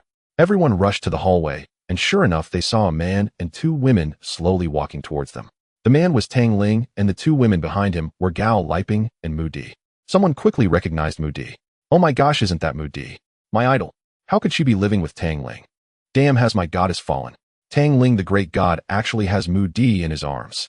I've made up my mind, I'm going to stick with you for life. This was Tang Ling's first time leaving his post-apocalyptic fortress after the end of the world. To be honest, he still felt a bit anxious. But he was also fully confident that he could make everyone submit, not daring to have any inappropriate thoughts about him. Upon reaching the door, Lu Hao and Guan Jingqi hurriedly stepped forward. Brother Tang Ling, you're here. How did we do? Tang Ling nodded and smiled very well. Just as he was about to step into the room, suddenly a figure darted out. It was Tian Yujiao, who tightly grasped Tang Ling's arm. Tang Ling, it's me, Yujiao, your darling. I've finally seen you, but it's wonderful. You've always wanted my body, right? I'll give it to you tonight. Tang Ling glanced at her contemptuously, then turned to Lu Hao and the others. Lu Hao and the others understood immediately, each grabbing Tian Yujiao from either side. Get lost, don't disturb my brother Tang Ling from judging the sinners. With the two dragging her aside, Tian Yujiao naturally was pulled away. She still wanted to move forward, but Lu Hao raised the long knife in his hand and threatened, come any closer, and I'll chop you up. Did you not see all the beautiful women around my brother Tang Ling? Even a big star is with him. How could he possibly fancy you? Under Lu Hao's threat, Tian Yujiao dared not take another step forward, but she had no intention of giving up just like that. Tang Ling walked into the room, and everyone cast unusual glances at him. There was admiration, jealousy, and of course resentment. Tang Ling stepped into the hall looking at Lu Yong and Yang Bin on the floor. You two, weren't you going to capture me? I'm standing right in front of you now, why aren't you making your move? They no longer had the initial backbone, Yang Bin weakly said. Tang Ling, I realize my mistake. I shouldn't have gone against you. Please spare me. Lu Yong was the same. Tang Ling, we were simply starving, which led us to do wrong by you. Given that we've been neighbors for many years, please let us off. Tang Ling chuckled, spare you. In this apocalypse, do you think I would allow such threats to exist around me? Before Lu Yong could say anything further, a gunshot rang out. A bloody hole appeared in his head, and he stared wide-eyed, lifeless. Yang Bin witnessed this scene and was instantly filled with terror. He hurriedly exerted all his strength to crawl and kneel before Tang Ling. Tang Ling, no grandpa, I was wrong. Please don't kill me. I truly realize my mistake, though I shouldn't have targeted you. Just let me go. Tang Ling still smiled and said, your offense is unforgivable. Another gunshot rang out, and Yang Bin met the same fate. The room fell silent, no one dared to speak, all staring wide-eyed at Tang Ling. He put away the gun and sat on a chair Lu Hao had brought, playing with a grenade. This scene made everyone take several steps back in fright. Tang Ling smiled, don't be nervous. I'm not one to indiscriminately kill innocents. If you pose no threat to me, I naturally won't take action against you. As Tang Ling spoke, his expression suddenly turned cold, his voice icy. If anyone wishes to harm me, their fate will surely be worse than theirs. Everyone shivered at his words. Tang Ling's smile returned to his face. Now it's time to discuss rewards and punishments. Upon hearing this, everyone eagerly anticipated their turn, wanting to glean some supplies from Tang Ling. Lu Hao, Guan Jingqi. The two hurriedly stepped forward. Brother Tang Ling. Tang Ling immediately took out 2 days' worth of food for the two from his space. His miraculous ability left everyone in awe. Even Mu Di and Gao Liping, who had seen it many times, were deeply impressed. You two chose to follow me from the beginning, and you were the ones who led the way to capture Lu Yong and Yang Bin, so you should receive more than the others. Lu Hao and Guan Jingqi were overjoyed, practically wanting to kneel down and offer Tang Ling 1,000 grateful bows. Thank you, brother Tang Ling. Following you means daily feasting and enjoyment. Then Tang Ling continued to call names. Jiang Jiguai. Jiang Jiguai trembled as he stepped forward. Tang Ling smiled. Although you were misled by them at first and acted against me, you realized your mistake at a crucial moment. Here, this is half a day's worth of food for you. Though Jiang Jiguai only received half a day's worth of food, he was still overwhelmed with excitement. Thank you, brother Tang Ling. From now on, I will surely follow you loyally. Next, Zhong Joe Dong, Yu Ding Jiaoyang, and the others received half a day's worth of food, expressing their immense gratitude towards Tang Ling. Those who had followed Lu Hao and hadn't sided with Lu Yong received a full day's worth. After the distribution, many people did not receive supplies, including Meng Jiue, Old Lady Mao, and Tian Yujiao, along with a few men. Seeing Tang Ling preparing to leave, Song Ming hurriedly said, Brother Tang Ling, we haven't received any supplies yet. Tang Ling turned his head and coldly looked at him. What have you done? Why should I give you supplies? Song Ming hesitantly said, I just kicked those two bastards myself. Brother Tang Ling, please give me some supplies. Others who had not received supplies quickly chimed in. Yeah, I helped carry those two up myself. So did I really put in some effort just now. Tang Ling wore a sly smile. I know who did, and who didn't. My supplies didn't just come from nowhere. I know who deserves what. Upon hearing this, everyone regretted their inaction, wishing they had rushed in to beat those two bastards. At that moment, Tian Yujiao crawled up to Tang Ling. Tang Ling, please take me away. I can be your dog. You can do whatever you want with me. If you're still not satisfied, tie me up and whip me. I won't complain you. I beg you for a chance. I truly know I was wrong. Before Tang Ling could respond, Bai Hua couldn't hold back any longer. What a shameless person. Everyone saw how Tang Ling treated you, yet you were secretly flirting with Chunjia. Isn't it because you're infatuated with him being a fitness coach capable of satisfying you multiple times in one night? I really don't understand how the heavens have allowed a woman like you to live this long. Song Jia also stepped forward to scold. Exactly. As a woman, it's truly sad that you don't know how to love yourself. Tang Ling has already been merciful enough. If it were me on the day the apocalypse comes, even if I were bitten by a zombie, I would still kill you first. Others began to criticize the woman on the ground. It wasn't just for flattering Tang Ling. They were dissatisfied with Tian Yujiao's actions which they had witnessed. Tang Ling watched as everyone angrily scolded the White Lotus and smiled. Oh, not bad. Those who just spoke can receive half a day's worth of supplies. Wow, the Great Master is truly generous. Brother Tang Ling, I've decided to work for you as long as you are willing. By the way, Great Master Tang, do you need someone to massage your legs or back? I can do that. Song Ming. Look at your dead mouth. Oh, why didn't you speak up just now? But he reacted quickly, rushing forward and slapping Tian Yujiao hard in the face. She instantly saw stars and blood slowly trickled from the corner of her mouth. Damn it, you shameless woman. How do you deserve Brother Tang Ling? Let go of him. Don't dirty his clothes. Tang Ling looked at him, suppressing a laugh. This person was simply a fence-sitter liable to stab him in the back any day. There was no way he would receive any supplies. Brother, it would have been better if you had acted sooner. Now it's too late. Song Ming was stunned and suddenly knelt before Tang Ling. Grandpa Tang Ling, please give me some supplies. I don't want to die. Oh, I can help you deal with this shameless woman and take revenge for you. Lu Hao had clearly noticed Tang Ling's intense disgust. He rushed forward and kicked Song Ming hard in the chest. Song Ming cried out in pain, curling up on the ground wailing. Damn it, get lost. I've seen plenty of people like you, a typical backstabber. If you keep bothering my brother, I will ruin you today. Tang Ling ignored the two on the ground and looked up at the crowd, starting another round of distributing supplies. However, at that moment, Tian Yujiao rushed forward, trying to snatch supplies from others. Give it to me. These are all my boyfriends, also mine. You have no right to take them. Hand them over. Her action stunned everyone, and after being kicked and slapped a few times, she finally calmed down. Looking at Tang Ling, she pleaded, Tang Ling, can you really bear to see them humiliate your woman like this? Tang Ling was speechless, and soon a new round of insults began again. Tang Ling ignored her and continued distributing supplies. Except for a very small number of people, even the elderly and children, who grouped with Meng Jiue, received half a day's worth of supplies. Alright, that's enough supplies for today. Oh, everyone hurry back. People naturally understood the principle of knowing when to stop and began to leave after receiving their supplies. In the room apart from Song Ming, who had fainted, only Meng Jiue and Tian Yujiao remained. At this moment, Tian Yujiao was still murmuring to herself, it can't be true, Tang Ling, you wouldn't treat me this way, you love me. Tang Ling had no intention of responding to her and turned his head to look at Meng Jiue. Miss Meng, do you have any other matters? Meng Jiue spoke softly. Tang Ling, what exactly is your plan? Do you really just want to turn this building into a doomsday kingdom? Tang Ling chuckled. Miss Meng, to be frank, this is merely an immature idea of mine. In this world overrun by zombies, all I can do is to survive tenaciously. Meng Jiue said quietly, since you are unwilling to share, I won't press you. What I want to say is that those women and children are quite pitiful. Oh, I hope you can take care of them. I know that in this apocalyptic world, resources are scarce. Even if you hoard several trucks of supplies, it won't last many people for even 10 days or half a month. But if you are truly the only person left in this world, wouldn't you feel lonely? Little did Meng Jiue know, as long as there were beautiful women, Tang Ling's resources would be inexhaustible and even continue to grow. Tang Ling smiled and said, all right, Miss Ming, rest assured I will continue to provide you with supplies. As for when you will move up, I will give you an answer soon. Upon hearing this, Meng Jiue stopped speaking and left on her own.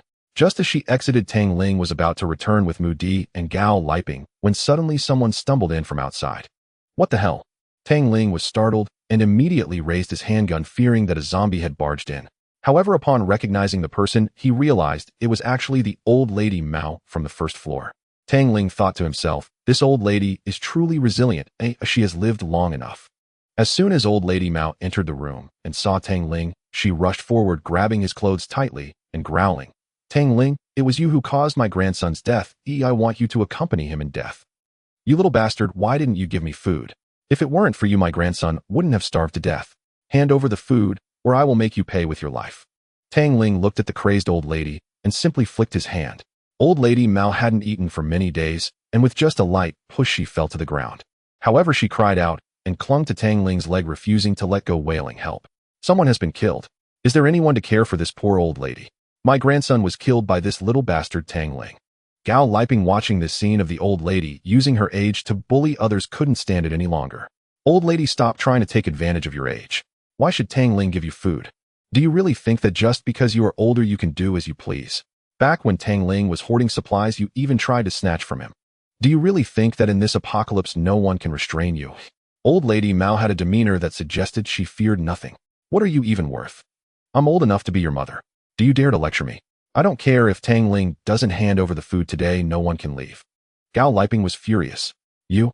Tang Ling raised his hand to stop her, then bent down and looked at Old Lady Mao. Old Lady Mao, you say I killed your grandson.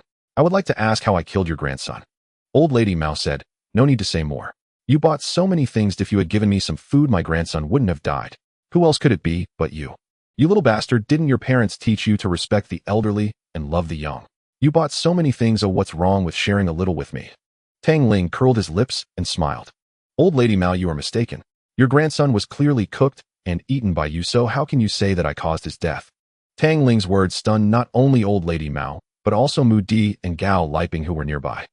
What nonsense are you talking about? Who would cook and eat their own grandson? Old Lady Mao was immediately infuriated. You little brat, you slander me. How could I eat my own grandson? You are talking nonsense. My grandson starved to death, and it was you who caused it. Seeing her defend herself, Mu Di guessed that it was most likely true and couldn't help but shiver. Has this world truly turned into such a state? Your own grandmother ate her grandson. Tang Ling smiled and said, am I talking nonsense? Then let me ask you, if your grandson starved to death, where is his body now? Old Lady Mao was left dumbfounded, speechless.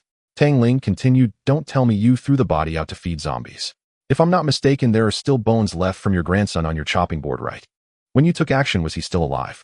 Aren't you afraid he might come back one day to find you? Old Lady Mao's expression turned to one of sheer terror upon hearing this. You little brat, you are the one who caused my grandson's death, and you will face retribution for it. Tang Ling still smiled, saying, we all know who will face retribution. Just imagine if one day your son and daughter-in-law suddenly returned and asked how their son died, how would you respond? Old Lady Mao completely broke down, crying out as she stood up frantically. Where is my grandson? I need to find my grandson. She then ran out of the house in a frenzy, her voice echoing in the hallway. Mu Di felt somewhat uneasy. Tang Ling, is what you were doing a bit too cruel? Tang Ling glanced at her, a cold glint flashing in his eyes that made Mu Di feel as if she had been electrocuted. Cruel? Big Star, you can still stand here chatting with me. Do you think life has become easier for you? But one day you might be killed by someone you pity, and you probably won't even know how you died. After saying this, Tang Ling left on his own.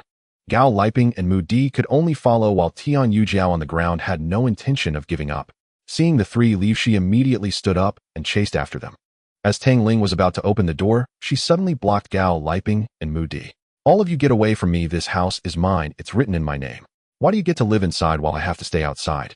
Gao Liping and Mu Di were both left bewildered. Tian Yujiao turned around to look at Tang Ling. Darling, you are testing my resolve, right? Rest assured, after all these days, haven't you seen my determination? As long as you give me a chance, I will take good care of you. Have you forgotten? In college, when I agreed to be with you, you promised to love me for a lifetime. Indeed, Tang Ling had already done that. In his previous life, he had even broken his ribs to make soup for this beloved woman, but this was already Tang Ling's second life. Tang Ling said nothing and slowly opened the door. Tian Yujiao was overjoyed, thinking Tang Ling had finally accepted her. Darling, I knew you couldn't bear to see your most beloved woman suffer outside. I know you still love me. Tonight, I will give myself to you. I am willing to do it as many times as you want.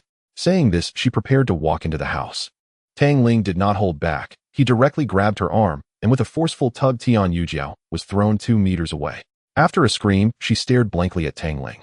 Tang Ling whispered to Gao Liping and the others, you two go in first. Oh, I have something to say to this woman. The two did not say much and entered the house. Tang Ling slowly approached Tian Yujiao and squatted down. My dear you. Tang Ling let out a cold laugh. Tian Yujiao, do you know why you are still alive today? Tian Yujiao hurriedly replied, I know you are testing me, making me taste the bitterness. My dear, rest assured I have understood. I will never betray you again. I will love you well, just as you love me. I was also blinded by greed when I got involved with Qinjia. My dear, I truly realized my mistake. Tang Ling smiled and shook his head.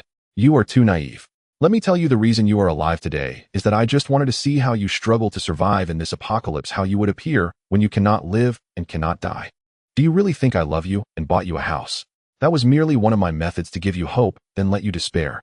As Tang Ling spoke, he leaned closer to Tian Yujiao's ear. In my heart, even if I were to shred you into pieces, it would not ease the hatred I feel. Tian Yujiao was stunned, but she could not comprehend how the man who once loved her so dearly had suddenly changed like this.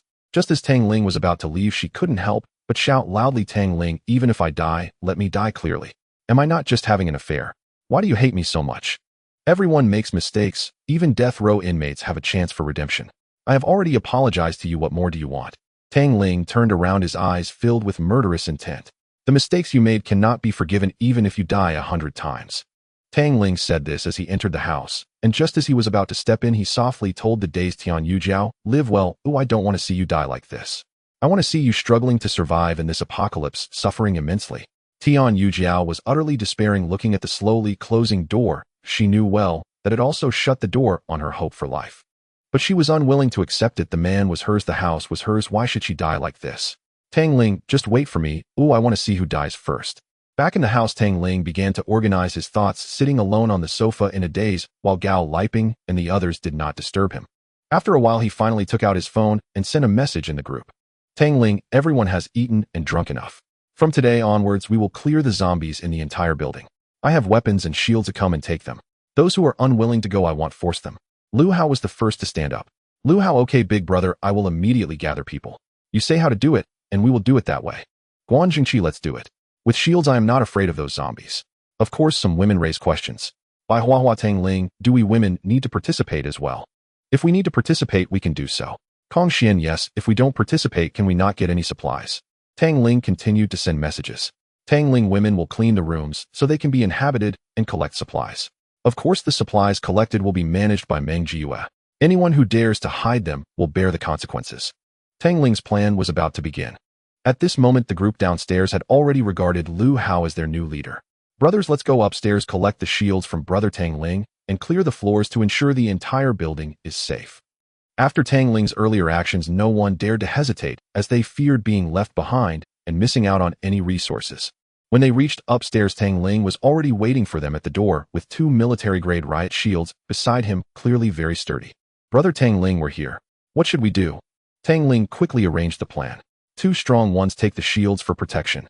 Zhang Jiguai and Guan Jingqi were quite strong, and having just received resources from Tang Ling, they naturally had plenty of strength. The 2 stepped forward. Brother Tang Ling, let's go.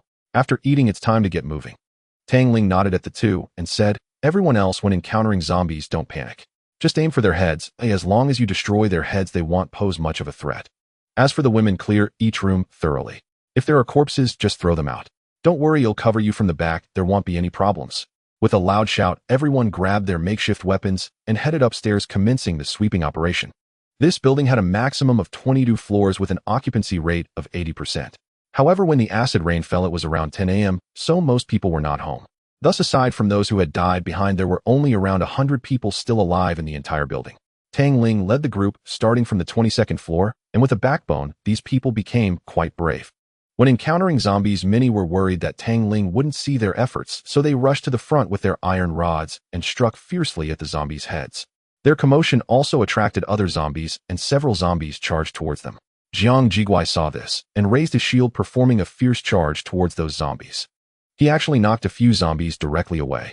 Others did not hesitate and hurried to assist. With this cooperation, no one was injured, and they achieved great results with minimal effort. The women, upon seeing the bloodied and dismembered zombie corpses on the ground, felt nauseous enough to almost vomit, but had to endure it for the sake of survival. They tossed the stinking, pus-dripping zombie corpses down from the building. Of course, there were both men and women who tried to take advantage of the situation. Some men shouted and brandished their weapons, but stood still, while some women merely tagged along, doing nothing throughout. These people were only looking to scrounge for a bit of resources. Tang Ling noted this in his mind. After clearing the hallway, they proceeded to the rooms. Lu Hao shouted, clear every single room. If the door is locked, force it open. Some rooms housed those who had been infected and turned into zombies, but were trapped inside due to locked doors. Having been unable to eat for a long time, they were already weak with almost no combat capability. Some rooms housed those who had resigned themselves to death, and some had starved to death. The harsh realities of the apocalypse were vividly reflected in this building. Of course, some were fortunate, having hoarded food at home and managed to survive. Tang Ling did not seize their resources, nor did he force them to join. He simply inquired about their willingness. Those who were willing to join would not have their resources confiscated, while those unwilling could stay in their rooms. Upon hearing that resources would not be confiscated, and given that they had little left, everyone chose to join.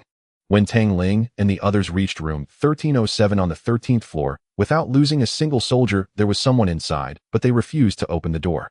Tang Ling asked who was in this room, but no one answered him. To ensure there were no threats in the building, he had no choice but to instruct everyone to pry the door open. However, just as everyone was about to take action, the door suddenly opened. A man dressed neatly, but looking a bit haggard and emaciated, stepped out. When Tang Ling saw his face, it felt as if he had been struck by lightning. Qin Chuan. Qin Chuan was a well-known rich second generation from Zhejiang City. His father was a real estate mogul in Zhejiang City, and Tang Ling's community was developed by Qin Chuan's father. Originally, he and Tang Ling had nothing to do with each other, but in the previous life, Qin Chuan had left himself a set of rooms in Tang Ling's community for clandestine meetings with his lovers. When the apocalypse descended, Qin Chuan happened to be living in the community with his two female lovers, so he was also trapped there. In the previous life, a month after the apocalypse hit, Qin Chuan quickly rallied Lu Yong and the others together with his wealthy background. Chen Jie became his top henchman, and Tang Ling's death was all orchestrated by him from behind. In this life, after the apocalypse descended, Tang Ling had not seen him, nor had he sent any messages in the owner group. Tang Ling thought that Qin Chuan was not in the community this time. To his surprise, his greatest enemy from his past life actually lived upstairs. Seeing the crowd's imposing manner, Qin Chuan's eyes revealed a hint of fear as he softly asked, "What are you doing?" Lu Hao stepped forward and said, "Brother, don't be afraid. We are residents of this building, and we are currently cleaning up the threats within this building to ensure safety in the future. Brother, are you interested in joining us?" "Don't worry," my brother said, "that if you have supplies, they are yours. We won't take them." As soon as Lu Hao finished speaking, Qin Chuan replied, "I'm not interested." After saying that, he prepared to close the door. Lu Hao was quick to react, blocking the door Qin Chuan was trying to shut, and said, "Hey brother, you can choose not to join us, but we must ensure that your room is safe. What if there are zombies in your room, and they suddenly charge out later? Wouldn't we all be doomed?" This command was given by Tang Ling, and he was not unreasonable in wanting to enter. In the previous life, many people unwilling to accept that their closest ones had mutated into zombies kept zombies at home, and even secretly harmed neighbors to feed the zombies formed from their loved ones. Upon hearing this, Qin Chuan angrily declared, "Nonsense, how could there be zombies in my house? If there were zombies, I wouldn't be living here." Lu Hao smiled and said, "We need to check to ensure everything is safe." Qin Chuan was clearly enraged. "Get lost, I warn you. If you dare to mess around, I will make sure you all die. I am Qin Chuan. My father is Qin Yuanrong, and the community you live in belongs to my family. He has already formed a mercenary team to come and rescue me. Whoever dares to touch me will not have a good end." In the last life, he used similar words to intimidate others, and many people flattered him, following him to leave that hellish place, wholeheartedly serving him as his subordinates. However, after waiting and looking around, he saw no sign of his father's mercenaries. Clearly, when Qin Chuan revealed his identity, many people began to reconsider. Seeing this, Qin Chuan felt very satisfied. Even in the apocalypse, his identity as a rich second generation still held weight. Thus, he became even more arrogant. "Don't think I don't know what you want to do. You just want to rob supplies and women, right? With 10 times your courage, would you dare to enter my home?" Just as he smirked and felt pleased with himself, suddenly a voice echoed, "Young Master Qin, what a big mouth you have." Everyone turned to look, and it was Tang Ling. Tang Ling slowly walked through the crowd and approached Qin Chuan, who asked in confusion, "Who are you?" Tang Ling smiled and said, "My name is Tang Ling, young Master Qin. Let me say it again, I am just here to ensure there are no dangers in your home, and then we will leave. As for supplies, I have plenty. To be honest, even if your house is full of supplies and women, I wouldn't be interested." Lu Hao was determined to follow Tang Ling. He chimed in, "Exactly, my brother has plenty of supplies, and he wouldn't even be interested in women. Even the big star Mu Di has become my sister-in-law. Do you think my brother would be interested in your women?" Upon hearing this, Qin Chuan was completely stunned. Mu Di? Wasn't she the goddess of the entertainment industry he had been infatuated with? He had tried several times to use his money to arrange a meeting with her, but had failed. How could she possibly follow this seemingly unremarkable man? This person must have some mental issues, right? Qin Chuan muttered, "I don't care who you are, my house does not have zombies. Get lost quickly, or don't blame me for being rude." After saying this, Qin Chuan tried to close the door again, but suddenly he felt something press against his forehead. Qin Chuan slowly raised his head and saw that Tang Ling had somehow produced a silver-white handgun. However, how could Qin Chuan believe this was real? He scoffed disdainfully. "Friend, who are you trying to fool with a toy gun? If you dare, go ahead and shoot." This Qin Chuan was truly foolish. Didn't he hear the gunshots from a few days ago? He actually doubted the authenticity of the gun in Tang Ling's hands. Tang Ling's lips curved into a slight smile. "Is that so?" Tang Ling aimed the pistol at the ceiling and pulled the trigger. With a loud bang, everyone jumped in surprise and slowly looked up. A black hole appeared on the ceiling, emitting wisps of black smoke. Tang Ling pressed the pistol against Qin Chuan's head again. "Do you want to try now, eh?" Qin Chuan was already terrified, stammering as he threatened Tang Ling. "You? If you dare to touch a hair on me, my father, won't let you go."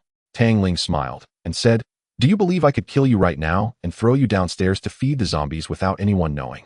Qin Chuan was stunned, frozen in place, unable to utter a word. Tang Ling waved his hand. "Search." Qin Chuan dared not obstruct any longer, and when everyone entered the room, they saw two disheveled women with terrified expressions. Clearly, in this apocalypse, Qin Chuan hadn't been idle. There were indeed some supplies left in his room, but they were few, barely enough for the three of them to last a week. Lu Hao led his team to search the room. Apart from the bed in the bedroom being filled with whips, handcuffs, and collars, nothing suspicious was found. Lu Hao silently thought that even in the apocalypse, this rich second generation knew how to have fun. He came to the door and said to Tang Ling, "Brother Tang Ling, the room is safe." Tang Ling nodded and lowered the pistol aimed at Qin Chuan's head. "All right, let's search other places." Watching the others leave, Qin Chuan let out a long breath, his legs trembling uncontrollably. If he hadn't been leaning against the door frame, he would have fallen to the ground. Usually he was the one bullying others. He had never seen such a situation. Seeing that the supplies in his room had not been raided at all, Qin Chuan was once again stunned. Could it be that these people were really just here to check if there were any zombies in their room? If they looked down on his supplies, did that mean they had more supplies than he did? A woman walked up to him. "Brother Chuan, who are these people? Why did they come in?" Qin Chuan shook his head. "They are the people from this building. As for why they came in, I don't know." Another girl came forward. "Brother Chuan, when will your father come to pick you up? I really don't want to stay in this hellhole anymore. Yeah, what we have to eat can only last us a week at most. If your father doesn't come to pick us up in a week, we won't know what to eat." Qin Chuan smiled and assured the two. "Don't worry, my dad said he would come to pick me up, and he will definitely come. You all know how much he cares for me. It shouldn't take a week. We should be able to leave here soon. Damn it, I've never suffered like this before. That guy named Tang Ling has made a mark on my memory. When my dad comes with mercenaries, I will make him kneel before me and lick my shoes." Qin Chuan's eyes glinted with fierce anger. To vent his pent-up frustration, he dragged the two women into the bedroom, and soon screams and the sound of whips cracking echoed from within. Before long, Tang Ling and the others cleared the 8th floor. Lu Hao said to Tang Ling, "Brother Tang Ling, we've already searched this 8th floor. Everyone has been living here, so we don't need to clear it again." Tang Ling replied in a low voice, "What I want is to ensure there is no threat whatsoever. I must watch you all search again." Naturally, everyone dared not say more and continued to search each room. Most of the people gathered on this floor, so there were naturally many of them. When the door opened, there were still many elderly and children inside. However, when they reached room 810, the door was tightly locked and knocking did not elicit a response. Tang Ling asked coldly, "Who lived in this room before?" Lu Hao thought carefully, but could not remember. Meng Jiue then stepped forward and said, "This room was initially empty, but after Tian Yujiao and Chun Jie came down, they moved in."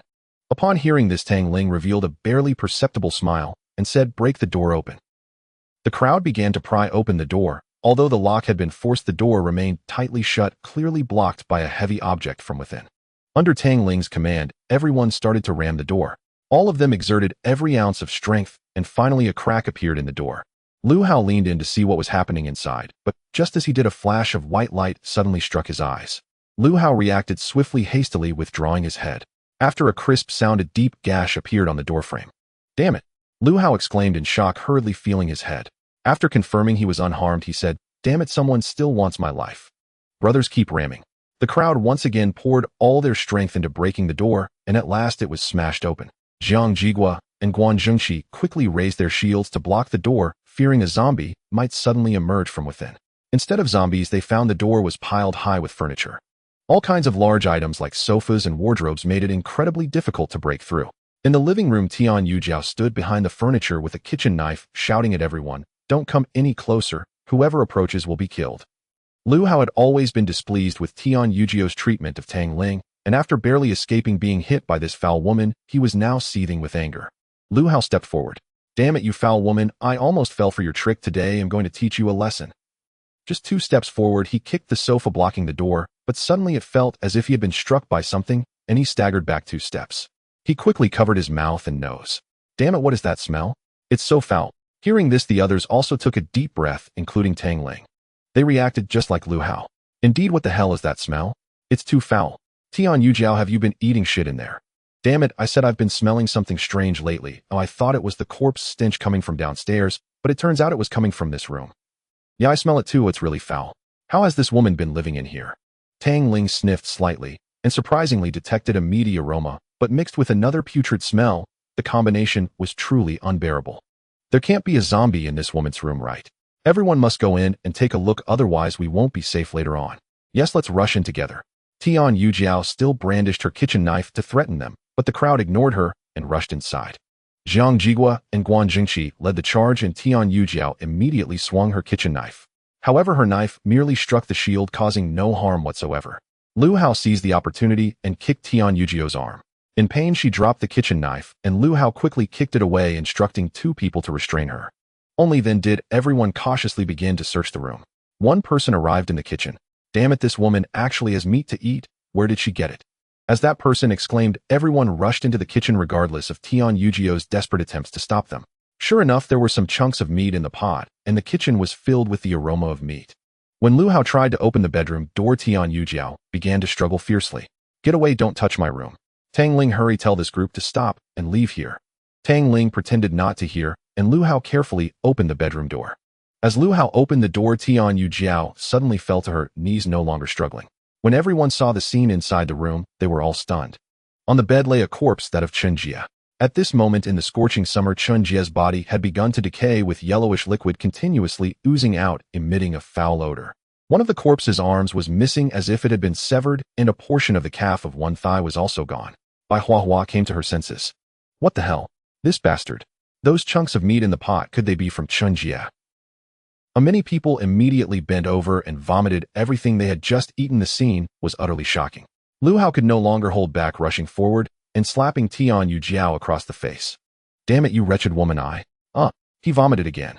After a while, the crowd regained their composure and began to hurl insults. "You filthy bitch, how could you bring yourself to do this? Even in the apocalypse, you lack humanity. You stinking whore, how could you do such a thing? Has your conscience been eaten by dogs? I would rather starve to death than be like you, eating human flesh. How could you bring yourself to do it?" At this moment, Tian Yujiao was already desolate, sitting on the ground, allowing others to insult and humiliate her. Tang Ling, however, looked at the crowd with disdain. If it weren't for them obtaining the supplies needed to survive from him, it wouldn't be long before they too would cross the moral line, like Tian Yujiao. Lu Hao approached Chen Jie's side, his face filled with anguish. "Big brother, how should we deal with this wretch?" Tang Ling smirked, saying, "Let her be. Killing her now or throwing her out to feed the zombies wouldn't be as painful as letting her live like this." Lu Hao nodded in understanding. Tang Ling continued, "All right, let's clean up to the 8th floor. There's an iron door at the stairs of the 8th floor blocking the way up. Now, this building from the 8th floor to the 22nd floor is considered safe. Remember, we must guard it well every day, make sure no one takes advantage of us." Lu Hao nodded eagerly. "All right, big brother, I believe you can lead us to survive." Tang Ling then took out his phone, found the list that Meng Jiue had sent him, and also retrieved a handgun from his space. "From now on, I will call out names one by one. Those whose names are called should leave voluntarily." As soon as Tang Ling said this, everyone looked at him with confusion. Bai Huahua quickly asked, "Tang Ling, what do you mean by this?" Tang Ling replied coldly, "Very simple, since we have confirmed that we need to band together for warmth, the threat of zombies is resolved, but the threat from people has not yet been addressed. What threat could we possibly pose? If you ask us to leave, where could we go? Exactly, my home is on the 16th floor, I won't be leaving." With a bang accompanied by the sound of a gunshot, everyone promptly closed their mouths in terror, staring wide-eyed at Tang Ling. Tang Ling's voice was extremely cold, like a demon from hell. "I'm not asking for your opinions. You can stay, but your lives will remain here." The scene instantly fell silent, and Tang Ling's gaze returned to the list. Everyone was on edge, not understanding what Tang Ling was planning. "Song Ming." Tang Ling's voice cut cold and sharp, uttering Song Ming's name. Every pair of eyes in the crowd instantly turned toward the same direction, the corner where Song Ming stood. Song Ming had slipped in unnoticed while Tang Ling and the others ascended to clear the zombies. His face was now twisted with raw terror. What do you mean by this, Tang Ling? You want me to leave? But where? My home is on the 10th floor. I'm going nowhere. What? Do you intend to seize my residence by force? I'll tell you I. A thunderous gunshot cracked the air, and a dark smoking bullet hole bloomed suddenly in Song Ming's forehead, blood welling forth in a crimson tide. His eyes bulged wide in disbelief, then he collapsed, unwilling, unyielding, onto the floor. With a single gesture, Tang Ling summoned Lu Hao, who immediately ordered 2 men to carry away Song Ming's corpse. Silence fell like a shroud. Not a soul dared draw breath. Beads of sweat rolled slowly down their cheeks. Next, Xia Gaoyi. In that instant, every gaze swiveled once more as one. Xia Gaoyi's mouth gaped open. He dared not defy Tang Ling, yet resentment burned fiercely in his chest. Tang Ling, if you demand I leave, at least grant me a reason. I refuse to die without understanding why. The reason was simple. In his previous life, Xia Gaoyi had been among those who broke into Tang Ling's home and dismembered him. Tang Ling would never allow such a threat to remain at his side. Any day could be the day he fell victim to that man's treachery. Yet Tang Ling had no intention of revealing that truth. You demand a reason? Then tell me, what were you doing while everyone else cleared the zombies just now? Xia Gaoyi's expression tightened with panic. I did nothing. I was helping clear the zombies, of course. You're lying through your teeth. Zhu Fenghua snapped instantly. I didn't see you lift a finger. The whole time you stood idly by, pretending for whom? Others chimed in, voices rising in chorus. Exactly. When the zombies charged, you bolted faster than anyone. And when one lunged at me, you shoved me from behind. I nearly died because of you. A despicable wretch, indeed unworthy of remaining. Xia Gaoyi froze speechless, offering no rebuttal. Then Tang Ling's voice rang out again, calm and unrelenting. So, will you walk away of your own will? Or must I escort you? Jaw clenched, eyes burning crimson, Xia Gaoyi cast one final, searing glare at Tang Ling, then spun on his heel and descended the stairs in silence. Tang Ling continued calling names. Next, Zhu Fenghua. Zhu Fenghua. He hadn't expected it so soon. His eyes widened in sheer dread. After all, he'd been the very first to speak up in Tang Ling's defense moments ago. The sting of humiliation struck swift and brutal. Yet deep down he knew precisely why Tang Ling had named him. Frantically, he fumbled in his pocket and pulled out supplies he'd secretly pilfered during the floor clearing, then dropped to his knees before Tang Ling, pleading desperately. Brother Tang Ling, I admit my fault. I shouldn't have hoarded supplies. Please grant me another chance. I swear I'll never repeat this transgression. Watching Zhu Fenghua's abject supplication, several others grew visibly uneasy. Each had likewise hidden away provisions, believing their theft went unseen. Now they realized with chilling certainty that Tang Ling's gaze missed nothing. I made it clear, Tang Ling said, voice icy and unyielding, that if we band together we act for the collective good. Those who place only themselves above all else, such people cannot remain. His words drew immediate agreement. Brother Tang Ling speaks truth. All supplies were to be pooled and distributed equally. You dared to conceal them. Begone, your kind will surely offend again. Zhu Fenghua kept begging, but Tang Ling's gaze remained glacial, and the barrel of his gun rose slowly, steadily. Zhu Fenghua stumbled backward, trembling. Brother Tang Ling, spare my life. I'm leaving now. I swear I'm gone this instant. He whirled around and fled toward the stairwell, stumbling headlong in abject terror. Watching Zhu Fenghua leave, those who had hoarded supplies no longer dared to be negligent, hurriedly rushing forward to kneel before Tang Ling, each taking out the supplies from their pockets. Big brother Tang Ling, spare my life. I realize my mistake. It's just that I have children at home, and I only wanted to leave some food for them. I am the same. My mother is over 70 years old, and the supplies I received are simply not enough for us. That's why I made a mistake. Big brother Tang Ling, please forgive me this once. Big brother Tang Ling, spare my life. I promise I won't make the same mistake again. Tang Ling surveyed the crowd, finding no particularly wicked individuals among them. Indeed, they had elder relatives to care for and younger ones to support. Perhaps they truly were not driven by selfish motives. Tang Ling chose to forgive them. All right, since you all can wake up in time, I will give you another chance. If you dare to make mistakes again in the future, don't blame me for being merciless. Then Tang Ling eliminated a few individuals who had been detrimental to him in his past life, and said, now this is the last one. Upon hearing this, everyone grew even more anxious. Some people were leaning against the wall, barely managing to stand. This was too oppressive. They were all worried that this last one would be themselves. Tian Yujiao. Upon hearing the name, everyone sighed in relief, and a few even slumped to the ground, completely spent. At this time, Tian Yujiao, who had been beaten to a pulp and could not be recognized, hurriedly crawled towards Tang Ling on her knees. Tang Ling, please don't drive me away. Can you bear to watch me get bitten to death by zombies? Even if you don't consider our years of friendship, at least think of us as university classmates. Please treat me like an ordinary person and spare my life. I don't want to die. Before Tang Ling could respond, the crowd erupted. You blood-drinking, flesh-eating dog, if you don't leave, who will? Get lost quickly, I feel sick just seeing you. You vile woman, how dare you ask Big Brother Tang Ling to spare you? When you were sharing a bed with Chun Jie, did you think about Big Brother Tang Ling's feelings?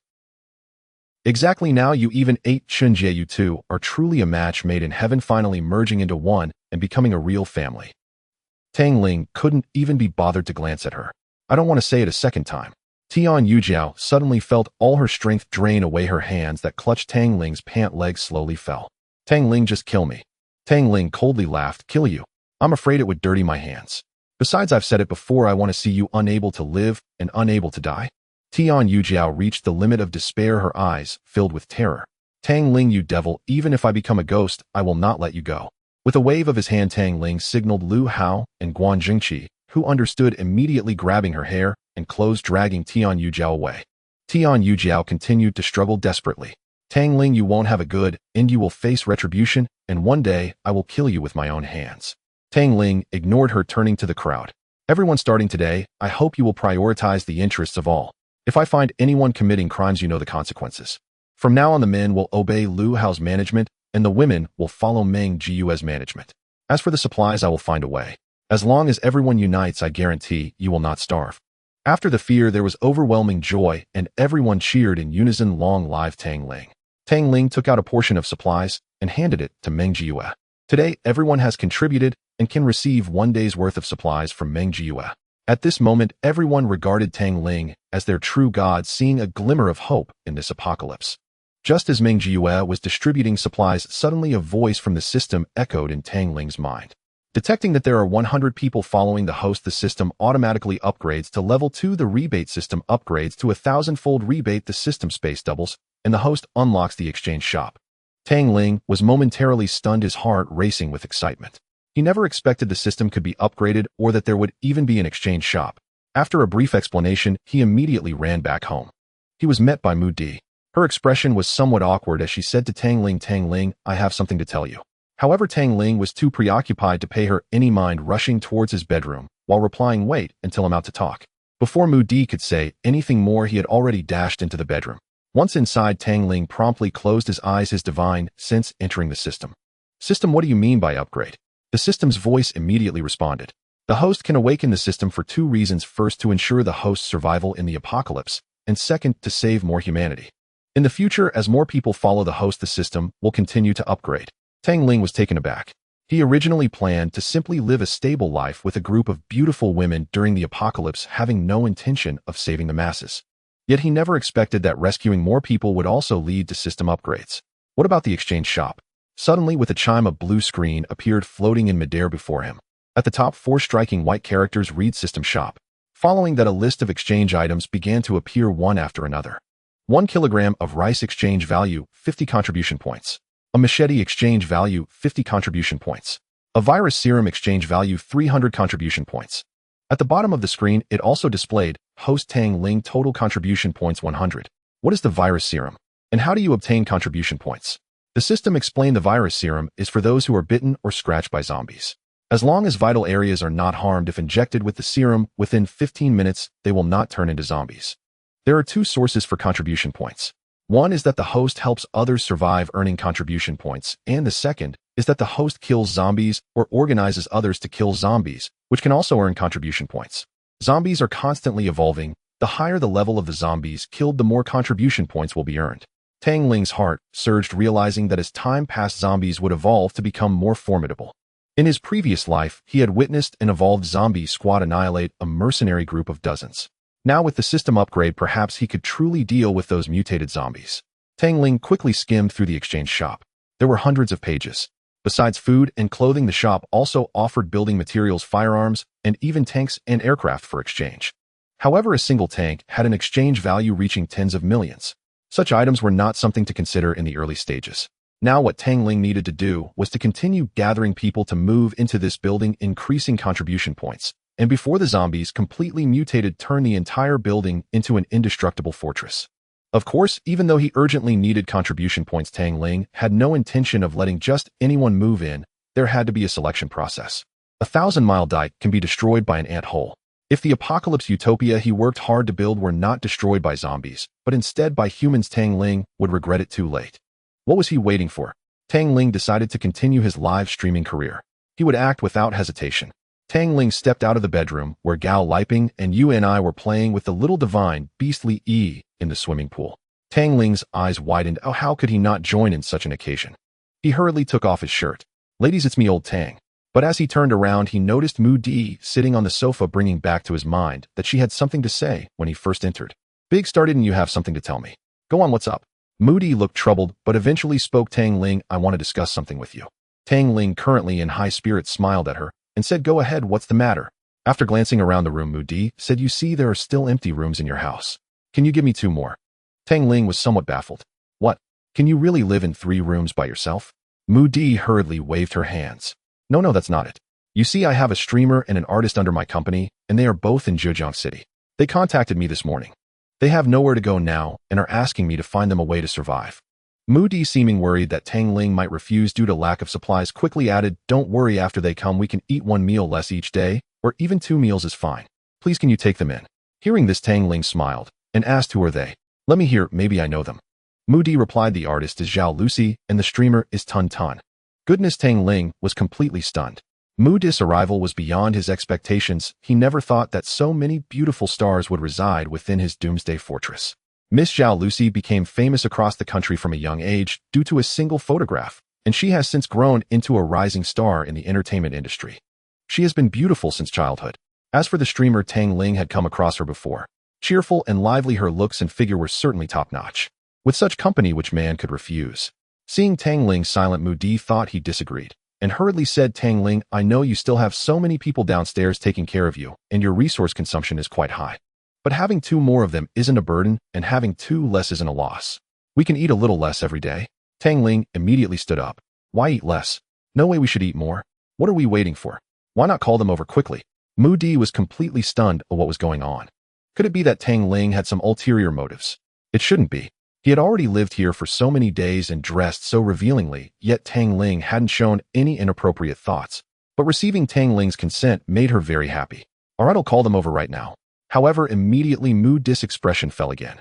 Although they aren't far from us, it doesn't seem like an easy task for them to come over. Tang Ling patted his chest. Simple, I won't go to pick them up. Mu Di was once again stunned. Though she had humbly requested Tang Ling's agreement to let the 2 stay, she hadn't thought about how they would cross the horde of zombies to meet them. Unexpectedly, Tang Ling readily agreed to let the 2 stay, and even said he would go with her to pick them up. Tang Ling, you must be joking. Tang Ling smiled and said, what joke? Rest assured, with Li Ping's car, I guarantee I can bring them over safely. In truth, Tang Ling thought that if it had been before today, even with Gao Liping's doomsday war vehicle, he wouldn't have been willing to pick anyone up from dozens of kilometers away, let alone just circling at the community entrance. But things were different now. He had activated the system shop and could exchange for serum. Even if he were bitten or scratched by a zombie, hiding in the car would pose no danger. Plus, killing zombies could convert into contribution points, so naturally, he wouldn't be holed up at home every day. He would definitely frequently engage with zombies. After spending some time together, Mu Di discovered that Tang Ling was courageous and resourceful, making decisive actions. She had already formed a substantial change of heart towards him. At that moment, Mu Di was thoroughly captivated by Tang Ling. She stood up happily, her excitement evident on her face. She instinctively lunged at Tang Ling, wrapping her arms around his neck and planting a kiss on his cheek. Tang Ling, thank you. Tang Ling was stunned, and Mu Di was also taken aback. The 2 of them blushed and stared at each other for quite a while. It was only after a moment that Tang Ling snapped back to reality and turned his head away. Oh, you tell them not to rush. Give me 3 days, and we will go pick them up. Mu Di blushed and softly responded. To ease the awkwardness, Tang Ling added, look how happy they are playing. How about we join in the fun? Unexpectedly, Mu Di agreed, standing up and slowly peeling off her clothes in front of Tang Ling. When she was left wearing only a knotted swimsuit, Tang Ling was already captivated. Her figure, her skin combined with her perfect looks were simply a divine gift. Let's go. Hearing Mu Di's invitation, Tang Ling hesitated instead. You go first, I'll be there in a moment. At that moment, Tang Ling dared not stand up, for there were other things at stake. Watching Mu Di leap into the pool, playfully splashing around with Yu and I, and Gao Liping, Tang Ling smiled to himself. It seemed that this big star had fully integrated into this place. After a blissful sleep, the next morning Tang Ling immediately contacted Lu Hao. Find me some brave and sturdy individuals. Oh, I have something to discuss with you all. Lu Hao readily agreed. Before long, he brought 4 people upstairs. Besides himself and Guan Jingqi, there were Jiang Jigua Rong Sheng and Meng Hui. Tang Ling had some impression of Rong Sheng and Meng Hui. They spoke little but worked diligently. They were at the forefront during the zombie cleanup yesterday. Upon seeing Tang Ling, Lu Hao immediately smiled obsequiously, saying, "Big brother, I've brought the people you asked for. Just tell us what you need." Tang Ling wasted no time and took out 5 machetes and 2 shields from his space. Seeing Tang Ling's extraordinary skills again, Lu Hao couldn't help but ask, "Big brother, where on earth did you conjure these things from? Are you some sort of magical cat?" Ignoring him, Tang Ling quietly said to the group, "All right, the reason I've called you up today is to take you out for a stroll." Upon hearing this, everyone was dumbfounded. A stroll? Guan Jingqi was in shock. "Big brother, you must be joking. The outside is crawling with zombies. If we go out, aren't we just offering ourselves as a buffet for them?" Tang Ling scoffed. "The zombies downstairs must be cleared out, otherwise our community will never be safe. Of course, if you are scared, you can choose not to go. But if you dare to come with me, I promise you won't lack food in the future." At this statement, everyone fell silent. Eventually, Lu Hao was the first to step forward. "Damn it, what's there to be afraid of? They're just zombies. Didn't we deal with them before when we were clearing the floors? We also took them down one by one, right? Big brother, I'll go with you." With him taking the lead, others felt apprehensive, but quickly agreed, thinking about not lacking food in the future. Thus, with Tang Ling, this group of 6 picked up their machetes and shields and set off. Since killing zombies could increase contribution points, Tang Ling led them to continue clearing the floors starting from the 7th floor. There weren't many zombies on the 7th floor, only 2 were wandering in the hallway. Tang Ling whispered to Jiang Jigua, "Lure the zombies over just like we did yesterday." Jiang Jigua picked up the machete, tapped his shield, and upon hearing the noise, the zombies immediately roared and charged towards them. Jiang Jigua used all his strength to block the impact of the zombies with the shield. With a thud, the 2 zombies let out low growls and frantically clawed at the shield. Lu Hao and Meng Hui reacted quickly, each slicing a zombie's head with their machetes, causing the undead to fall lifelessly to the ground. Tang Ling instinctively entered the system space and found his contribution points increased by 200. Tang Ling's experiment was not over. He wanted to see how many contribution points he would gain if he personally dealt with the zombies. Thus, while cleaning a room, he discovered a zombie. Tang Ling held a gun in his right hand and a katana in his left. Just as Lu Hao was about to step forward to deal with the zombie, he whispered, "Let me handle this." Tang Ling swiftly dashed forward, and with a single stroke of the katana, he effortlessly severed the zombie's neck, its head rolling onto the ground. Once again, Tang Ling entered the system space and found his contribution points increased by 200. It turned out that the points gained from zombies he personally dealt with were directly double those from organized kills. From then on, nearly all the zombies in the rooms were personally dealt with by Tang Ling. During this process, they also discovered Song Ming, Zhu Fenghua, and others hiding on the 5th floor, a group that had been driven away by Tang Ling, which had now gathered together, forming a small faction. Upon seeing Tang Ling, they naturally pleaded desperately to return, but Tang Ling ignored them. Meanwhile, Tian Yujiao was hiding alone on the 4th floor. The moment she saw Tang Ling, she was overwhelmed with joy and clung tightly to his pant leg.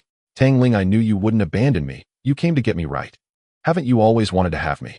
Now I'm offering myself to you." As Tian Yujiao said this, she began to remove her clothing, leaving the others behind. Tang Ling dumbfounded. This woman was indeed willing to do anything to survive. Tang Ling glared at her with disgust and kicked her away.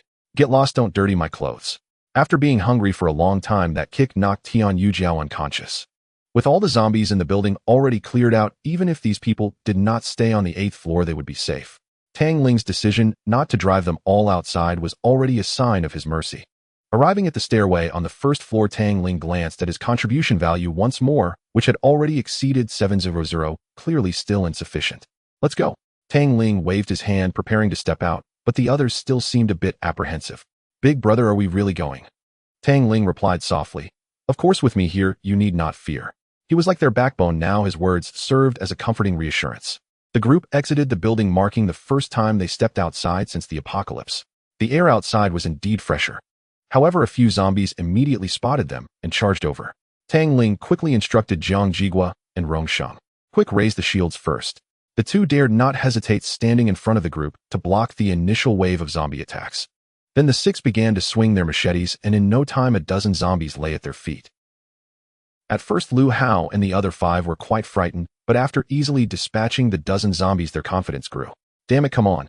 If you have the guts, bite me. This is so exhilarating. Chop, kill these bastards." Zombies kept pouring in, but they worked together seamlessly, eliminating them one by one. At this moment, others in the building noticed Tang Ling and his group fighting the zombies. Damn, who are these warriors? So fierce. Brothers, good job, kill them all. To the brothers killing zombies downstairs, can I join you? Do you have any food? Just give me a little. People from all floors leaned out of their windows watching Tang Ling and his group, some cheering them on, while others loudly pleaded to join, even whistling. Even if they were starving, they were not afraid of exhausting their last bit of strength. After all, in the post-apocalyptic world, they had been stifled for too long, and no one's emotions had been released. What Tang Ling did not expect was that while they were fiercely battling the zombies, suddenly 4 or 5 young people burst out from the adjacent building.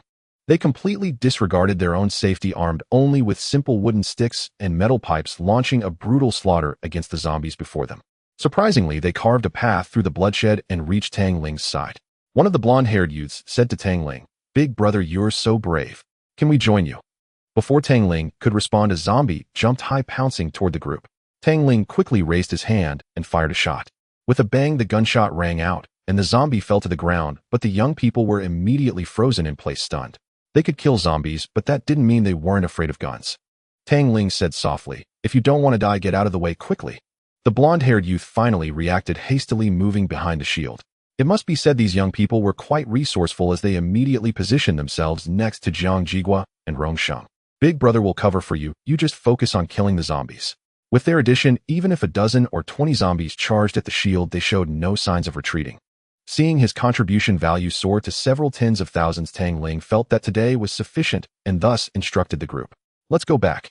However, just as he turned around, a loud bang sounded as the door slammed shut. Tang Ling looked up to see someone outside locking the door with iron chains. This person was none other than the seemingly insane old lady Mao, who, while locking the door, began to curse at Tang Ling. "You little bastard, I let you kill my grandson today. I'll ensure you have no place to be buried. Aren't you quite powerful?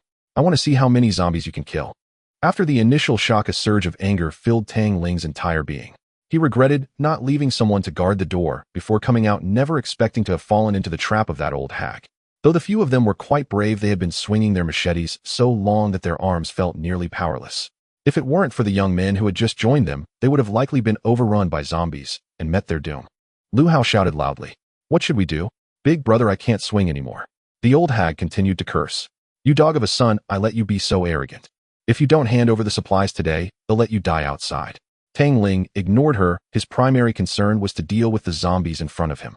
Then Tang Ling took out several shields and handed them to the young men. "Take these." They dared not hesitate and picked up the shields to fend off the relentless waves of zombie attacks. At that moment, Tang Ling pulled a grenade from his space, directly removed the safety pin, and threw it into the horde of zombies. With a loud bang, Tang Ling and the others were temporarily deafened, only able to hear a buzzing sound. Smoke and dust filled the air, with zombie remains scattered everywhere. Fortunately, the pressure had eased, and there were only a few zombies left capable of charging. Tang Ling knew very well that the explosion would surely attract more zombies. Ignoring the dizziness in his head, he approached the door. The old hag was so frightened by the explosion that she sat down on the ground. Seeing Tang Ling running towards the door, she got up and desperately braced against it. "You son of a dog still want to come in?" "Not a chance." Tang Ling glanced at the door, which she had already locked from the inside. If he wanted to break in forcefully, it wouldn't be difficult. He just needed to shatter the tempered glass. But if he did that, he would lose even the first line of defense against the zombies. Tang Ling looked around and noticed that a neighboring house had an open window. Without a second thought, he immediately ran over and climbed through the window into the room. The old hag lifted her head, but did not see Tang Ling. She was still on her tiptoes, searching around. Muttering to herself, "Where did that little brat run off to?"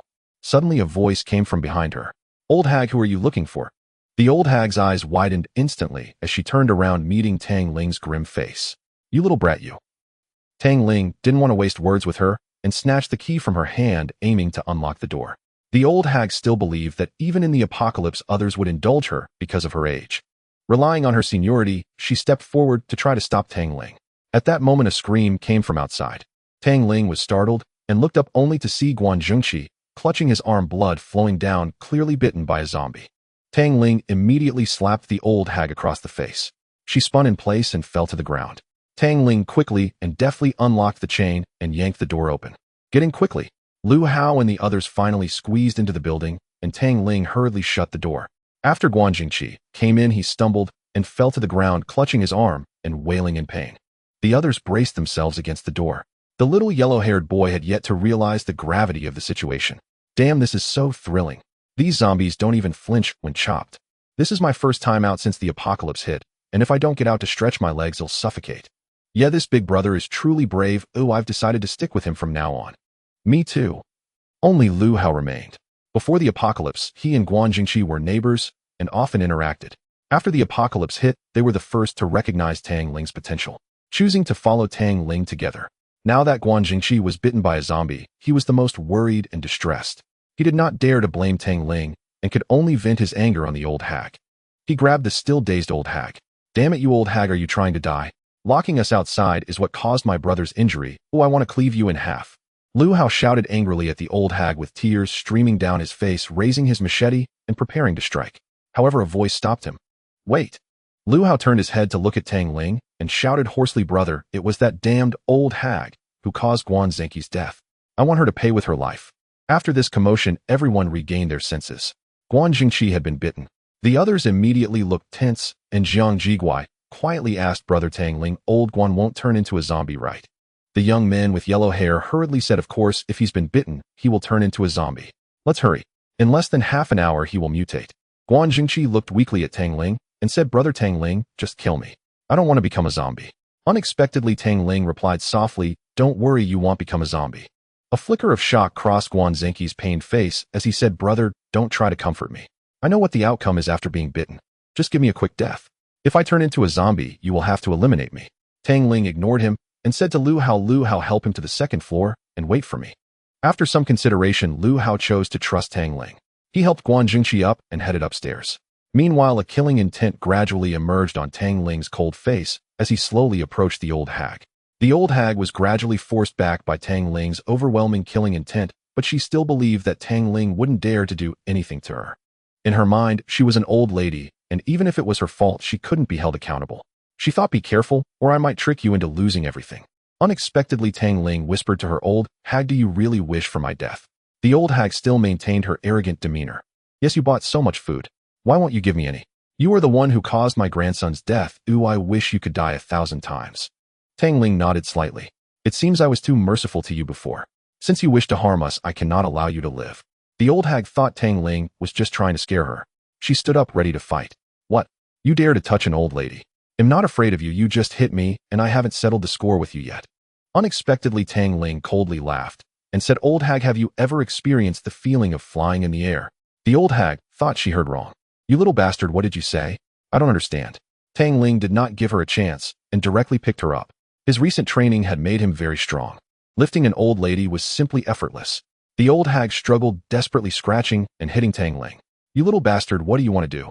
Let me down quickly. My son is a big boss. What do you dare to do to me? He will definitely not let you off. Tang Ling ignored her and directly ordered Jiang Jiguai, who was guarding the door. Open the door. Jiang Jiguai thought he misheard. What? Brother Tang Ling, there are zombies outside. If we open the door, what if? Tang Ling's voice was icy. I said let the door open. Only then did Jiang Jiguai prepare everyone and slowly open the door. The old hag then realized that Tang Ling intended to throw her out, and he was not just trying to scare her. Tang Ling, let me down. I can overlook what happened before. My grandson's matter has nothing to do with you. Let me down quickly. The moment the door opened, Tang Ling directly threw the old hag out with both hands, landing heavily behind the group of zombies that were still banging on the door. Ouch! The old hag let out a cry of despair. The situation happened too suddenly, and she hadn't even reacted before she was outside. Tang Ling, you. Before she could finish her curse, the group of zombies still banging on the door noticed the living being behind them and all rushed towards her. Tang! Help! Ouch, it hurts so much. The old hag's cries echoed, but in just a few seconds, she could no longer make a sound, instantly overwhelmed by the horde of zombies. With the zombies no longer banging on the door, Jiang Jiguai quickly shut the door and locked it. Tang Ling quietly said to Jiang Jiguai, take them to the 8th floor and wait for me. After saying that, he turned to go upstairs, encountering Lu Hao, who was coming down the stairs. The moment Lu Hao saw Tang Ling, he looked extremely anxious and said, Brother Guan Jingqi. He's not going to make it. Tang Ling and Lu Hao arrived at the room where Guan Jingqi was located. At that moment, Guan Jingqi was trembling all over on the bed. His face and body were visibly marked by swollen veins as if insects were crawling within his blood. Even Tang Ling found the sight quite alarming. Guan Jingqi was mumbling, please grant me a swift end. This is unbearable. Lu Hao was still shedding tears. What should we do? Brother Tang Ling, he's about to mutate. Should we? Tang Ling remained silent, his divine sense entering the system space. System, I want to exchange for items. The voice of the system responded, opening the system store. As the store opened, without a second thought, Tang Ling exchanged for a vial of viral serum. Exchange successful. Welcome back, next time host. As Tang Ling opened his eyes, he indeed found a vial resembling a potion in his hand, but the system did not inform him whether it was to be taken orally or injected. Just as Tang Ling was about to ask, the system said, host, the effects are the same for oral and injection. Without hesitation, Tang Ling directly administered the serum to Guan Jingqi. Tang Ling could have watched him die without intervening, but first, Guan Jingqi had shown him some loyalty, and second, he wanted to see if this viral serum would actually work. Lu Hao hurriedly asked Tang Ling, brother, what is this? Tang Ling said nothing, instead focusing on Guan Jingqi on the bed. Sure enough, after drinking the viral serum, Guan Jingqi stopped trembling within a minute and lay still on the bed, his life hanging in the balance. Lu Hao was stunned, thinking Tang Ling had given Guan Jingqi some poison to end his suffering. He slumped down onto the floor. Jingqi, don't blame brother Tang Ling. He only wanted to spare you from more pain. The one who truly harmed you is that old witch. If you want revenge, go find her. Tang Ling, too exhausted, sat down and said, what are you crying about? He's not dead yet. Lu Hao, shocked, glanced at Tang Ling before hurriedly checking Guan Jingqi's injuries. The veins that had been so prominently visible had receded, and Guan Jingqi's chest was rising and falling, his breathing becoming steady, although the wounds on his arms still bled. Lu Hao was utterly astonished. He suddenly turned to Tang Ling and exclaimed, brother, are you a deity? You must be a deity. Surely the heavens did not wish for humanity to perish and sent you down to save the world. Tang Ling, uninterested, continued resting on the side. After about 10 minutes, suddenly Guan Jingqi sat up abruptly from the bed, causing Lu Hao to be so startled that he stumbled backward and fell to the ground. Even Tang Ling was startled, standing up from his chair. Guan Jingqi, looking bewildered, asked, what happened to me? Am I dead? As he could still speak, he was not a zombie. Tang Ling let out a long sigh. The system had not deceived him. Lu Hao was the happiest of them all. He rushed forward and embraced Guan Jingqi. Old Guan, you're all right. This is wonderful. Brother Tang Ling saved you. Guan Jingqi looked astonished. I'm really okay. How is that possible? Wasn't I bitten? He looked around and even slapped himself to confirm he was not dreaming, quickly becoming excited. I'm really okay. I didn't turn into a zombie. This is amazing, truly amazing. Tang Ling quietly said, it's good that you're fine. Let's head upstairs. Unexpectedly, Guan Jingqi suddenly crawled up and knelt before Tang Ling. Though I don't know how you saved me, I must thank you for your life-saving grace. From now on, through fire and water, as long as you say the word, I shall not fear anything. Tang Ling smiled slightly. Get up. It was my negligence that caused your injury. Oh, I share some responsibility. They are still waiting for us upstairs. Oh, let's go. The three of them then made their way upstairs.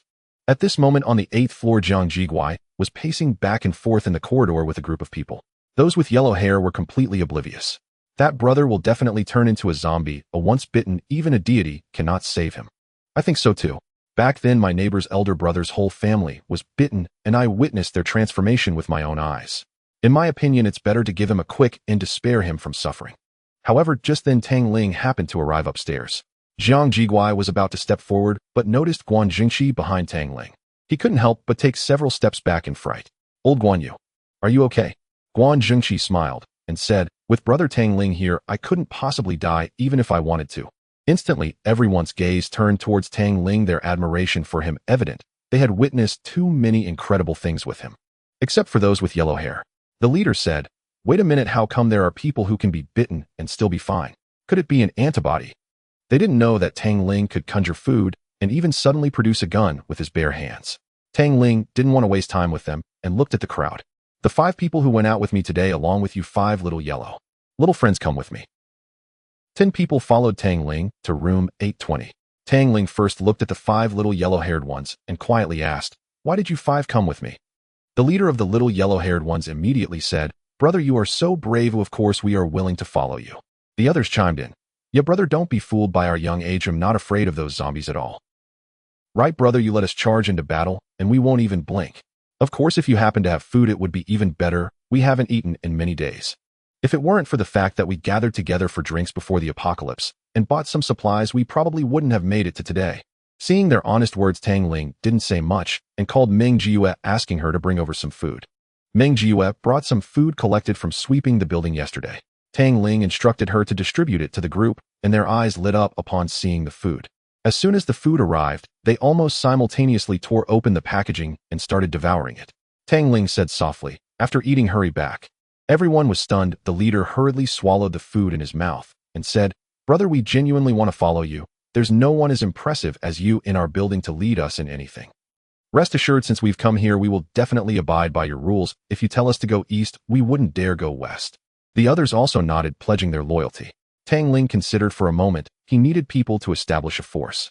Although these few seemed a bit unserious, he could observe them for a while and reassess if necessary. "All right, since you've decided to form a group with us, I won't refuse. Let's hear your names." "Brother, I'm Song Bo. I'm Zhao Jingro." "Brother, I'm Zhao Jingchen. We are brothers." "I'm Sun Yuba. I'm Long Dingli, brother." Tang Ling said softly, "All right, I've noted your names. You can stay with us for now, but if you break the rules, don't blame us for being ungracious." "Okay, brother."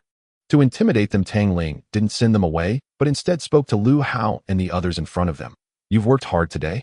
Although there were surprises, thankfully you returned safely. Of course, merit must be rewarded and mistakes punished. You all contributed today, so if you want something, just say it." Lu Hao smiled and said, "Brother, you don't have to be so polite. I've wanted to go out and stretch my muscles for a long time. If you insist on rewarding me, just give me this machete. In this apocalypse, not having a decent weapon is really tough." Guan Jingqi also said, "Yes, brother, the food you gave us still has leftovers. I don't want supplies or anything, just this knife." Just as Jiang Jiguai was about to speak, Tang Ling interrupted him. "You still have your mother to take care of, or I'll give you some food instead." It wasn't that Tang Ling was kind-hearted. He was genuinely worried that if these people chose weapons, he wouldn't be able to intimidate the yellow-haired ones before him. Since Tang Ling had said this, Jiang Jiguai naturally couldn't refuse. Tang Ling then took out some food from the space and threw it to Jiang Jiguai. "Take this. As for the weapons, you can keep them. If any unexpected situation arises, you'll be able to handle it." After receiving the food, Jiang Jiguai looked at Tang Ling with immense gratitude, almost kneeling down to thank him. The 5 people, seeing Tang Ling conjure items out of thin air, were completely dumbfounded. "Wow, big brother, is this your hand-rolled spiral ball? How amazing. Incredible, my brother. I've decided even if you try to chase me away, I won't leave. I'll just follow you. This doesn't seem like magic, big brother. Can you teach me?" Since Lu Hao and the others chose weapons over food, they were quite shocked. Did they not need to eat? Now, witnessing Tang Ling's divine skill, they were utterly conquered. Seeing that he had intimidated them, Tang Ling felt no need to make any further moves. He looked at Rong Sheng and Meng Hui. "What about you? What do you need?" Meng Hui thought for a moment and said, "Big brother, you've already given us enough. Let's just leave the weapons behind." Rong Sheng then said, "Me too. If you truly want to reward us, just remember to give us more supplies next time we collect them." Tang Ling nodded in satisfaction and stood up. "All right, then you guys arrange a place for these 5 brothers to stay, and I'll head up first." Returning to his room, the 3 women gathered around him with concern. Yu and I looked at Tang Ling with a worried expression. "Tang Ling, are you okay? Why did you suddenly decide to deal with those zombies? Yeah, what if you get hurt?" "Exactly what happened downstairs just now. I saw you coming in through the window." Even the little spirit beast tugged at Tang Ling's pant leg. "Big brother, the 3 big sisters were really worried about you just now." Tang Ling smiled and said, "But I'm fine, right? Don't worry, I wouldn't fight without confidence." "Are you really concerned about me, or are you worried I'll die and leave you without food?" Tang Ling's question made the 3 of them blush simultaneously. Moody said irritably, "Of course we're worried about you dying. We'd starve to death here too." Gao Liping also said, "Exactly. Next time you go out, I think you should leave more supplies at home. Otherwise, if anything happens to you, won't we be doomed too?" Only Yu and I stood aside, blushing and silent. But in truth, Tang Ling had already noticed that the 3 of them genuinely cared for him. Having suffered the ups and downs of human emotions in his past life, this sudden concern still caused a stir in his heart. "All right, next time I go out, I'll leave you 10 days worth of food. If I die, at least you can survive for 10 days. Yu and I hurriedly said, "Don't say such ominous things. You won't have any problems." Tang Ling returned to his bedroom and immediately entered the system space. Upon looking, he found that his contribution value had surprisingly reached over 100,000. That means they had just cleared at least 700 to 800 zombies. The items in the system store priced at 100,000 were all firearms and ammunition, which Tang Ling didn't need. 2 days later, Tang Ling was to bring Mu Di to welcome Lu Si and Tun Tun, for which he needed protective gear. So he asked the system, "Does the system have anything that can prevent zombie bites?" The system immediately replied, "Of course, there's this item called the Heavenly Silkworm Garment. It's as thin as a cicada's wing. Not only can zombies not bite through it or tear it, but even bullets can't penetrate it. The only drawback is that it doesn't protect the face." Tang Ling looked at the picture that popped up on the large screen. It looked really good, but upon seeing the exchange price, he was stunned. It required over 1 million contribution points. Tang Ling was utterly speechless. "Can you give me something cheaper? What? Am I being treated as a tycoon just because I've just stepped out?" All right. This one, made from the materials of ordinary bulletproof clothing, effectively protects from the neck down to the feet. If you encounter zombies, as long as your head isn't bitten, everything will be just fine. Tang Ling glanced at it. The exchange price was 1,000 contribution points. Without hesitation, he exchanged for 4 pieces. When the 4 pieces of protective clothing appeared at the head of his bed, Tang Ling picked them up, carefully examined them, and tried them on. To his surprise, they were very lightweight, and he had no problem moving his arms and legs. Spending 1,000 contribution points was worth it. Next, he just had to wait for 2 days to pick them up. 2 nights later, Mudi had already contacted Lu Si and Tun Tun, and tonight she would go to pick them up. Tang Ling still needed to bring along 2 people as helpers. Lu Hao and Guan Jingxi were the best candidates, but considering Guan Jingxi had just recovered and Jiang Jiguai had to take care of his elderly mother. After much thought, Tang Ling remembered how courageous Song Bo had been during their recent outing to eliminate zombies and decided to see how he would perform this time accompanying him. If he performed well, there was certainly a chance for future reemployment. Thus, Tang Ling immediately contacted Lu Hao and asked him to bring Song Bo upstairs.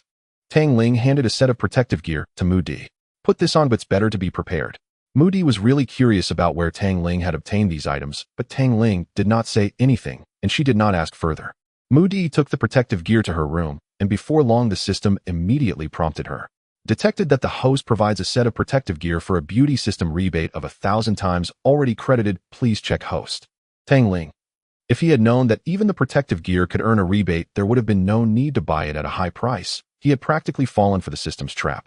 After a while, Mudi came out of the room. Tang Ling was utterly stunned. The protective gear looked absolutely fitting on Mudi, not appearing bulky at all, and even had a certain charm to it. What was going on? What's wrong? Is something off? Tang Ling regained his composure and quickly smiled. It's fine, it fits well. Mudi replied. It fits quite well, but why are we wearing this? Isn't it just ordinary clothing? Tang Ling did not explain to her. At that moment, there was a knock on the door, and Tang Ling beckoned Mudi to go out. This was Song Bo's first time seeing Tang Ling's safe house. Wow, big brother, this door of yours is simply extraordinary. I bet even a bomb couldn't blow it open.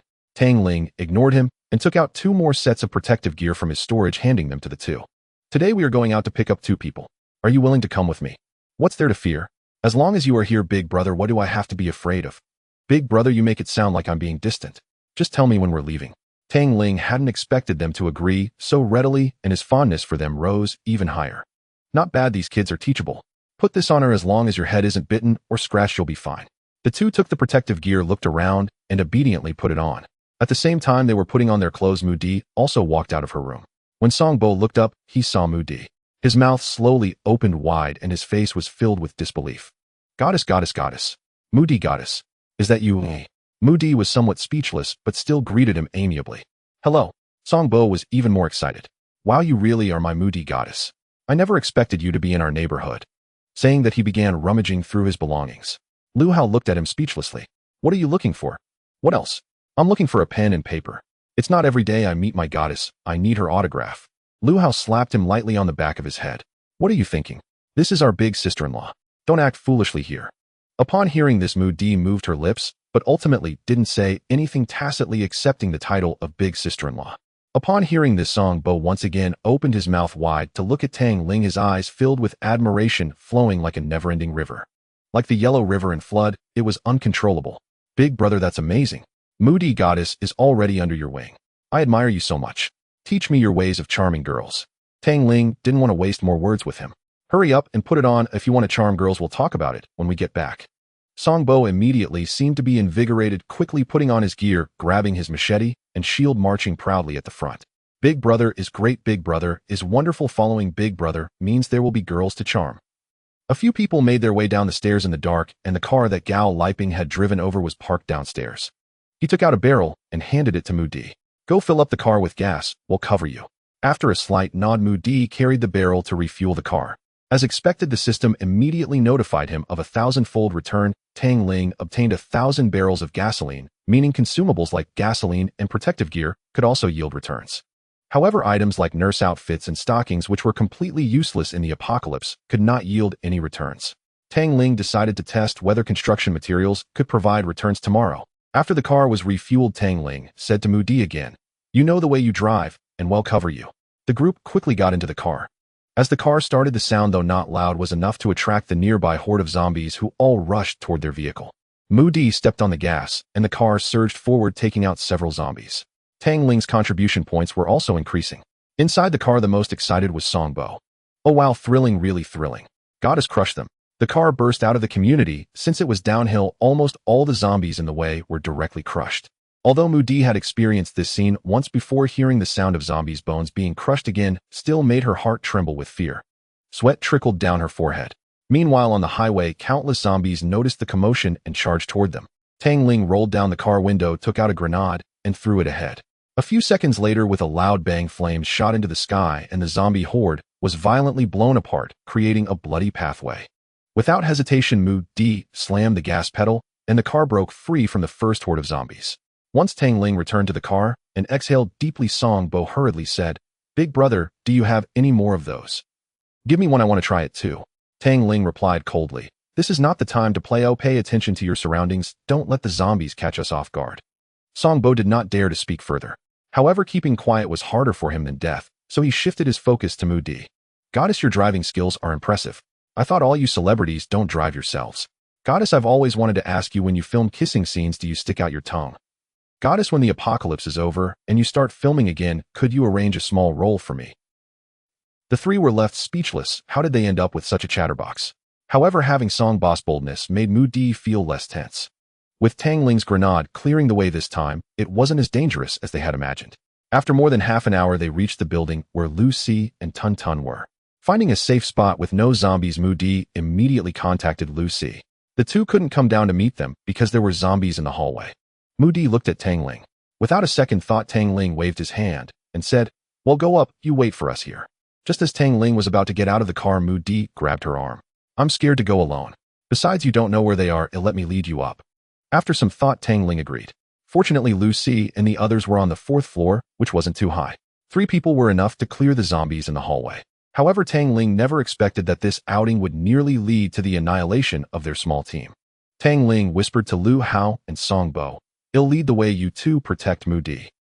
Tang Ling truly did not want to hear him ramble, so he covered the man's mouth. "Let's go upstairs." The 4 of them slowly approached the staircase, which was in the affluent area. Before the apocalypse, many people gathered here, so naturally there would be many zombies after the apocalypse. Before Tang Ling and the others could ascend the stairs, 2 zombies charged at them from the staircase. Tang Ling, quick on his feet, raised his Tang Dao and effortlessly dispatched the 2 zombies. However, when they reached the 2nd floor staircase, the scene before them left the 4 of them dumbfounded.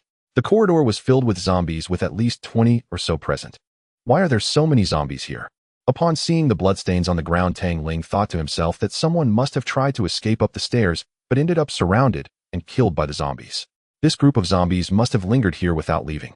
Even if Songbo was bold, seeing this scene made him feel a bit nervous. Brother, what should we do? Should we retreat?" Tang Ling whispered. "We've come this far, what is there to retreat from? Lu Hao, you protect Mu-Di and keep an eye on the back. Songbo, let's go in together." Although Songbo felt nervous, it did not mean he was afraid to charge, and especially since his goddess was watching. Seeing Tang Ling rush towards the horde of zombies, he followed suit, without hesitation brandishing his knife. The two engaged in a fierce battle with the group of zombies. Fortunately, they were brave enough, and within moments they had dispatched the 20 or so zombies. Songbo immediately became excited. "Brother, we did it." But just as he finished speaking, suddenly a dark figure sprang out from who knows where, letting out a low growl as it lunged towards Tang Ling and Songbo.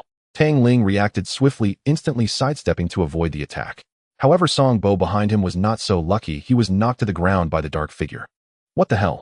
Songbo tried to resist, but found the weight on him was immense, and he could not break free. "Brother, help me." The dark figure opened its mouth and bit towards Songbo's neck. Fortunately, he was wearing a protective suit, and despite several bites, the suit held firm. Tang Ling realized the danger and quickly raised his Tang Dao, swinging it at the dark figure. However, as if sensing the danger behind it, the dark figure suddenly leaped away, vaulting off the wall to land directly above Tang Ling, letting out a low growl before vanishing into the night. The 4 were left utterly stunned. This thing did not resemble a zombie at all. Its speed and strength, and even its ability to sense danger, were akin to a martial arts master. Tang Ling snapped back to reality and hurriedly asked Songbo, "Are you all right?" Songbo, having narrowly escaped death, lay on the ground, exhaling deeply. "Damn, it's good that you gave me that outfit, brother. Otherwise, I would have been bitten to death by that thing." After getting up, Songbo curiously asked, "Brother, what was that thing? It didn't seem like a zombie." Tang Ling could not answer. "I don't know either. It seems this building is not simple. We must be careful and not let our guard down. Songbo entirely refrained from speaking, constantly paying attention to their surroundings. Tang Ling also took out his handgun. Although using a gun now might attract a horde of zombies, if they encountered a situation like just now, they would have no choice but to fire. The group safely reached the 4th floor just as Tang Ling was asking where Mu Di and Lu Si were. Tang Ling's pupils dilated as Songbo sensed something was off and looked in the same direction as Tang Ling. His expression mirrored Tang Ling's. At the top of the stairs, a dark figure clung to the wall. Could zombies really possess such abilities? Tang Ling slowly raised his gun, daring not to make a sound for fear of alerting the creature. The monster was so close to Mu Di and Lu Hao, and if it was startled, both of them would be in danger. However, before Tang Ling could aim, the monster sensed danger, once more swiftly darting upstairs and disappearing again. Tang Ling let out a long breath and softly said, "It's not safe here, let's hurry up and leave." Mu Di pointed out the direction, and the group quickly arrived at the main door, where Mu Di gently knocked on it. After a short while, a woman's voice came from inside.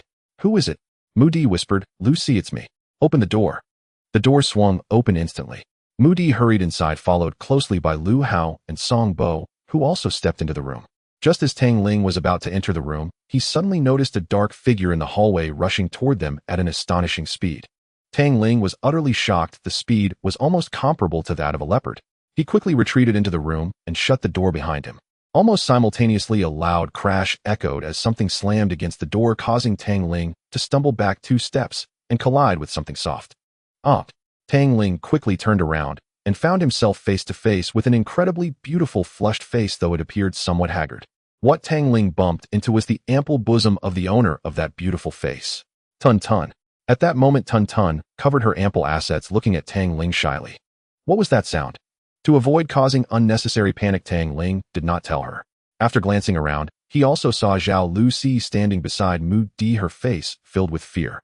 To be honest, although Zhao Lu Si's looks could not be considered extraordinary, she possessed a playful and cute beauty reminiscent of a neighbor girl, something that the other stunning women in Tang Ling's fortress did not have. Once Zhao Lu Si came to her senses, she looked at Mu Di and could no longer hold back, throwing herself into his arms. "Mu Di, it's so great to see you again. I thought Tun Tun and I were going to be trapped here forever." Mu Di hurriedly patted her back gently. All right, it's fine now. Didn't I come here? Fine." Tang Ling knew full well that there was something extremely terrifying outside watching them, perhaps waiting for the moment they opened the door to rush in and bite their necks. Songbo was once again dumbfounded. "Zhao Lu Si, Tun Tun, my goodness, have I stumbled into a celebrity den? Big brother following you has these benefits." Finally, after Zhao Lu Si calmed down, Mu Di said to her, "All right, don't be afraid. Let me introduce you to someone. This is Lu Hao." Lu Hao just blushed and nodded slightly toward Zhao Lu Si. Mu Di looked at Songbo, but before he could introduce, Songbo had already rushed over, extending his dirty hand. "Hello, Lu Si, I'm Songbo."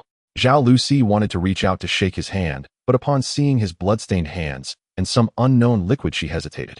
Noticing her discomfort, Songbo quickly pulled back his hand, rubbed it on his clothes, and awkwardly smiled. "Sorry, I just killed some zombies. My hands are a bit dirty." Lastly, Mu Di came to Tang Ling's side. "This is the Tang Ling I mentioned to you, and we are currently living together." Zhao Lu Si and Tun Tun looked at Tang Ling, who merely smiled slightly at them without saying a word. Mu Di gazed at Tang Ling. "Tang Ling, what should we do? Should we go back now?" Tang Ling shook his head. "No, it's too dangerous outside. We need to wait a bit." Mu Di nodded, and just then Lu Tang Ling and Mu Di unconsciously turned to look at Tun Tun. Tun Tun covered her stomach awkwardly and said, "Sorry, Lu Si, and I haven't eaten enough for many days." Tang Ling realized, since we can't leave for a while and everyone is hungry, let's eat something first and then think of a way to leave. Immediately, he took out a pile of food from his space and handed it to Mu Di. Mu Di and Lu Hao were already used to it, while Zhao Lu Si, Tun Tun, and even Songbo were shocked. Was this magic? "You all go prepare the food. We'll take a quick rest." Zhao Lu Si and Tun Tun came back to their senses and hurriedly followed Mu Di to the kitchen. Entering the kitchen, Zhao Lu Si could no longer hold back and asked Mu Di, could it be that Tang Ling is performing tricks? Where is he getting all this food from?" Mu Di shook his head. "I really don't know. He has many mysteries about him. Not only food, but he can even produce handguns." As Mu Di spoke, her face turned slightly red and a shy smile appeared, leaving Zhao Lu Si and Tun Tun beside her, utterly dumbfounded. Tun Tun asked, "Boss, you can't possibly have a crush on this Tang Ling, right?" Mu Di came back to her senses and hurriedly concealed her smile. "What are you talking about? How could I ever like him? Although Mu Di said this, her facial expression was impossible to deceive, and after exchanging glances, Tun Tun and Zhao Lucy both smiled knowingly. On the other side, Tang Ling sat with Lu Hao and Song Bo, who finally voiced the question in his heart. Big brother, was that thing just now a zombie? Tang Ling knew that zombies could evolve, but in his past life he had never encountered mutated zombies, so he did not dare to make a hasty judgment. I'm not quite sure either. After we eat, we should leave quickly. We need to be extremely alert then. The two nodded. Half an hour later the food was served, which was the best meal the others had seen since the apocalypse aside from Mu Di and Tang Ling. They all unconsciously swallowed, ready to devour it. However, Tang Ling lowered his voice, saying, "Don't eat too much, do just a simple energy boost. If you eat too much, your movements will slow down later." Everyone thought for a moment and nodded. Just as they were about to dig in, suddenly Zhao Lucy's phone rang. Zhao Lucy picked up her phone, glanced at it, and ultimately chose to answer. Since the room was quiet, even without speakerphone, the other party's voice could still be faintly heard. "Lucy, what are you doing? Is someone in your house?" It was a man's voice. Zhao Lucy looked at the others, and since no one stopped her, she said to the person on the phone, "Yes, what's wrong?" The other party became agitated. "Do they have food? Lucy, I'm begging you, please give me some food." Zhao Lucy felt troubled. After all this food was brought by Tang Ling, and she could not make that decision. The other party began to play the emotional card. "Lucy, considering I've been pursuing you for 3 years, please have some pity on me. I haven't eaten in many days, and if you ignore me, you'll starve to death." Zhao Lucy, being kind-hearted, finally said, "Let me ask them first." After hanging up, Zhao Lucy looked at Tang Ling and awkwardly said, "Mr. Tang, this is a friend of mine. Could you see if he can join us for a little bit of food?" Before Tang Ling could respond, Tun Tun immediately said, "Lucy, no way. You actually feel sorry for someone like Zhu Wei. He acts like a rich second generation every day, thinking everyone would like him. When he pursued you back, then he insisted on buying the house across from you, and when the owner refused to sell, he threatened them. Such a person is not worth pitying." Mu Di turned to Tun Tun and asked, "Is this Zhu Wei the second son of the Zhu group?" Tun Tun replied disdainfully, "Who else could it be?" "All right, then I'll reply to him," Zhao Lucy said after thinking for a moment. But Tang Ling said, "Forget it, since there is a survivor, let him come over. The more people, the more strength." Everyone was astonished in their eyes. Tang Ling was a decisive person, so how could he suddenly show such compassion? But in reality, Tang Ling was not feeling pity for this rich second generation. Tun Tun hurriedly said, "Mr. Tang, you really don't need to feel sorry for him. This Zhu Wei has been relying on his wealthy family to act arrogantly even before the apocalypse. In his pursuit of Sister Lucy, he spared no effort. Such a person should not be given any attention." Tang Ling softly replied, "It's all right, many people were different before and after the apocalypse. Who knows, he might have turned over a new leaf." With Tang Ling saying this, Tun Tun naturally couldn't argue further. She plopped down at the dining table and muttered, "If you all want to wait, I don't want to wait for him. I'm eating first." Lu Hao and Song Bo were also unwilling to wait, so they began eating with Tun Tun. Tang Ling looked at Zhao Lucy and smiled. "Lucy, since he hasn't eaten for many days, let's let him come over and share a meal with us." Zhao Lucy thought for a moment and ultimately dialed Zhu Wei's number. Upon learning that Tang Ling and the others agreed, Zhu Wei was overjoyed and claimed he would come right away. Zhao Lucy wanted to go open the door, but Tang Ling took out a gun and said, "I'll get it." In a short while there was a knock at the door, but Tang Ling didn't rush to open it. After the third knock, he gently opened the door. Immediately Zhu Wei's excited face appeared in the gap of the door. "Lucy, I..." Upon seeing a man, Zhu Wei instantly changed his expression, furrowing his brows. "Who are you?" Tang Ling ignored him, and after confirming there was no danger behind Zhu Wei, he opened the door. "Young Master Zhu, please come in." Zhu Wei entered the room, and Tang Ling quickly closed the door. Upon seeing Zhao Lucy, Zhu Wei immediately ignored Tang Ling and sprinted over, attempting to take Zhao Lucy's hand, but she cleverly dodged. He wasn't angry, instead smiling. "Lucy, as long as you're okay, I'm really worried about you. I said I'd come to take care of you and protect you, but you didn't want me to." Tun Tun scoffed and remained silent. At this moment, Mu Di also stepped forward to greet him. "Young Master Zhu, long time no see." Zhu Wei then lifted his head to look at Mu Di, and upon seeing her, he was momentarily stunned. The look in his eyes seemed to wish to devour Mu Di whole. Realizing, he hurriedly said, "Mu Di, long time no see." Tang Ling walked over to the dining table and sat down. "All right, hurry up and eat. After we finish, we need to leave. This place isn't safe." Zhu Wei, completely oblivious, saw Tang Ling opening the door for him and thought Tang Ling was just Mu Di's attendant or employee. Seeing Tang Ling sit down to eat, he immediately shouted at Tang Ling, "Hey buddy, your boss hasn't even sat down yet, and you already started eating. Isn't that against the rules?" Zhao Lucy was extremely anxious. "Zhu Wei, how can you speak to Mr. Tang like that? Quickly apologize to Mr. Tang." "Apologize?" Zhu Wei scoffed. "What I said is the truth. Moody hasn't even sat down yet, and this employee of hers is already eating. That's just ridiculous. Moody was also slightly at a loss for words from his comments, and was about to explain. Unexpectedly, Lu Hao and Song Bo had already stood up ready to charge forward to give this rich second generation a good beating if he dared to belittle Tang Ling. Tang Ling gestured for them to sit down, a smile tugging at his lips. Moody hurriedly said to Zhu Wei, "Young Master Zhu, Mr. Tang is not my employee. All this food is Mr. Tang's. If you keep talking nonsense, you might end up with nothing to eat." Zhu Wei looked at the delicious dishes on the table, and upon hearing they were brought by Tang Ling, dared not say anything further. After all, filling his stomach was the most important thing right now. "Hurry up and eat. My two brothers have big appetites. If you don't eat soon, there might not be any left." As soon as Tang Ling said this, Zhu Wei, who had just been insisting that Mu Di should sit down first, immediately rushed over, sitting down and starting to fill his bowl with food. Tun Tun's eyes were filled with a murderous glare, her eyes nearly popping out, clearly showing her utter disdain for this rich second generation. Moody and the others followed Tang Ling's arrangements, simply eating a bit to fill their stomachs and replenish their energy. Only Zhu Wei consumed more than half of the entire table of dishes. After eating, he reclined in his chair, a look of satisfaction on his face as he rubbed his stomach. This is the first time I've had such delicious food since the apocalypse. If it were before the apocalypse, I wouldn't have even glanced at these things." Song Bo could no longer hold back, rolling up his sleeves and preparing to teach Zhu Wei a lesson, but was stopped by Tang Ling. "All right, prepare to move." Song Bo shot Zhu Wei a displeased glance and whispered to Tang Ling, "Big brother, if we don't teach this kind of person a lesson, he really won't know the heights of heaven and depths of the earth." Tang Ling replied softly, "There will be plenty of opportunities. Right now, the most important thing is to leave this place first." Tang Ling took out 3 sets of protective suits from his space, shocking Zhao Lucy and the others once again. Tang Ling handed a protective suit to Zhao Lucy. "Put this on, or it's a protective suit that will ensure your safety." Zhao Lucy and Tun came to their senses, took the protective suits, and headed towards the bedroom. Zhao Lucy also handed Zhu Wei a set. "This is Mr. Tang's protective suit. Hurry up and put it on." Zhu Wei glanced at it and immediately turned his gaze away. "What a piece of rubbish, gets so ugly, I'm not wearing it." Song Bo could no longer restrain himself, rushing forward to snatch the protective suit from Zhao Lucy's hand, saying, "That's great, wear it if you want to. If it weren't for this protective suit, I would have been bitten by a zombie long ago." Upon hearing this, Zhu Wei immediately stood up and snatched the protective suit from Song Bo. "This suit can prevent zombies from biting. Fine, I'll reluctantly wear it." Watching him pick up the protective suit and prepare to wear it, Song Bo was infuriated. If it weren't for Tang Ling holding him back and the imminent need to act, he would have taught this pampered rich kid a good lesson. Seeing Zhao Lucy and Tun come out, Zhu Wei also put on the protective suit, and Tang Ling waved his hand. "Let's go, but it's temporarily safe outside." The reason Tang Ling agreed to let Zhu Wei come along was not out of compassion or a desire for more strength. He simply wanted Zhu Wei to test whether the monster in the corridor was still around.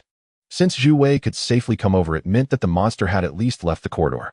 Tang Ling was using Zhu Wei as bait.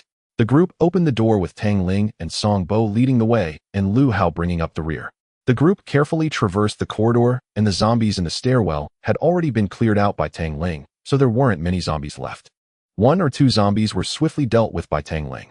However, just as they prepared to head downstairs, Tang Ling heard a low growling sound. Tang Ling was startled and turned to see the shadow at the end of the corridor reappear, resembling a black panther in the night, its limbs racing across the ground as it charged toward the group. "Be careful," Tang Ling shouted, and Lu Hao reacted quickly, urgently, raising his shield to block. However, Lu Hao, caught unprepared, was knocked aside by the shadow. The one closest to the shadow was Moody. Moody was almost paralyzed with fear, and just as the shadow rushed toward him, Tang Ling's white light flashed in midair as he slashed at the shadow. With a thud, Tang Ling struck the shadow, which fell to the ground, and then crawled on all 4s, confronting the group. Lu Hao stifled his pain, brandishing his shield to stand alongside Tang Ling and Song Bo. In contrast, Zhu Wei had already hidden behind Zhao Lucy and Tun, terrified of dying first. This monster had chosen to flee the last 2 times it felt threatened, but now in this situation it was clear it intended to fight Tang Ling and the others to the death. "Brother, what do we do now?" "Whatever comes naturally." Tang Ling spoke no more, then lunged forward, knife in hand, charging straight at the shadowy figure. Yet each slash cleaved only empty air. Though wounded, the shadow remained astonishingly agile. Several times its claws raked across Tang Ling's body. Had he not worn protective armor, he would almost certainly have been infected. "Brother, let me help." Song Bo rushed forward and joined Tang Ling, hacking and slashing from left and right. Sensing grave danger, the shadow vaulted onto the ceiling and sprinted across it with terrifying speed, heading straight toward the group behind. Tang Ling cried out instinctively. Watch out. His voice echoed sharply through the vast, silent night, just as the shadow launched itself upon Mu Di and the others. Lu Hao attempted to rush forward, but the violent impact moments earlier had left his chest constricted and nauseous. Suddenly, he spat a mouthful of blood. The sheer force of the shadow's assault was staggering even through his shield that had shattered his ribs and left him gravely injured. The shadow's target was Zhao Lucy. She had never witnessed such horror. Her mind froze, her limbs locked in terror. Yet just as the shadow lunged at her, her body lurched forward violently, as if shoved hard from behind. Zhao Lucy whirled around in shock. Though darkness veiled the details, she vaguely recognized the figure who had pushed her, Zhu Wei. And Zhu Wei, struck full force by the shadow, crumpled instantly, already being torn at by savage jaws. Zhao Lucy could scarcely believe it. In that decisive moment, Zhu Wei, the very person she least expected, had saved her life. Zhu Wei had been knocked unconscious by the shadow's colossal impact. No cry escaped his lips before he slumped into oblivion. The shadow continued its frenzied assault, though its teeth only scraped uselessly against his protective suit. Tang Ling reached the creature in an instant, and struck without hesitation. This time it had no chance to evade. His blade sheared off half its skull. It convulsed violently on the floor, then fell still. Tang Ling wasted no time. In a low, urgent voice, he commanded, "Move, now." Song Bo hoisted Lu Hao upright, but no one paused for Zhu Wei. All bolted downstairs, except Zhao Lucy, who stood rooted in place. Mu Di sensed something amiss, glanced back, and saw Zhao Lucy motionless. She dashed over and seized her hand. "Run, Lucy, what are you waiting for?" "Sister Mu Di," Zhao Lucy whispered. "If it weren't for Zhu Wei just now, I'd be lying there instead. I can't abandon him, not like this." Tang Ling had seen everything unfold clearly, but said nothing. With no other choice, Mu Di joined Zhao Lucy in supporting Zhu Wei as they descended the stairs together. Tang Ling's shout had inevitably drawn the zombies. Now Song Bo bore the weight of the critically injured Lu Hao, and Tang Ling alone remained capable of fighting. Tang Ling hacked and slashed at the zombies surging into the stairwell. Were it not for his recent grueling training, exhaustion would have claimed him long before, leaving him defenseless, overwhelmed, devoured. Driven purely by indomitable will, Tang Ling carved a bloody path through them. Though the others were clawed at their protective suits, spared them injury entirely. At the vehicle, Mu Di slid into the driver's seat. Everyone scrambled inside, except Tang Ling, who still stood outside, blade flashing, holding back the encroaching horde. He felt his strength ebbing, when suddenly a figure leapt down beside him. "Brother, I'll help." It was the third time Song Bo had uttered those words today. With his aid, the last of the zombies were finally subdued. "Get in the car." Song Bo retreated swiftly to the vehicle. Tang Ling climbed into the front passenger seat.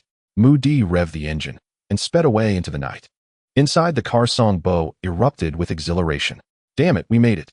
When fate spares a man from death, fortune surely follows." As he reached out to embrace someone beside him, he turned and found himself face-to-face with the stunning beauty Tun Tun. Hesitating, he pulled Lu Hao closer instead. "Brother Hao, we're free."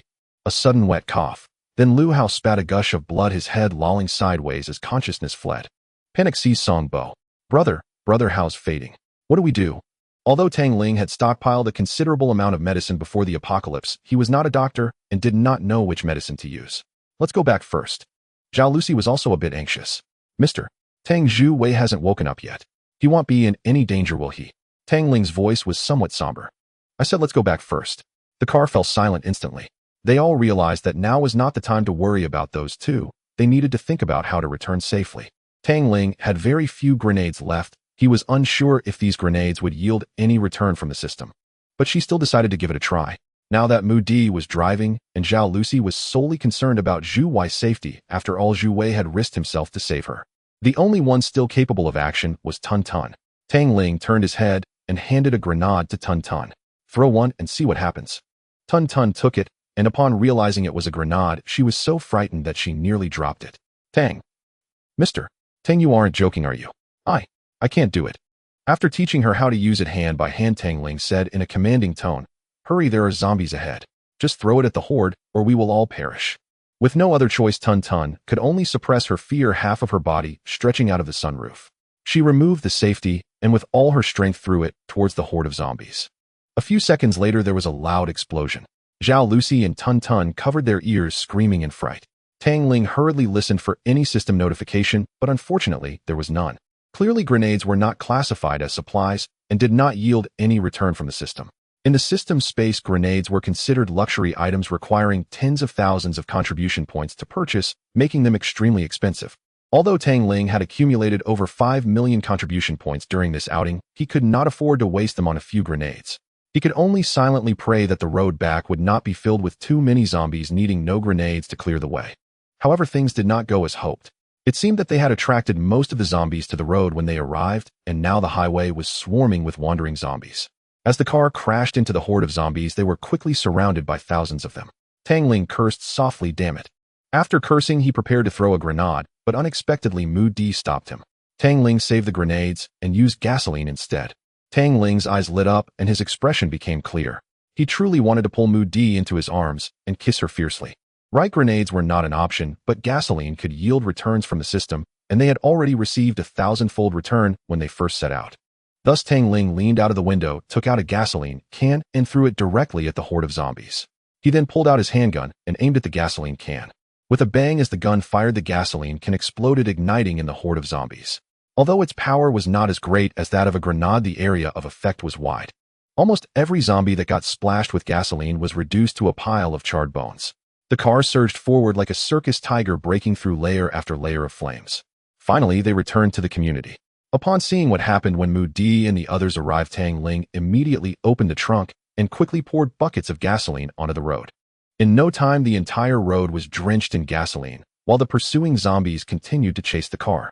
Tang Ling slowly pulled out his handgun. "Here we go." After firing a shot at the road, the spark from the bullet ignited the gasoline. Instantly, flames shot up into the sky, engulfing the zombies on the road. The scene was extremely spectacular. Upon arriving at the community yard, the remaining few zombies were hardly a match for Tang Ling and Song Bo. Tang Ling immediately instructed everyone, "Quickly take them up to the 10th floor and wait for me, or I will cover you from behind." Tang Ling swiftly dealt with the few zombies charging at him, reaching out as he absorbed Gao Liping's doomsday battle vehicle into his space. At this moment, Mu Di stood at the entrance, bracing the door. She intended to close it as soon as Tang Ling entered the building, leaving no opportunity for the zombies. She caught a glimpse of the earlier scene, her jaw dropping in shock as such a colossal object vanished into thin air before her eyes. Now, when others said that Tang Ling was a deity sent from the heavens to save the people, she believed it. Once Tang Ling slipped into the building, Mu Di snapped back to reality and hurriedly shut the door. After locking the door tight, the two quickly ran upstairs. Upon reaching the 10th floor, Tang Ling advised Song Bo to rest, and Song Bo wisely took his leave. Immediately after opening the door, Tang Ling called for the three women to help carry Lu Hao and Zhu Wei into the house. This marked the first time a man entered Tang Ling's safe house. Tang Ling was reluctant, but given that Lu Hao was severely injured, he was aware that only UNI in the entire building had medical skills. UNI and Gao Liping were still awake, anxious about the safety of Tang Ling and the others. Upon seeing several people supporting two injured individuals, they rushed over to help. Tang Ling casually found a bedroom and assisted Lu Hao and Zhu Wei inside. She looked at UNI and briefly recounted the circumstances of their injuries, inquiring about the necessary medications. Recognizing the gravity of the situation, UNI stated her needs, and fortunately Tang Ling had stocked up on them, promptly retrieving them from her space to hand over to UNI. Zhao Lucy followed UNI, bustling around the bedroom, while Tun Tun gazed at the expansive safe house, her eyes wide with astonishment. "Sister Mu Di, this place is truly amazing. Not only is it safe, but even staying here for a year and a half without going out would not feel boring. By the way, Sister Mu Di, where's Wei Wei? Is she asleep?" As Tun Tun mentioned Wei Wei, the smile on Mu Di's face gradually faded, replaced by sorrow. "Wei Wei. On the day we arrived, she sacrificed herself to cover for us, and was." Mu Di choked on her words, and Tun Tun fell silent, the room instantly becoming quiet. After a while, UNI finally emerged from the bedroom. Tang Ling inquired about the injuries of the two. UNI replied, "Lu Hao is fine, he only sustained an injury to his abdomen. After taking some medicine and resting for a while, he will be alright. As for Zhu Wei, his injuries are more severe, and it may take a long time for him to recover. Whether there will be any lasting effects is uncertain." Hearing that Lu Hao was fine eased Tang Ling's mind, but he had no concern for Zhu Wei. Had it not been for Zhao Lucy's sake, he probably wouldn't even have bothered to help him, let alone considering entering here. "Tun Tun, do you still want to do a live broadcast?" Tang Ling's abrupt question left Tun Tun momentarily stunned. After a while, Tun Tun finally smiled wryly and said, "Mr. Tang, please don't joke around. We're in the apocalypse now. Even if I did a live broadcast and made more money, what would it matter?" Tang Ling responded with a smile, am not trying to help you make money. Oh, I want you to spread the word, encouraging more people to come here and band together with us. Tun Tun was utterly astounded. While banding together was certainly beneficial, after all, humans are social creatures. If thousands of people truly did join, it raised the issue of resources. Would everyone end up starving together? Or did Tang Ling have complete confidence in ensuring everyone would be fed? I suppose doing a live broadcast isn't impossible, but what if people really come and we don't have enough supplies? Tang Ling confidently replied, "Don't worry, just do as I say." Moody and the others followed Tang Ling's arrangements, simply eating a bit to fill their stomachs and replenish their energy. Only Zhu Wei consumed more than half of the entire table of dishes. After eating, he reclined in his chair, a look of satisfaction on his face as he rubbed his stomach.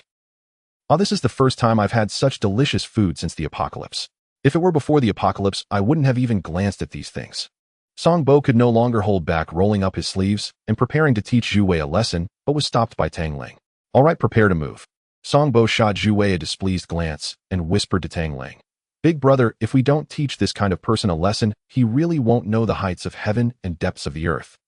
Tang Ling replied softly, "There will be plenty of opportunities. Right now, the most important thing is to leave this place first." Tang Ling took out 3 sets of protective suits from his space, shocking Zhao Lucy and the others once again. Tang Ling handed a protective suit to Zhao Lucy. "Put this on, or it's a protective suit that will ensure your safety." Zhao Lucy and Tun Tun came to their senses, took the protective suits, and headed towards the bedroom. Zhao Lucy also handed Zhu Wei a set. "This is Mr. Tang's protective suit. Hurry up and put it on." Zhu Wei glanced at it and immediately turned his gaze away. "What a piece of rubbish, gets so ugly, I'm not wearing it." Song Bo could no longer restrain himself, rushing forward to snatch the protective suit from Zhao Lucy's hand, saying, "That's great, wear it if you want to.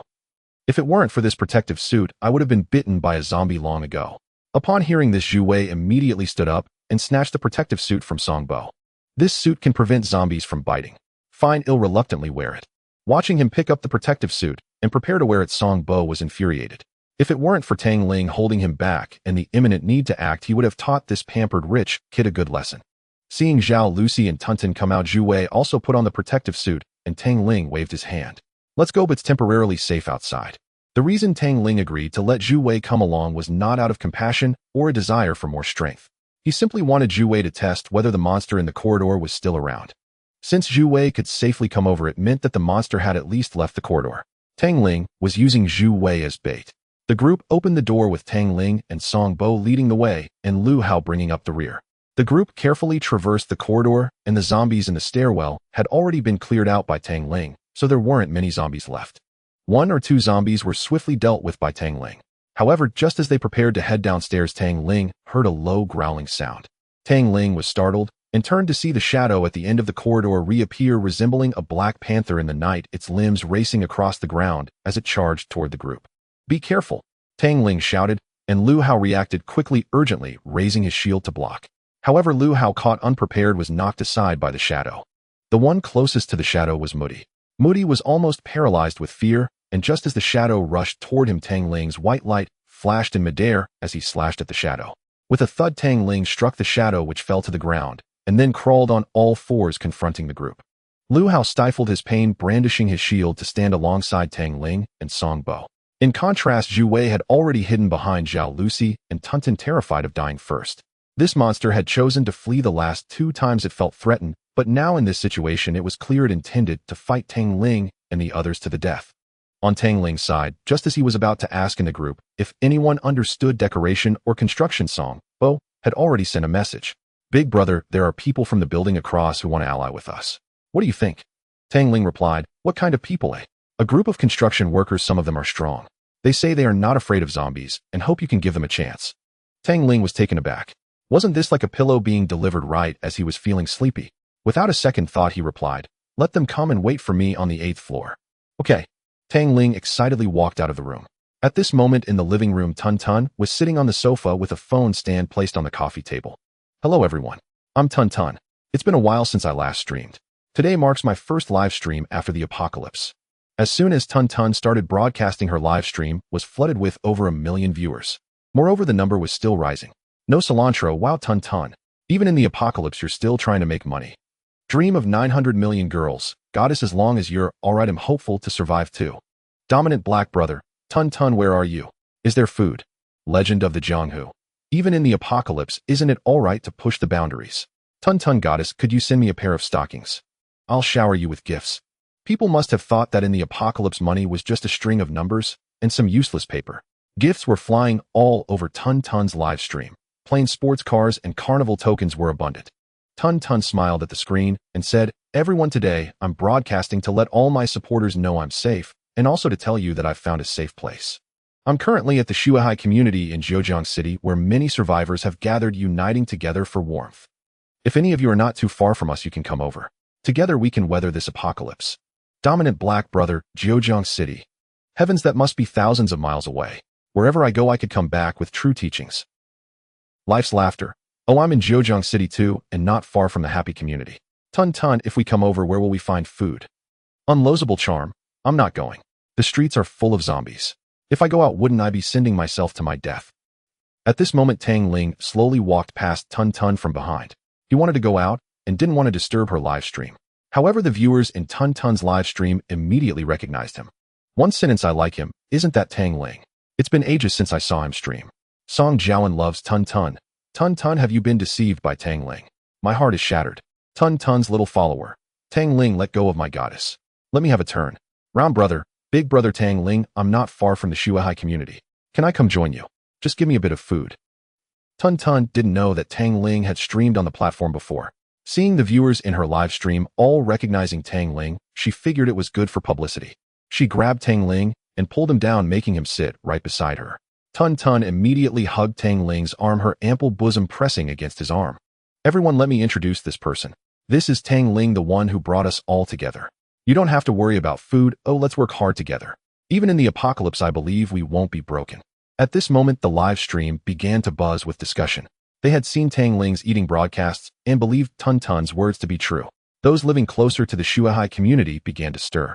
"Old love, brothers, I'm at Dongyang community. Is anyone going together to huddle? I've decided to follow Tang Ling. If there's anyone, let's go together for mutual support. Undefeated, I'm at the east suburb. There aren't many zombies here. Feel free to PM me if you're coming. 6 is not enough. My house is right next to Shuahai community. Last night, someone drove out and blasted many zombies with grenades. That must be Tang Ling, right?" The live broadcast effect was instantly heightened, and soon the number of viewers in Tun Tun's live room reached several million. Tang Ling noticed the good effect and greeted the audience. "My dear family, I'm waiting for you at Shuahai community. I have something to attend to, so I won't chat with you anymore. Goodbye." As he spoke, he stood up, leaving the screen, and took out some snacks to place on the coffee table, causing Tun Tun to be surprised, yet understanding. She began chatting with everyone, sharing stories, and casually grabbed some snacks to eat, which once again stirred up a commotion in the live room. Tang Ling left on his own. He arrived at the 8th floor where Song Bo was waiting at the stairway. Song Bo hurriedly stepped forward to greet him. "Big brother, you've come. Where are the others?" Song Bo said, "They're all waiting for you in room 820. I'll go open the door for them."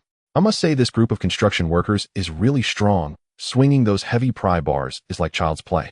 Tang Ling pondered for a moment, still feeling it was wise to be cautious. What if they weren't there to form an alliance, but to seize resources? If they suddenly turned hostile, he wouldn't be their match. "You go gather a few people, bring some weapons, and come with me." Song Bo was somewhat puzzled, but still complied. Before long, the few people Song Bo had brought along with Jiang Jiguai and Guan Zhengqi, all gathered together. They marched to room 820. Tang Ling looked inside and saw 8 burly men in work clothes, each appearing muscular and imposing. The leading man was holding a pry bar and had a bushy beard. He was Lian Juan. As soon as he saw Tang Ling, he immediately stood up with a smile and walked over. Song Bo understood why Tang Ling had called them over and quickly positioned himself in front of Tang Ling. "Brother Anjuan, since you're here to discuss an alliance, please put down your weapons first." Lian Juan understood immediately, hurriedly tossing his pry bar aside and instructing his subordinates to discard their weapons as well. Seeing this, Tang Ling finally felt at ease and stepped inside to shake hands with Lian Juan. "What do we call you, brother?" "I am Tang Ling." "I'm Lian Juan." "Brother, we've heard of your bravery, and all of us admire you greatly, which is why we want to pledge ourselves to you. Rest assured, we're not afraid of zombies. If you go out looking for supplies in the future, take us with you. I'll charge into battle for you." Tang Ling replied, "Do you know how to renovate?"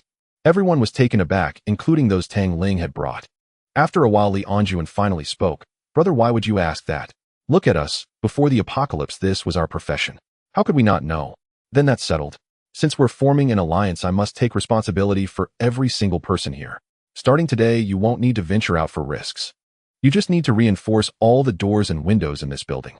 I want to ensure that not even a mouse can get in. Lianjuan's face turned awkward at this. He smiled awkwardly and said, Brother, how about we just go hunt zombies and find supplies with you instead? This task is truly unmanageable. Tang Ling was somewhat bewildered. Were they not professionals in this field? How could they not handle it? Why not? Lianjuan sighed. Brother, to reinforce the doors and windows as you requested, we need materials like steel bars and welding equipment, but suddenly, with a clatter, 2 steel bars and a welding machine appeared on the ground before him, interrupting Lianjuan's words. This left them all dumbfounded. Tang Ling whispered, Don't worry, I have plenty of these kinds of things. Just let me know what you need. Of course you all need to be well fed, only then will you have the strength to work.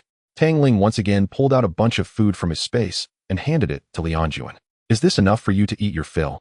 Lianjuan and the others all gathered around, their eyes filled with disbelief. This young man was too incredible, not only producing food out of thin air, but also conjuring steel bars. A true marvel. All right, brother, since that's the case, we will work with you. Rest assured, we guarantee you will be absolutely satisfied. Tang Ling, seeing their agreement, immediately contacted Meng Jiyue and Gao Liping. The two arrived at room 820 almost simultaneously. Tang Ling first said to Meng Jiyue, Gather everyone except for the elderly and children. All others, regardless of gender or age, must help reinforce our building, and everyone will follow Gao Liping's instructions. Gao Liping was somewhat puzzled and asked Tang Ling, What's going on? After Tang Ling briefly explained, Gao Liping was ecstatic. This is simple, don't worry, I will supervise it well. After all, since the apocalypse began, she had been staying in the safe house doing nothing but eating and sleeping. She had long wanted to stretch her muscles. Moreover, this was her expertise, so she was naturally happy to do something for Tang Ling to demonstrate her value. Without hesitation, Tang Ling exchanged some lighter construction materials from the system store and handed them to Gao Liping. They'll leave it to you, be careful with everything. Gao Liping, somewhat confused, took the materials and nodded. However, Tang Ling kept waiting for the system prompt to appear, but heard nothing after a long time. Tang Ling felt a bit frustrated. It seemed that these construction materials wouldn't yield the system's thousandfold return. Fortunately, these construction materials were not comparable to firearms and ammunition. It only required 300 contribution points to exchange for a lot. It seemed that to reinforce the entire building, they could only rely on contribution points to obtain materials. After bringing everyone to the first floor, Tang Ling and Gao Liping found a room that was still in its raw state. Tang Ling immediately spent 10,000 contribution points in the space to exchange for building materials. Suddenly, the room was filled with countless construction materials, which left Gao Liping utterly dumbfounded. Tang Ling, you're simply amazing. I'm really curious, where did these things come from? Tang Ling didn't explain, but said, All right, let's talk about that later. You arrange for them to use these first, and if there's not enough, come back to ask me. After Gao Liping came back to her senses, she nodded. In her heart, she made a heavy decision. She couldn't let such a man slip away. Currently, the safe house was filled with stars and streamers, all beautiful women, each one either equal to or even slightly better than her in looks and figure. If someone else got ahead of her, it was likely that Tang Ling would drive away any woman who was not his. Reinforcing the building was a minor issue. Becoming Tang Ling's true woman was the top priority. It wasn't solely about survival. After spending some time together, not only Gao Liping, but even Mu Di and Uni sensed something different about Tang Ling. Originally, they would feel wronged in Tang Ling's safe house, where he would dominate over each of them. However, apart from staring at them with desire, Tang Ling did not do anything out of line, and he even respected them. Following such a man, how could they possibly suffer? Watching Tang Ling's departing figure, Gao Liping smiled. In her heart, she secretly vowed, Tang Ling, I must become your first woman. At that moment, Meng Jiyue had also gathered everyone downstairs. Speak up, what should we do? For everyone's safety, we must all contribute. Even if we can't do the heavy lifting, we can do some chores like cooking or something. Exactly, we can at least pass the materials. These people, driven not by resources, but by their own safety, were working together in unity.